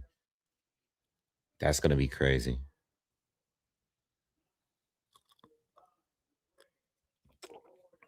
Oh, thank you, man. I appreciate the love, man. Yeah, that video I did. I recorded that video early this morning. Shout out to Tim Bradley too, because that video he did the other day when he was talking about the business was fire.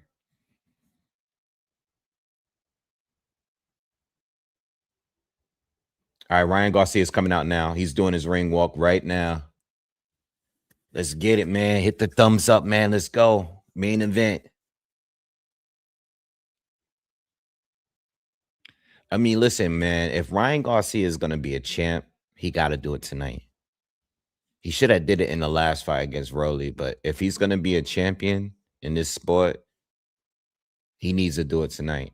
I mean, it's not going to get too much easier from here. You know what I'm saying?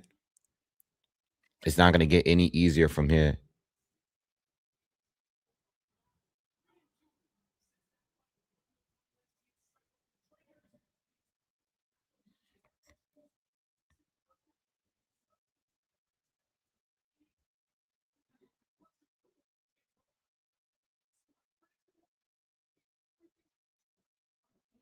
Ryan's in the ring. He looks fired up. Let's get it, man. No excuses, man. No mental health. No, I wasn't, whatever. I was training. I don't want to hear nothing, man. You back with your pops. You're in great physical shape. Oscar Duarte's in the ring. Let's go. We don't hear no excuses, bro.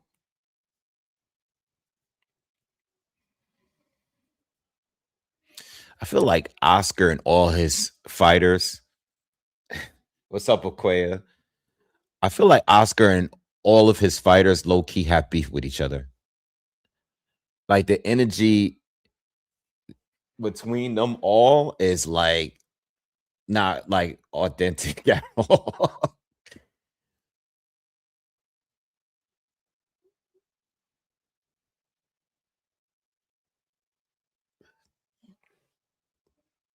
All right, Ryan is ready. Let's go. Here comes Mario Barrios.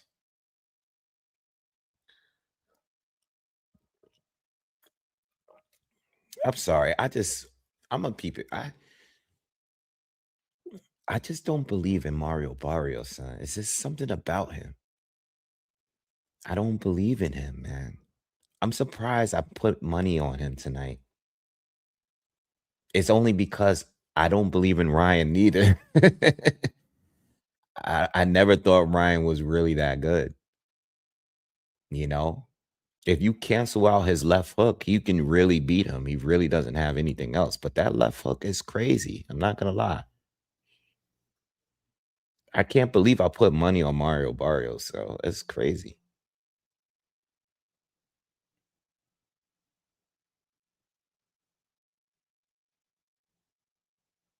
Mario Barrios got the Aztec dancers out. It actually looks set up. I mean, listen, I'll tell you one thing. They treating him like the champ, and I respect that because his walkout is way better than what Ryan was doing. But I just don't believe in Mario Barrios, man. He's so inconsistent, man. Like I said in the earlier in the live, I was like, yo, Barrios has looked better in his losses than he has in some of his wins. You know? Shout out to Waterbury, Connecticut. Got a lot of history out there. Shout out to Waterbury. I know Waterbury very, very well.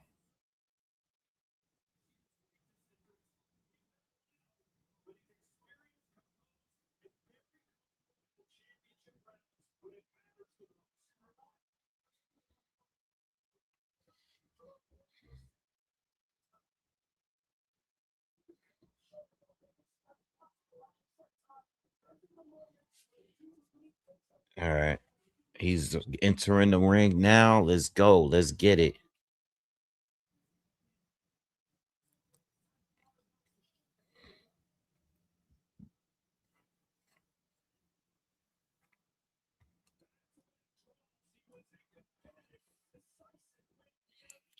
Yeah, it's those back-to-back draws, bro. I just feel like Ryan Garcia can do better than those last two draws, you know. I know Manny Pacquiao's a legend, but I just feel like you having a draw with an old Manny is just like crazy. You're an active champion.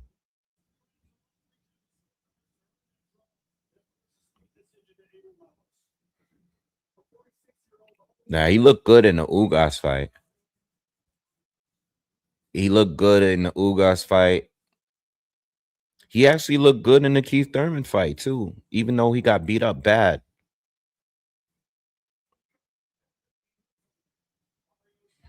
I haven't been over there in a while.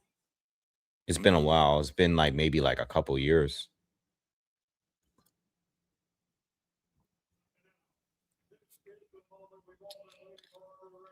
Toro, you might be right.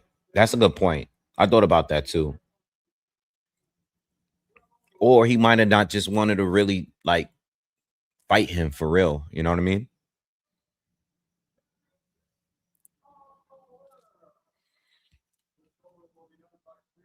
He had no killer instinct in that Manny Pacquiao fight. None.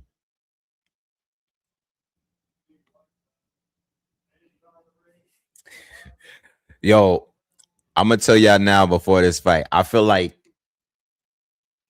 something's crazy is gonna happen like very early in the first or second round. You know, Ryan be getting dropped very early in a lot of his fights. I think something's gonna happen crazy very early. Yo, it's gonna pop off fast. Yeah, I agree, Carrie. I agree. Yeah, I don't have links for the fight, y'all.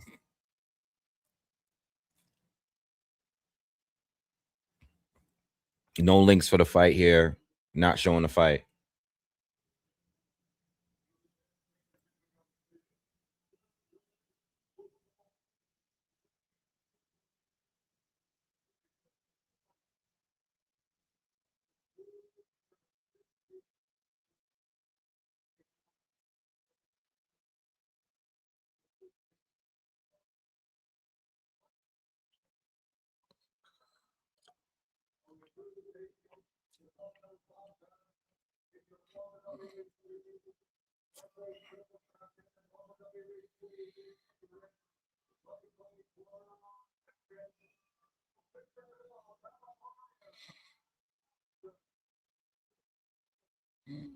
Looks packed in there.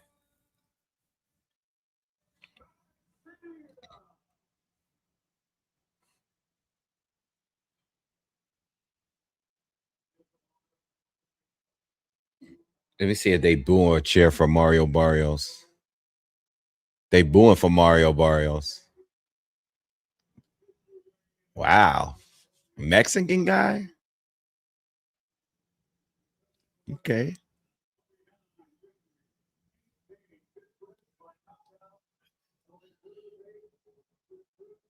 All right.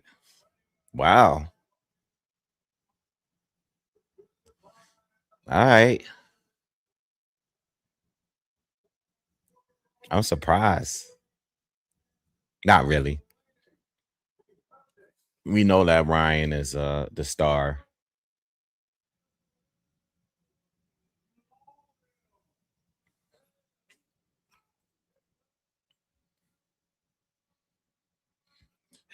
Toro say somebody's got a parachute into the ring. What did I tell you the night of the Gerald Miller situation? I told you I was like, yo, Gerald Miller is gonna be on every podcast. He's gonna be on everything. And I was right. He did an interview with everybody that night. Ryan gotta calm down. He was super freaking hyped up. He gotta calm down. This is why he be getting dropped early, because he be running out trying to score a 1-round knockout.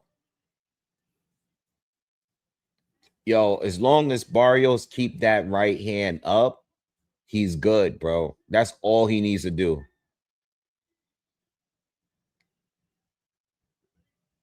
Here we go. Here we go.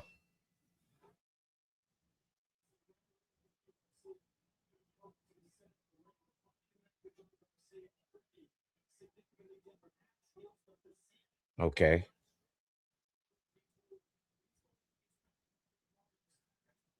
Barrios got those hands up. Oh, Ryan caught him with a right hand, clean already, and a right to the body.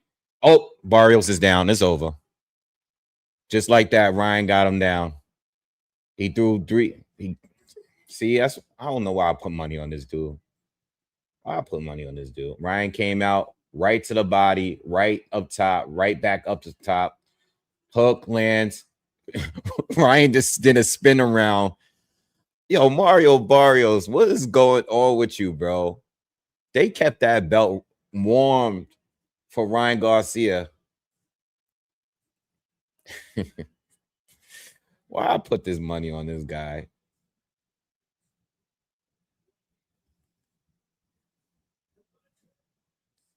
Yo. Yo, how you just come out the corner and get dropped? Come on, man. Yo, Paulie Malignaggi is somewhere talking crazy about Mario Barrios right now. Nah, that right hand he threw wasn't no one trick.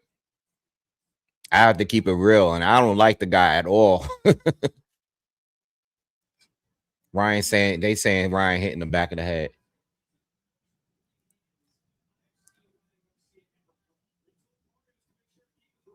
Yeah, Ryan is throwing nothing but right hands. He threw one left hook so far.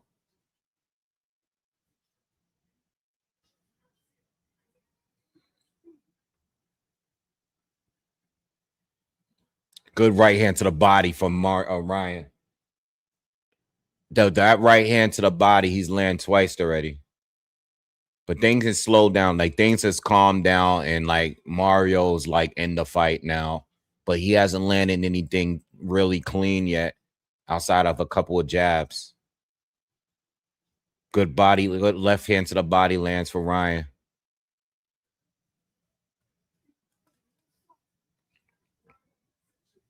Mario's coming forward, putting pressure on Ryan. Ryan is on a back foot. Now they're back in the center of the ring. Another right hand over the top for hit Barrios. Barrios, keep your hands up, bro. Why are you just getting hit with any right hand this guy throws?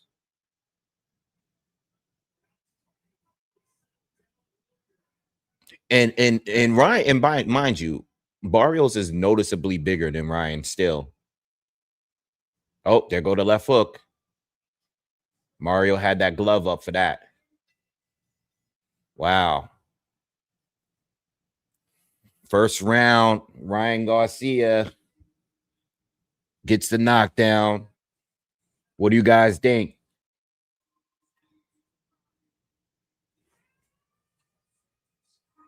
I can't believe Barrios got knocked down in a few punches, bro. What's wrong with him, man? They kept that belt wrong. That they kept that belt warm for all of this. Like, what is Joe Goosen doing over there, man? Hey, what are you doing, bro?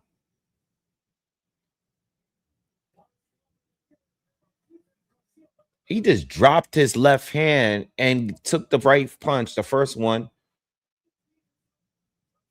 Oh my God. They showed a replay of that bullshit. Like Barrios, yo, Mr. I'm gonna keep my hands up until you throw the punch and then drop it so you can land it, and then I go down. This guy.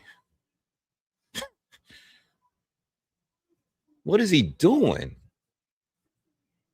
Is there room left to bet on a knockout from Ryan since Barrios is allowing him to land as many right hands as he wants?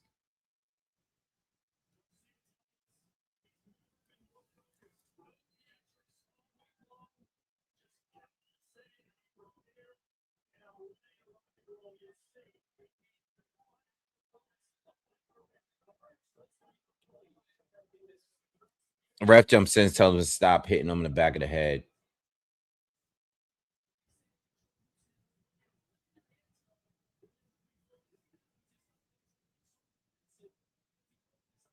Good right hand from Barrios there. Another body shot from Ryan. 2 body shots from Ryan. Halfway, almost. Oh, nice combination from Ryan, but stopped by Barrios. Barrios, what you gonna do? How you gonna respond? Are you gonna let your hands go? Are you gonna throw anything? Or are you just gonna follow him into another punch? Terrence Crawford is right in the front. Left hook from Ryan gets blocked by Barrios. Uppercut from Ryan.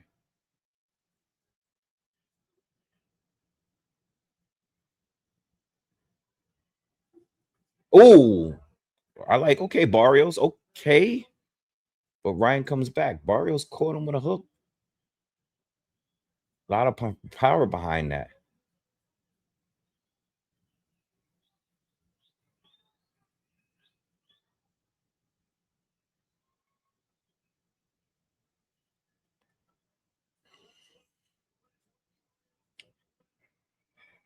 Okay, Barrios is starting to settle in a little, y'all. 40 seconds left in the second. Oh, Barrios with a combination to the body. Uh-oh. Barrios got Ryan on the... Oh, I don't know.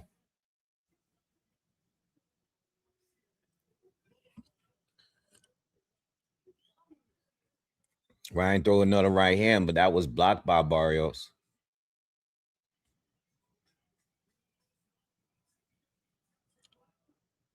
Ryan's quicker still. But Barrios is game now. He's waking up. He's woken up. I think Ryan won the round, but Barrios is better now.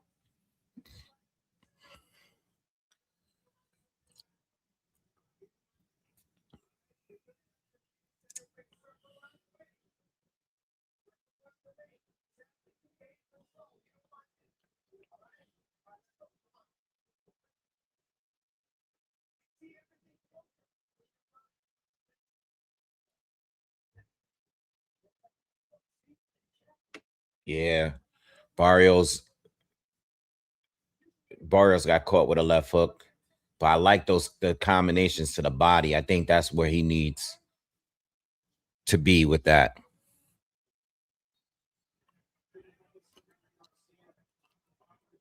Smash that thumbs up. All right, round 3. I got 2-0 from Ryan, plus the knockdown in the first round. Barrios had a better second round, though. Ryan's having a good start here. He's hitting him with a few shots in the flurry. Was able to... Barrios got to be very careful when he's parrying down like that. Ryan's actually feinting and getting him to parry off of it. He has to be careful. Another right hand he gets caught by.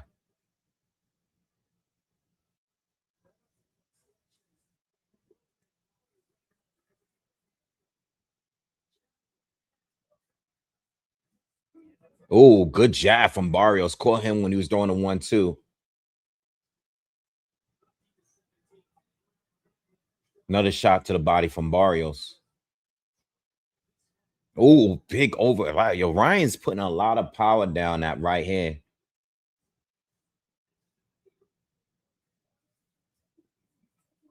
Yeah, Barrios is taking the power now.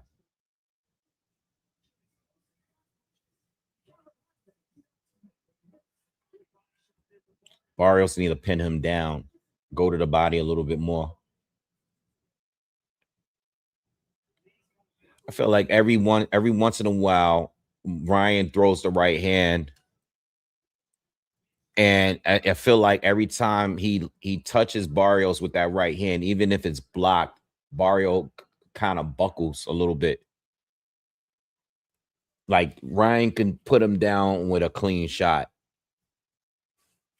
Barrios' best bet here is to go to the body a little bit more. Garcia is just too quick. He's beating him to the punch. Ryan with the body shot and the right hand. think he's going to drop Barrios again really soon. Yeah, he's getting hit too much this round. He's getting hit way too much. He's gonna get put down again. Ryan's gonna put him down. He's gonna drop him again. Barrios just can't. He don't have anything for him.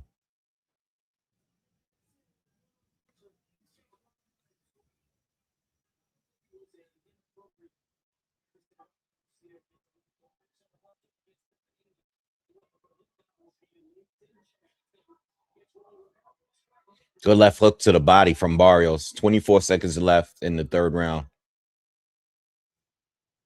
Barrios comes in with a combination to the body, connected with one of the shots. But Ryan is having his best round, in my opinion, even better than the first round. I'm surprised Mario hasn't got dropped again.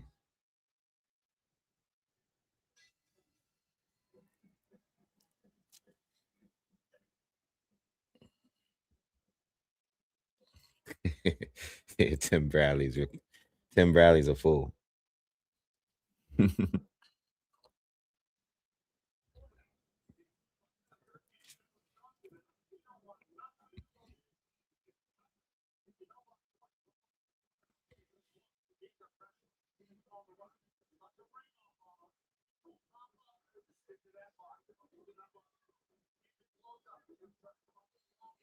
I agree. Love says, I don't want to see Barrios at the world level no more. Please and thank you.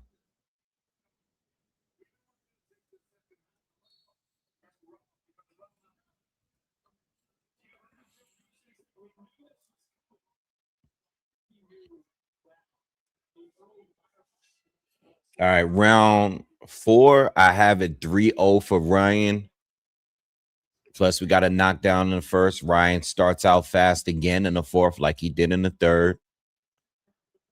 Ryan's just too quick so far. Ryan is punching and connecting in between Barrios' punches.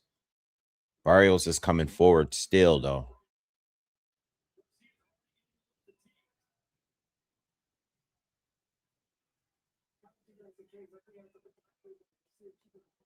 Garcia throws nothing but power and everything. Good body shot there from Barrios, but Ryan is throwing heavy shots. And even though most of them are blocked, you can tell how much power he has because Barrios loses his power. I mean, his balance every single time he blocks it.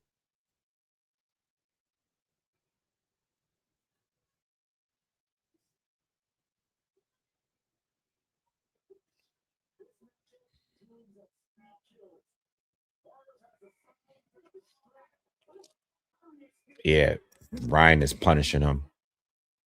Good body shot from Ryan.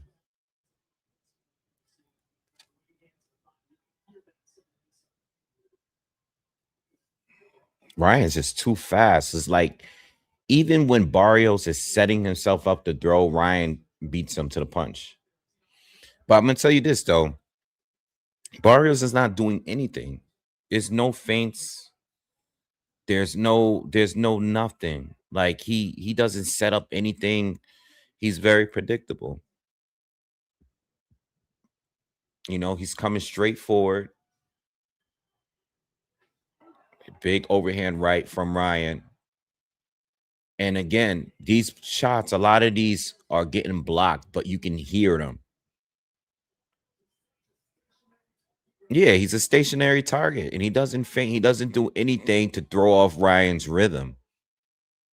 Ryan can just keep doing this because Barrios is just standing right there in front of him. And he's scared to throw.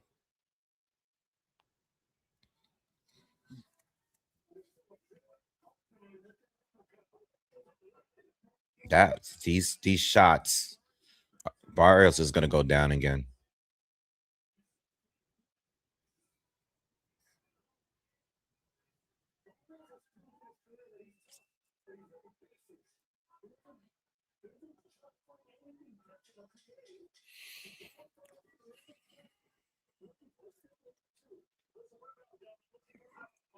Another big round for Ryan.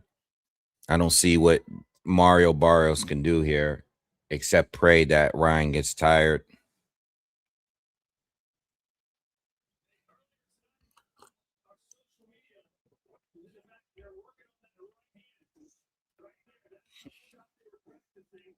I mean, listen, this is the moment for Ryan.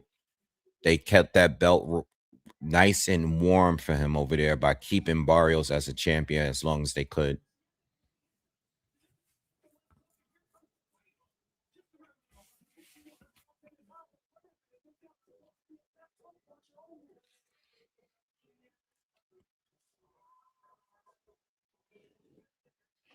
Yeah, Barrios never had a second year. If it's working for him, and normally Barrios is stronger in the first half. You know, there's a couple fights where he pushed on for it later, but at the end of the day, Ryan's better than a 45-year-old Keith Thurman. I mean, not Keith Thurman, Manny Pacquiao. Barrios got caught with a right hand. He's about to go down. He's in trouble. Barrios is trouble early in the 5th round. He almost went down. He almost tipped over. Oh, he almost clipped Ryan right there.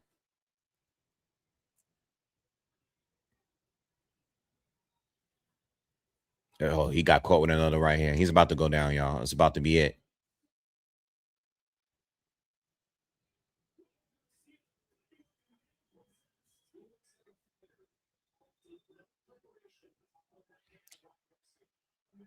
Yeah, Ryan's got him hurt again. The right hand of Ryan Garcia is destroying Mario Barrios. No left hooks. Left hook to the body. Got Turkey on his feet.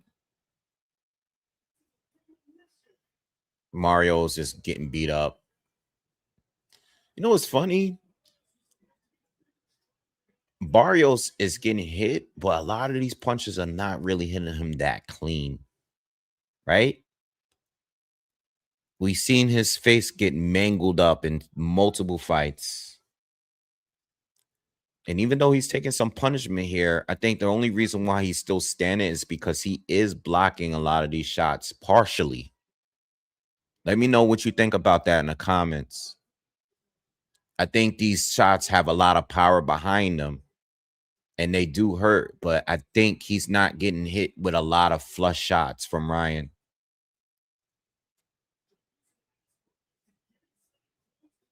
Ryan's is not slowing down, by the way, y'all. We're 5 rounds in, and he's keeping the same momentum that he's had in the first round.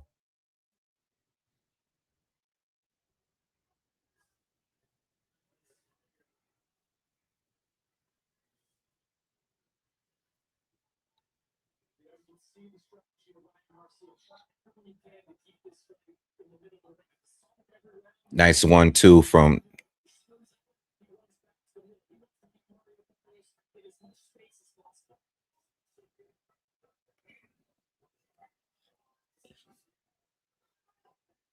Yeah, see, Barrios, the only good shot he's really throwing outside of a couple of body shots is that right cross counter. And he hasn't really connected. Ryan caught him with a big right hand. Ryan has been waiting for it all fight.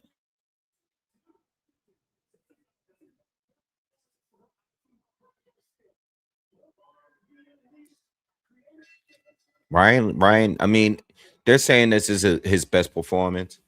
You can make an argument that it is. It might really be his best performance, but his best performance is against Mario Barrios. But I agree, like his stamina is up. I mean, hopefully he's clean. His stamina is good. He's keeping the same pace in every round. You know, 5 rounds in, he's still letting his hands go against a stationary target in Mario Barrios. You know what I mean? Usually up to this point, Ryan would have gotten caught by something.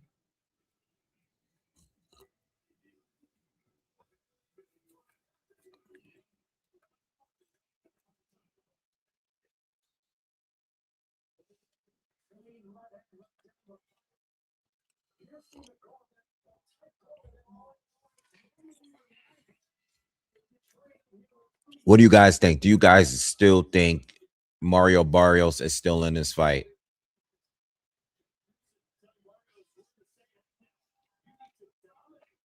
It's 6 rounds in. Do you think there's a turnaround here? Do you guys think that this is part of the plan? Do you think there's something in camp Barrios? Barrios goes down, but he's pushed. Do you think there's going to be some turnaround here in this fight?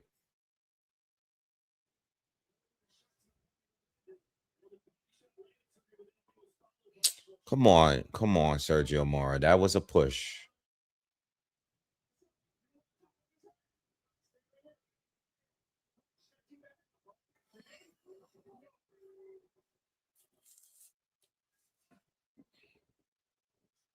Yep. Another 1-2 landed for Mario. I mean, Mario has been taking a lot of right hands from Ryan and has not gone down again, surprisingly.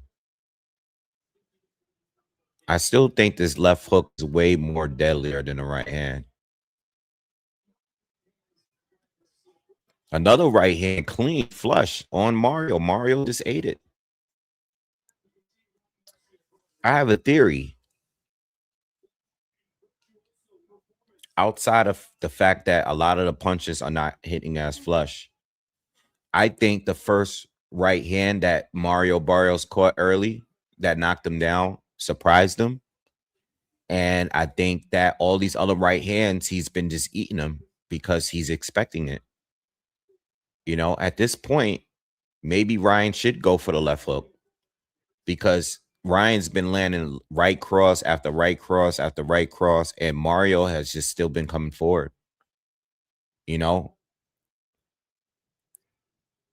Come on, ref. Get out of the way, ref. Chill. Why are you getting too involved?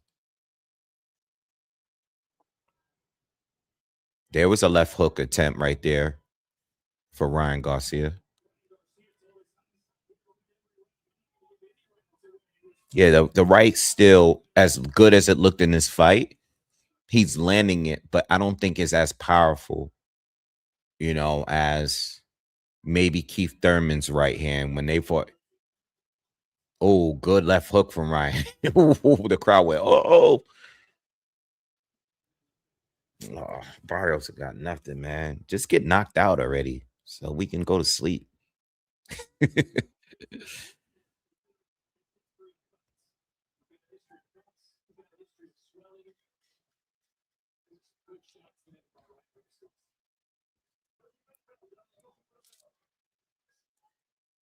Yeah, I think a lot of people are expecting Ryan to get caught at some point, but you got to understand Mario Barrios is super basic, man.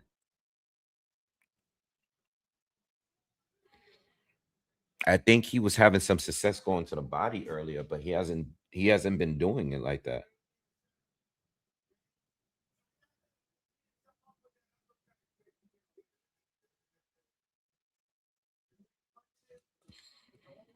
You guys are letting the spam go crazy in here. Hit the thumbs up, please. Smash that like button, please. Everybody, hit the thumbs up. Thank you. Let's get these likes up, man. Let's get to 200, man. We can get to 200 likes.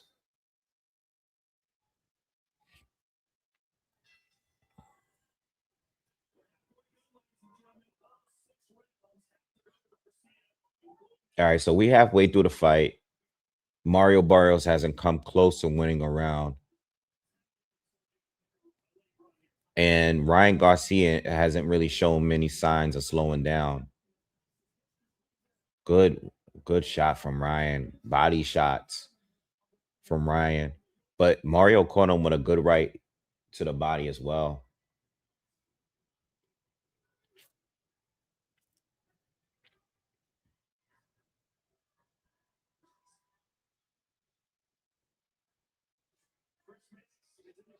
Good 1-2 from Ryan. But that was blocked by Mario. Big looping right hand from Ryan. Barrios is backed up. Offensively, Barrios don't have nothing, man. Nothing. He's scared to throw. He's getting hit so much.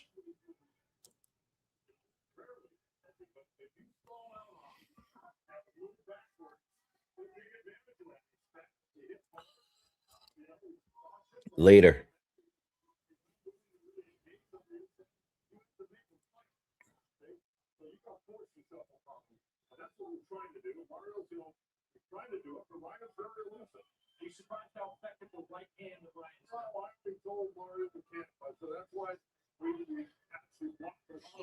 Mario's gonna have to take a chance here. He's gonna have to, because this is starting to get boring here. Ryan is just in control. Barrios landed a couple good shots though just now, back to back. Ryan just stepped in, do another combination, land with a right, chopping right hand. But Barrios seems to adjust to his power. You know, he's not taking much damage to the face. We've seen more damage from him in the Ramos fight, the Keith Thurman fight, the Tank fight. It's not much visible damage from Mario Barrios, really. A little bit of swelling, but we're in the 7th round, closing out the 7th round.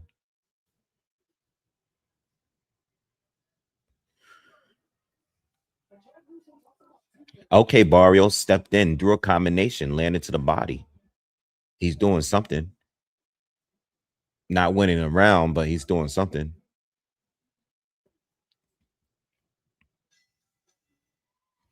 Not gonna lie, that was, yo, 10 dev. That's chill, relax. All right, we're not gonna start attacking the coaches. I want to say that was the first round that Ryan started to look a little tired. A little bit. It might not change a thing because Mario's is still not doing anything, but that was the first round where I felt like Ryan wasn't, he was taking it easy at some points in that round. But he can afford to because Barrios is not doing anything but existing.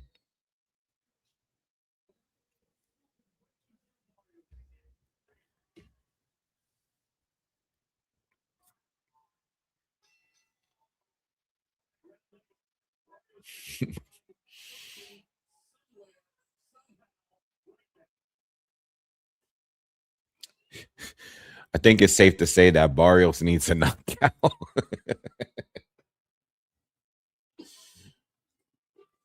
Barrios needs a knockout to win.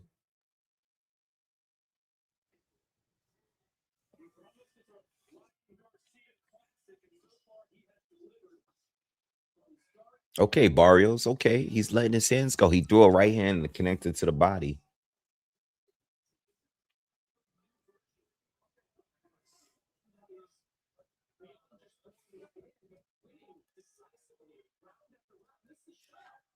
Yeah, it's a shutout.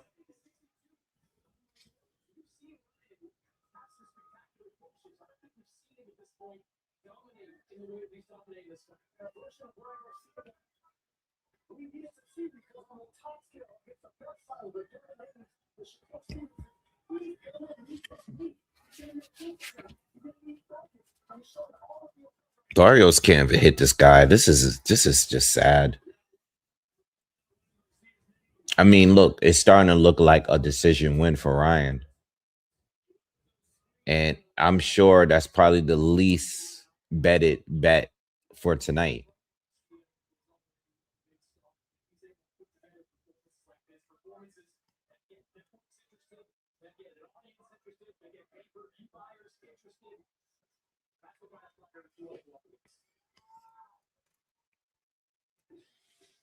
I mean, I want Barrios to at least catch a good shot, catch him with a good shot at least once.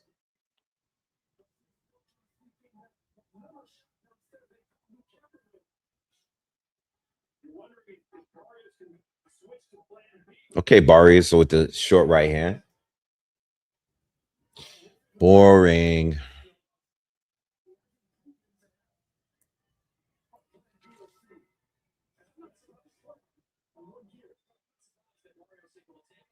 Turkey looks bored. Crawford looks bored. Rick Reno looks bored. Oscar and his partner looks bored. Everybody in the crowd looks bored. I see Caleb Plant with the trucker hat back there somewhere.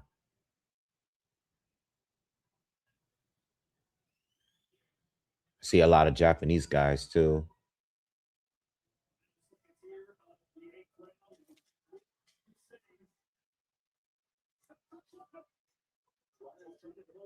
No, he can't. Hoops.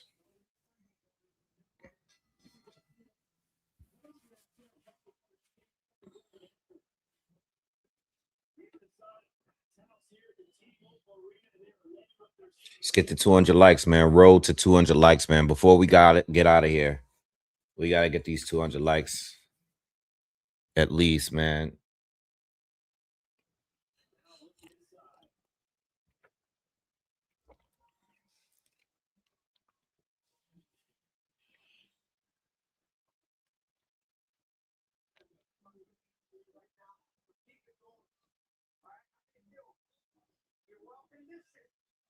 I mean, this has been pretty much the least competitive fight of the night so far.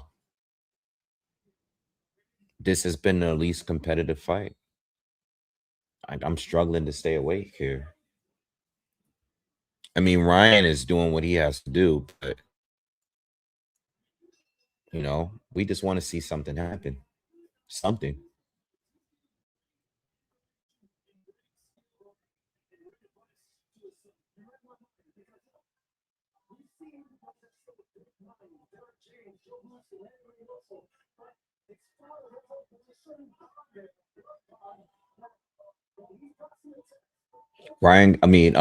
Mario Barrios has no other game.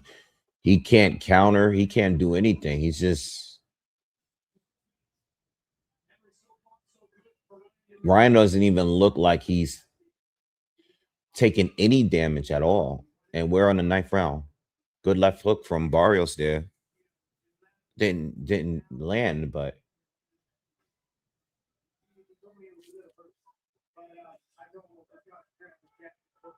he's still guarding the left hook from Ryan pretty good.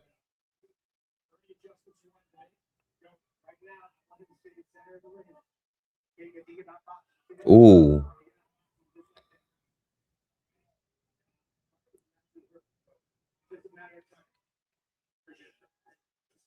Okay, Barrios, open it up. You know, that's another thing too. Like, put your hands up, close distance, make some kind of adjustment. Close distance, try to beat him up on the inside if you can, you know, at least try instead of just getting pummeled from the outside like this.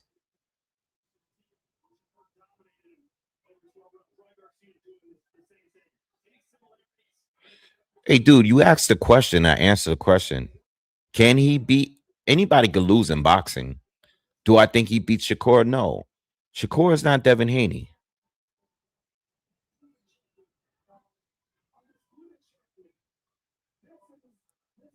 You ask me a question and get mad at my response. Well, he beat Devin Haney. He can beat Shakur. Are they the same fighter? Absolutely not. They don't even fight alike. Completely different fighters. They have similarities, but they don't fight the same. Shakur and Devin Haney don't fight the same.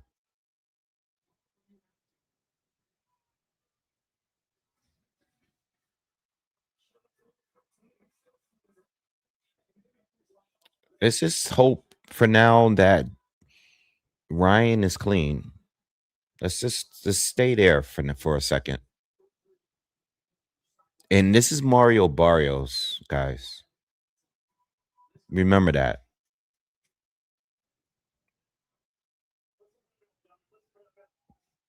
This is not Devin Haney neither. Like, this is not Shakur. This is not Devin Haney. This is not.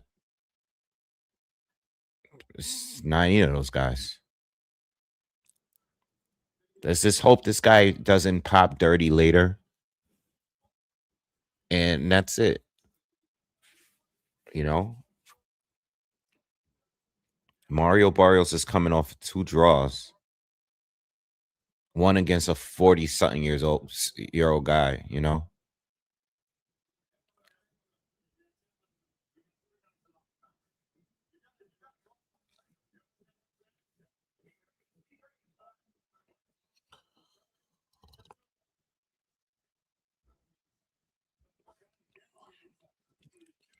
All right, so let me ask y'all a question. Since we're bored.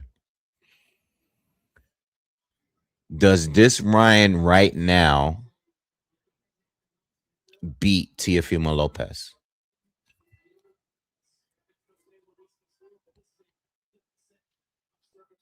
Does Ryan right now beat Teofimo Lopez?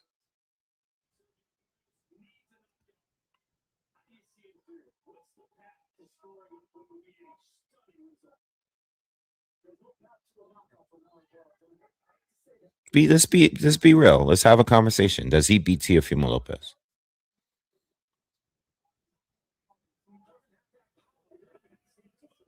That was a good uppercut from Ryan. Wow. That was one of the best shots he landed in this fight.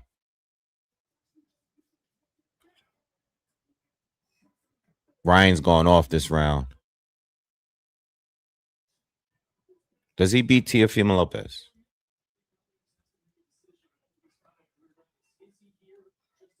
Yes, absolutely not. Easy, no doubt. Yes. Barrios is what they call jobber. No.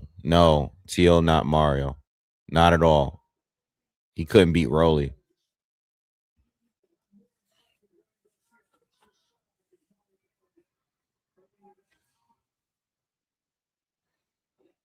Okay, Barrios letting his hands go. Ryan doing the turnaround shoulder roll.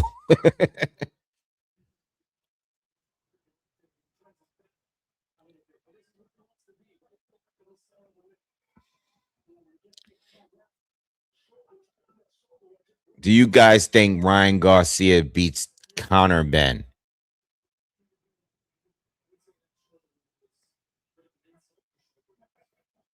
Does he beat Conor Benn?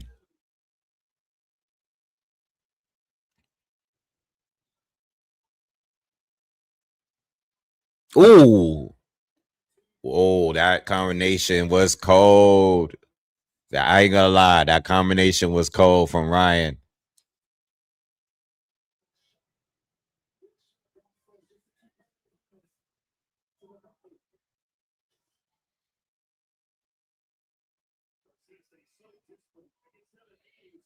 Connor's, yo, I'm naming people I think that are clearly better than Mario Barrios, by the way.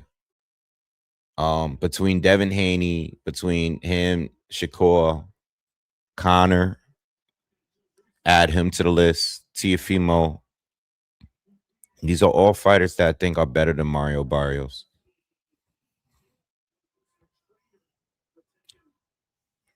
How am I hating on a guy that just lost to Rolly Romero in his very last fight?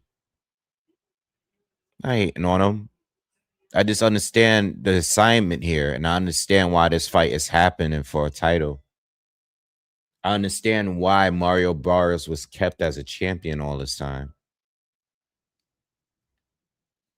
Something against Ryan. I mean, I don't like him, but I'm fair.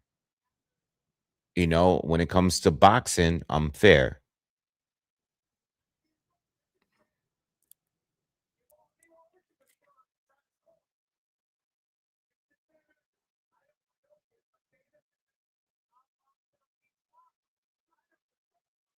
I think Ryan, I'm sorry. I think Connor, I still think Connor is, you know, I mean, well, Connor's going to go to Zuffa, so I don't even know if it's an option for him to fight a Ryan Garcia. But I know originally the WBC plan was to put Conor in there with the winner of this fight. I still don't know how I feel about Conor fighting at 147 and fighting at a high level fight in his first fight down from 160. Can he even make the weight?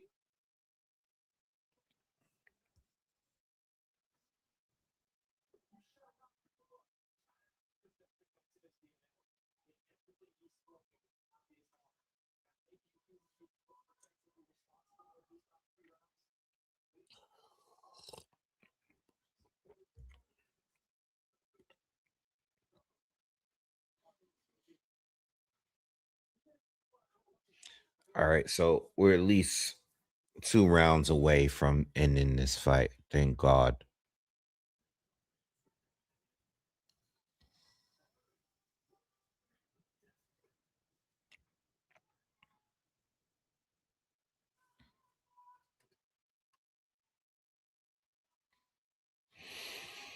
This fight is boring.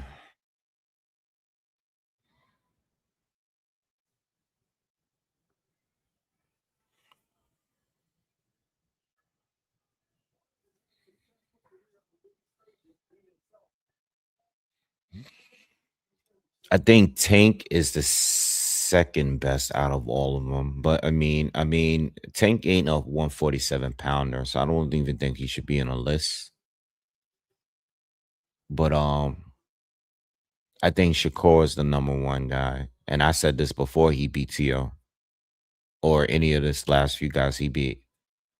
I think Shakur style is all wrong for Tank, but I think Tank is better than the rest of them.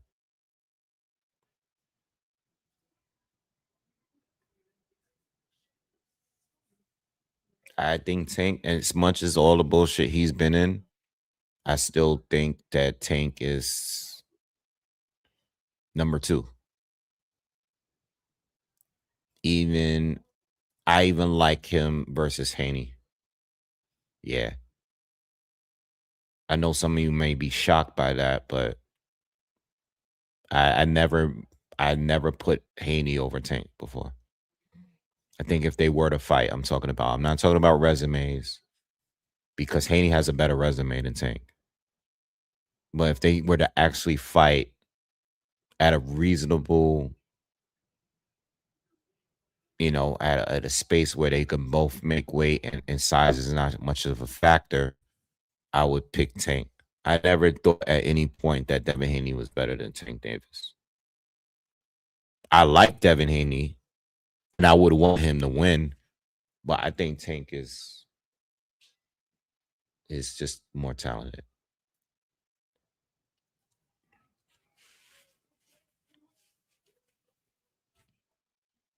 But I do think Shakur is better than all of them. And I felt that from the beginning. And I think a lot of these guys are lucky that Shakur started in a lower weights. This goes Kenneth Sims Jr. in the background while they're interviewing Shakur.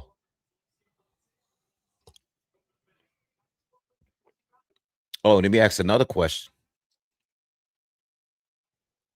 I'm not going to answer because I don't know yet. If it gets announced tomorrow that Keyshawn Davis is going to fight Devin Haney, who do you got winning?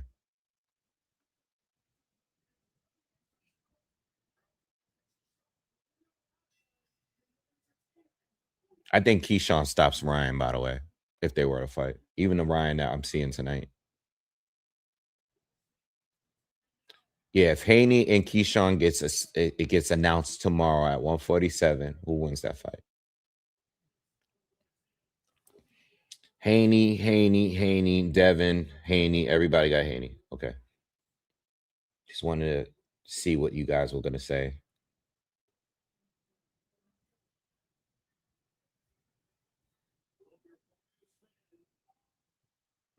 Okay, we got some Keyshawn people pulling up. I'm not saying my opinion. I'm holding on to that one because that's one of the ones I've been thinking about a lot lately. actually had made a video that I never put out 2 days ago talking about Devin Haney and Shakur.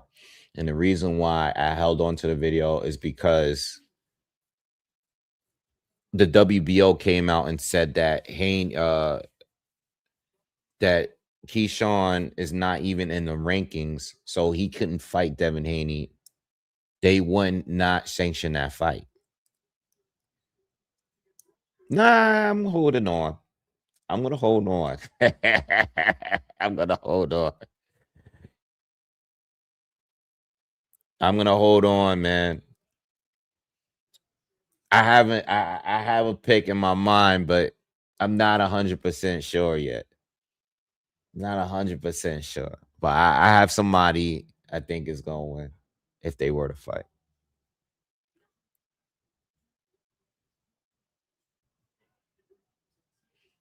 I kind of wanted to but the video I made was just about the fact that I think they should fight each other because of all the the free promo that they've been giving us.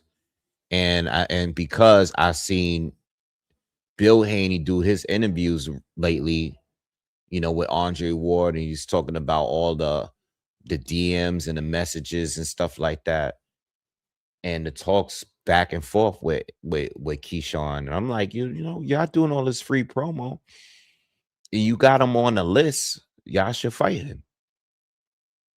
And Keyshawn should fight them too. Keyshawn was doing all this talking about going to 147 before anybody even asked. So if that's the case, go up to 147. All right, round 12 is about to end. And we got a complete shutout. And shout out to anyone that actually picked Ryan on points. I didn't see too many predictions on that. I probably seen like 2 today. Ryan is a new champion.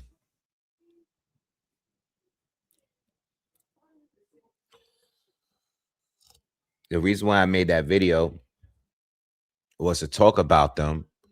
But the reason why I didn't put it out is because the WBO, I saw on Twitter right after I recorded it that the WBO wouldn't sanction that fight.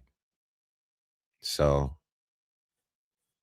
what's his name? Keyshawn has to get listed in the sanctioning body first.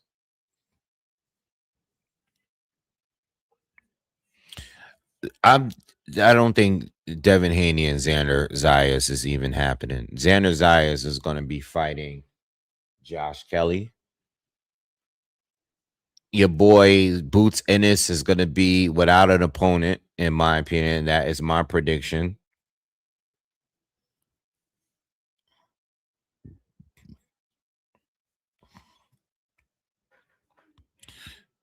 They're about to rob Mario Barrios. They're about to rob my boy.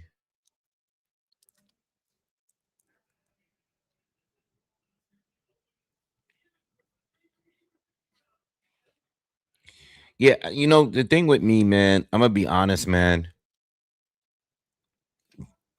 I'll be all right. I'll be honest with you guys.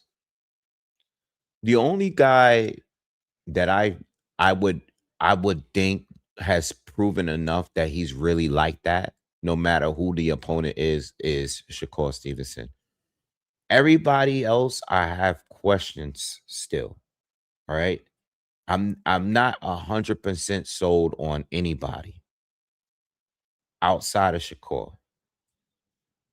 I think his defense and his offense, we don't talk about his offense enough. We talk about his defense because his defense is the best, but we don't talk about his offense enough. I think the only problem with his offense is that he's not stopping guys. He's the only one that I'm sure of. Anybody else, I feel, will lose to somebody in their division. Devin Haney, Keyshawn, Ryan, Tank, depending on who they face on a certain night, I still feel that they will all lose.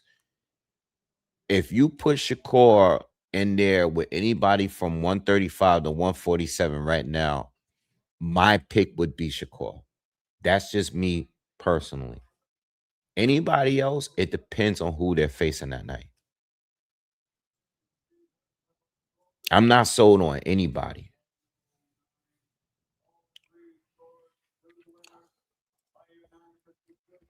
Haney is up there. He beats a lot. He beats a lot of people. But you know, there's people that can probably beat him, you know. It is what it is.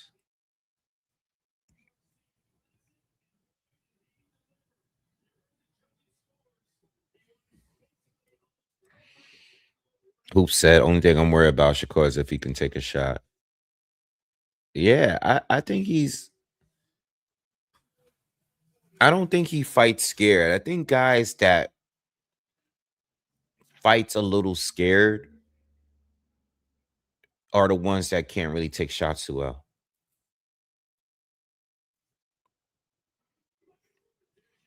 You know what I mean?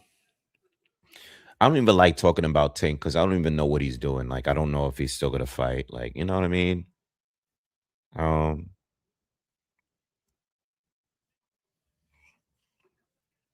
I'm so glad that. Well, I'm not gonna sit here and say I'm glad that Ryan won, but I'm glad that Mario Barrios is no longer a champion because he's such a journey. He's like a gatekeeper at 47, and that's because 47 is not strong. Feels great, man. But it feels better to be a child of God, to be honest. You know, my Father in heaven, thank you. You know, you got to me all the way through. I wouldn't be able to do it without you, Lord. And I just want to give all the praise to my Lord and Savior Jesus. I just want to hear who he calls out. This is great. I'm dedicating this to my dad, though.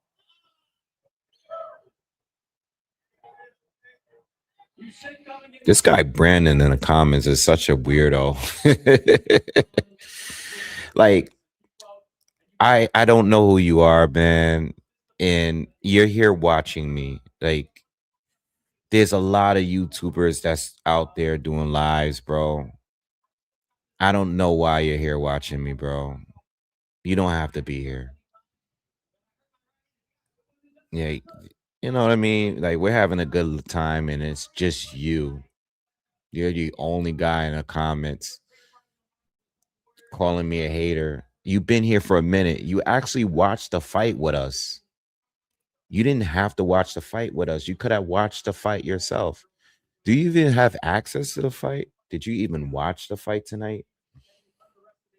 I've never even seen you here before. Like, what are you even doing here? Like, what are you doing here, bro? Do we know each other? You don't even know who I am. You just sit here watching me. Keep crying. Why am I crying? Thank you for the extra view. This is crazy. Like, why are you watching me? It's crazy. These guys on the internet are crazy sometimes. You don't have to watch me, bro. I didn't even block you. I'm letting you leave your dumb comments. I'm not gonna block you. I'm not gonna say nothing to you. Just a loser watching me, but you hate me. Like, I'm making money here. I'm actually making money by doing this.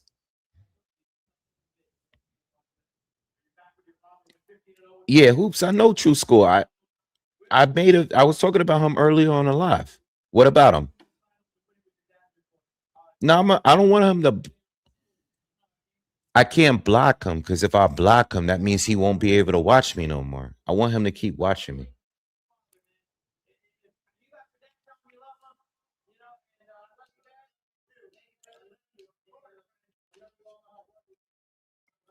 No, I don't want to block the guy because if I block him, he wouldn't be able to watch me or leave his stupid comments. I want him to stay here. He's going to come back again. They always come back. Let him be here, man. Welcome to the family. What's his name? Brandon? Brandon Bless. This guy. Let him be here. He wants to be here. He watched the whole fight with us, bro. How am I gonna block him off the channel? I can't block him off. I'm interested in hoops. I'm interested in seeing True School thoughts. He says he's with Keyshawn and with Shakur. He said he'll fight Devin Haney and Shakur.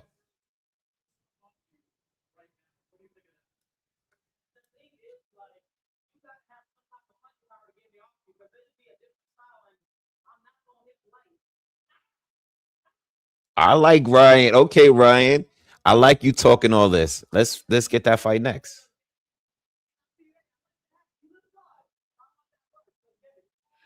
Ryan is dead serious about wanting to fight Shakur. He's keeping the same energy.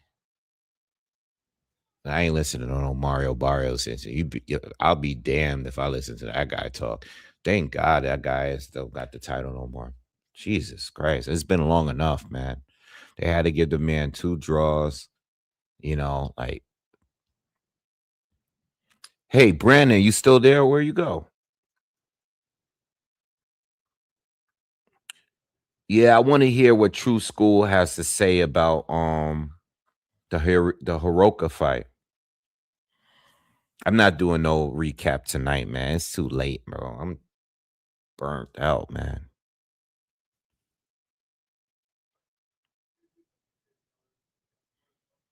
Nah, you shouldn't have timed him out. I don't want him to be timed out, bro. I wanted him to stay here because I think sometimes I just want to laugh at people. We gotta laugh at them. He came here to watch the fight with us, but to hate on me at the same time.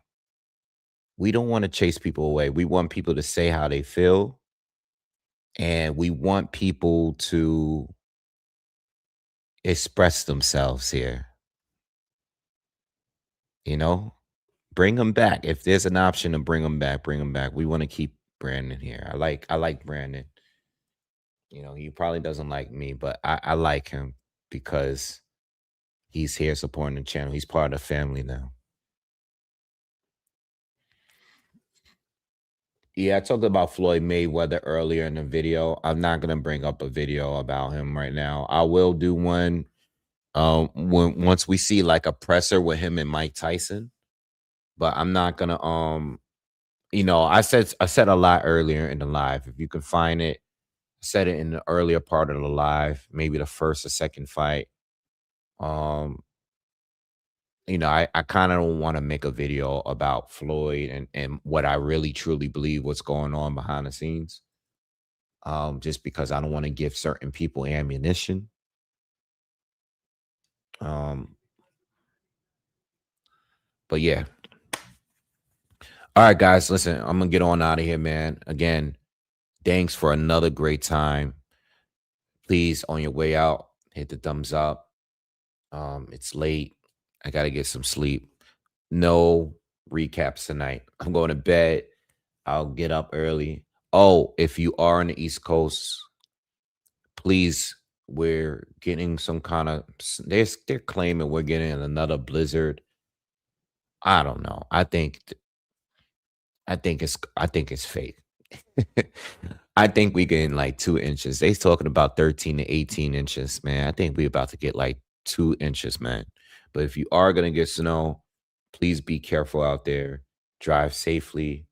All right. Get home safely if you guys are out. And yeah, that's it, man. If you haven't already, subscribe to the channel. Hit the thumbs up. Follow me on Instagram. Follow me on Twitter. Any holidays coming up? Nah. Yeah. So anyway, I'm out. Yo, have a good night. Get home safe. Peace.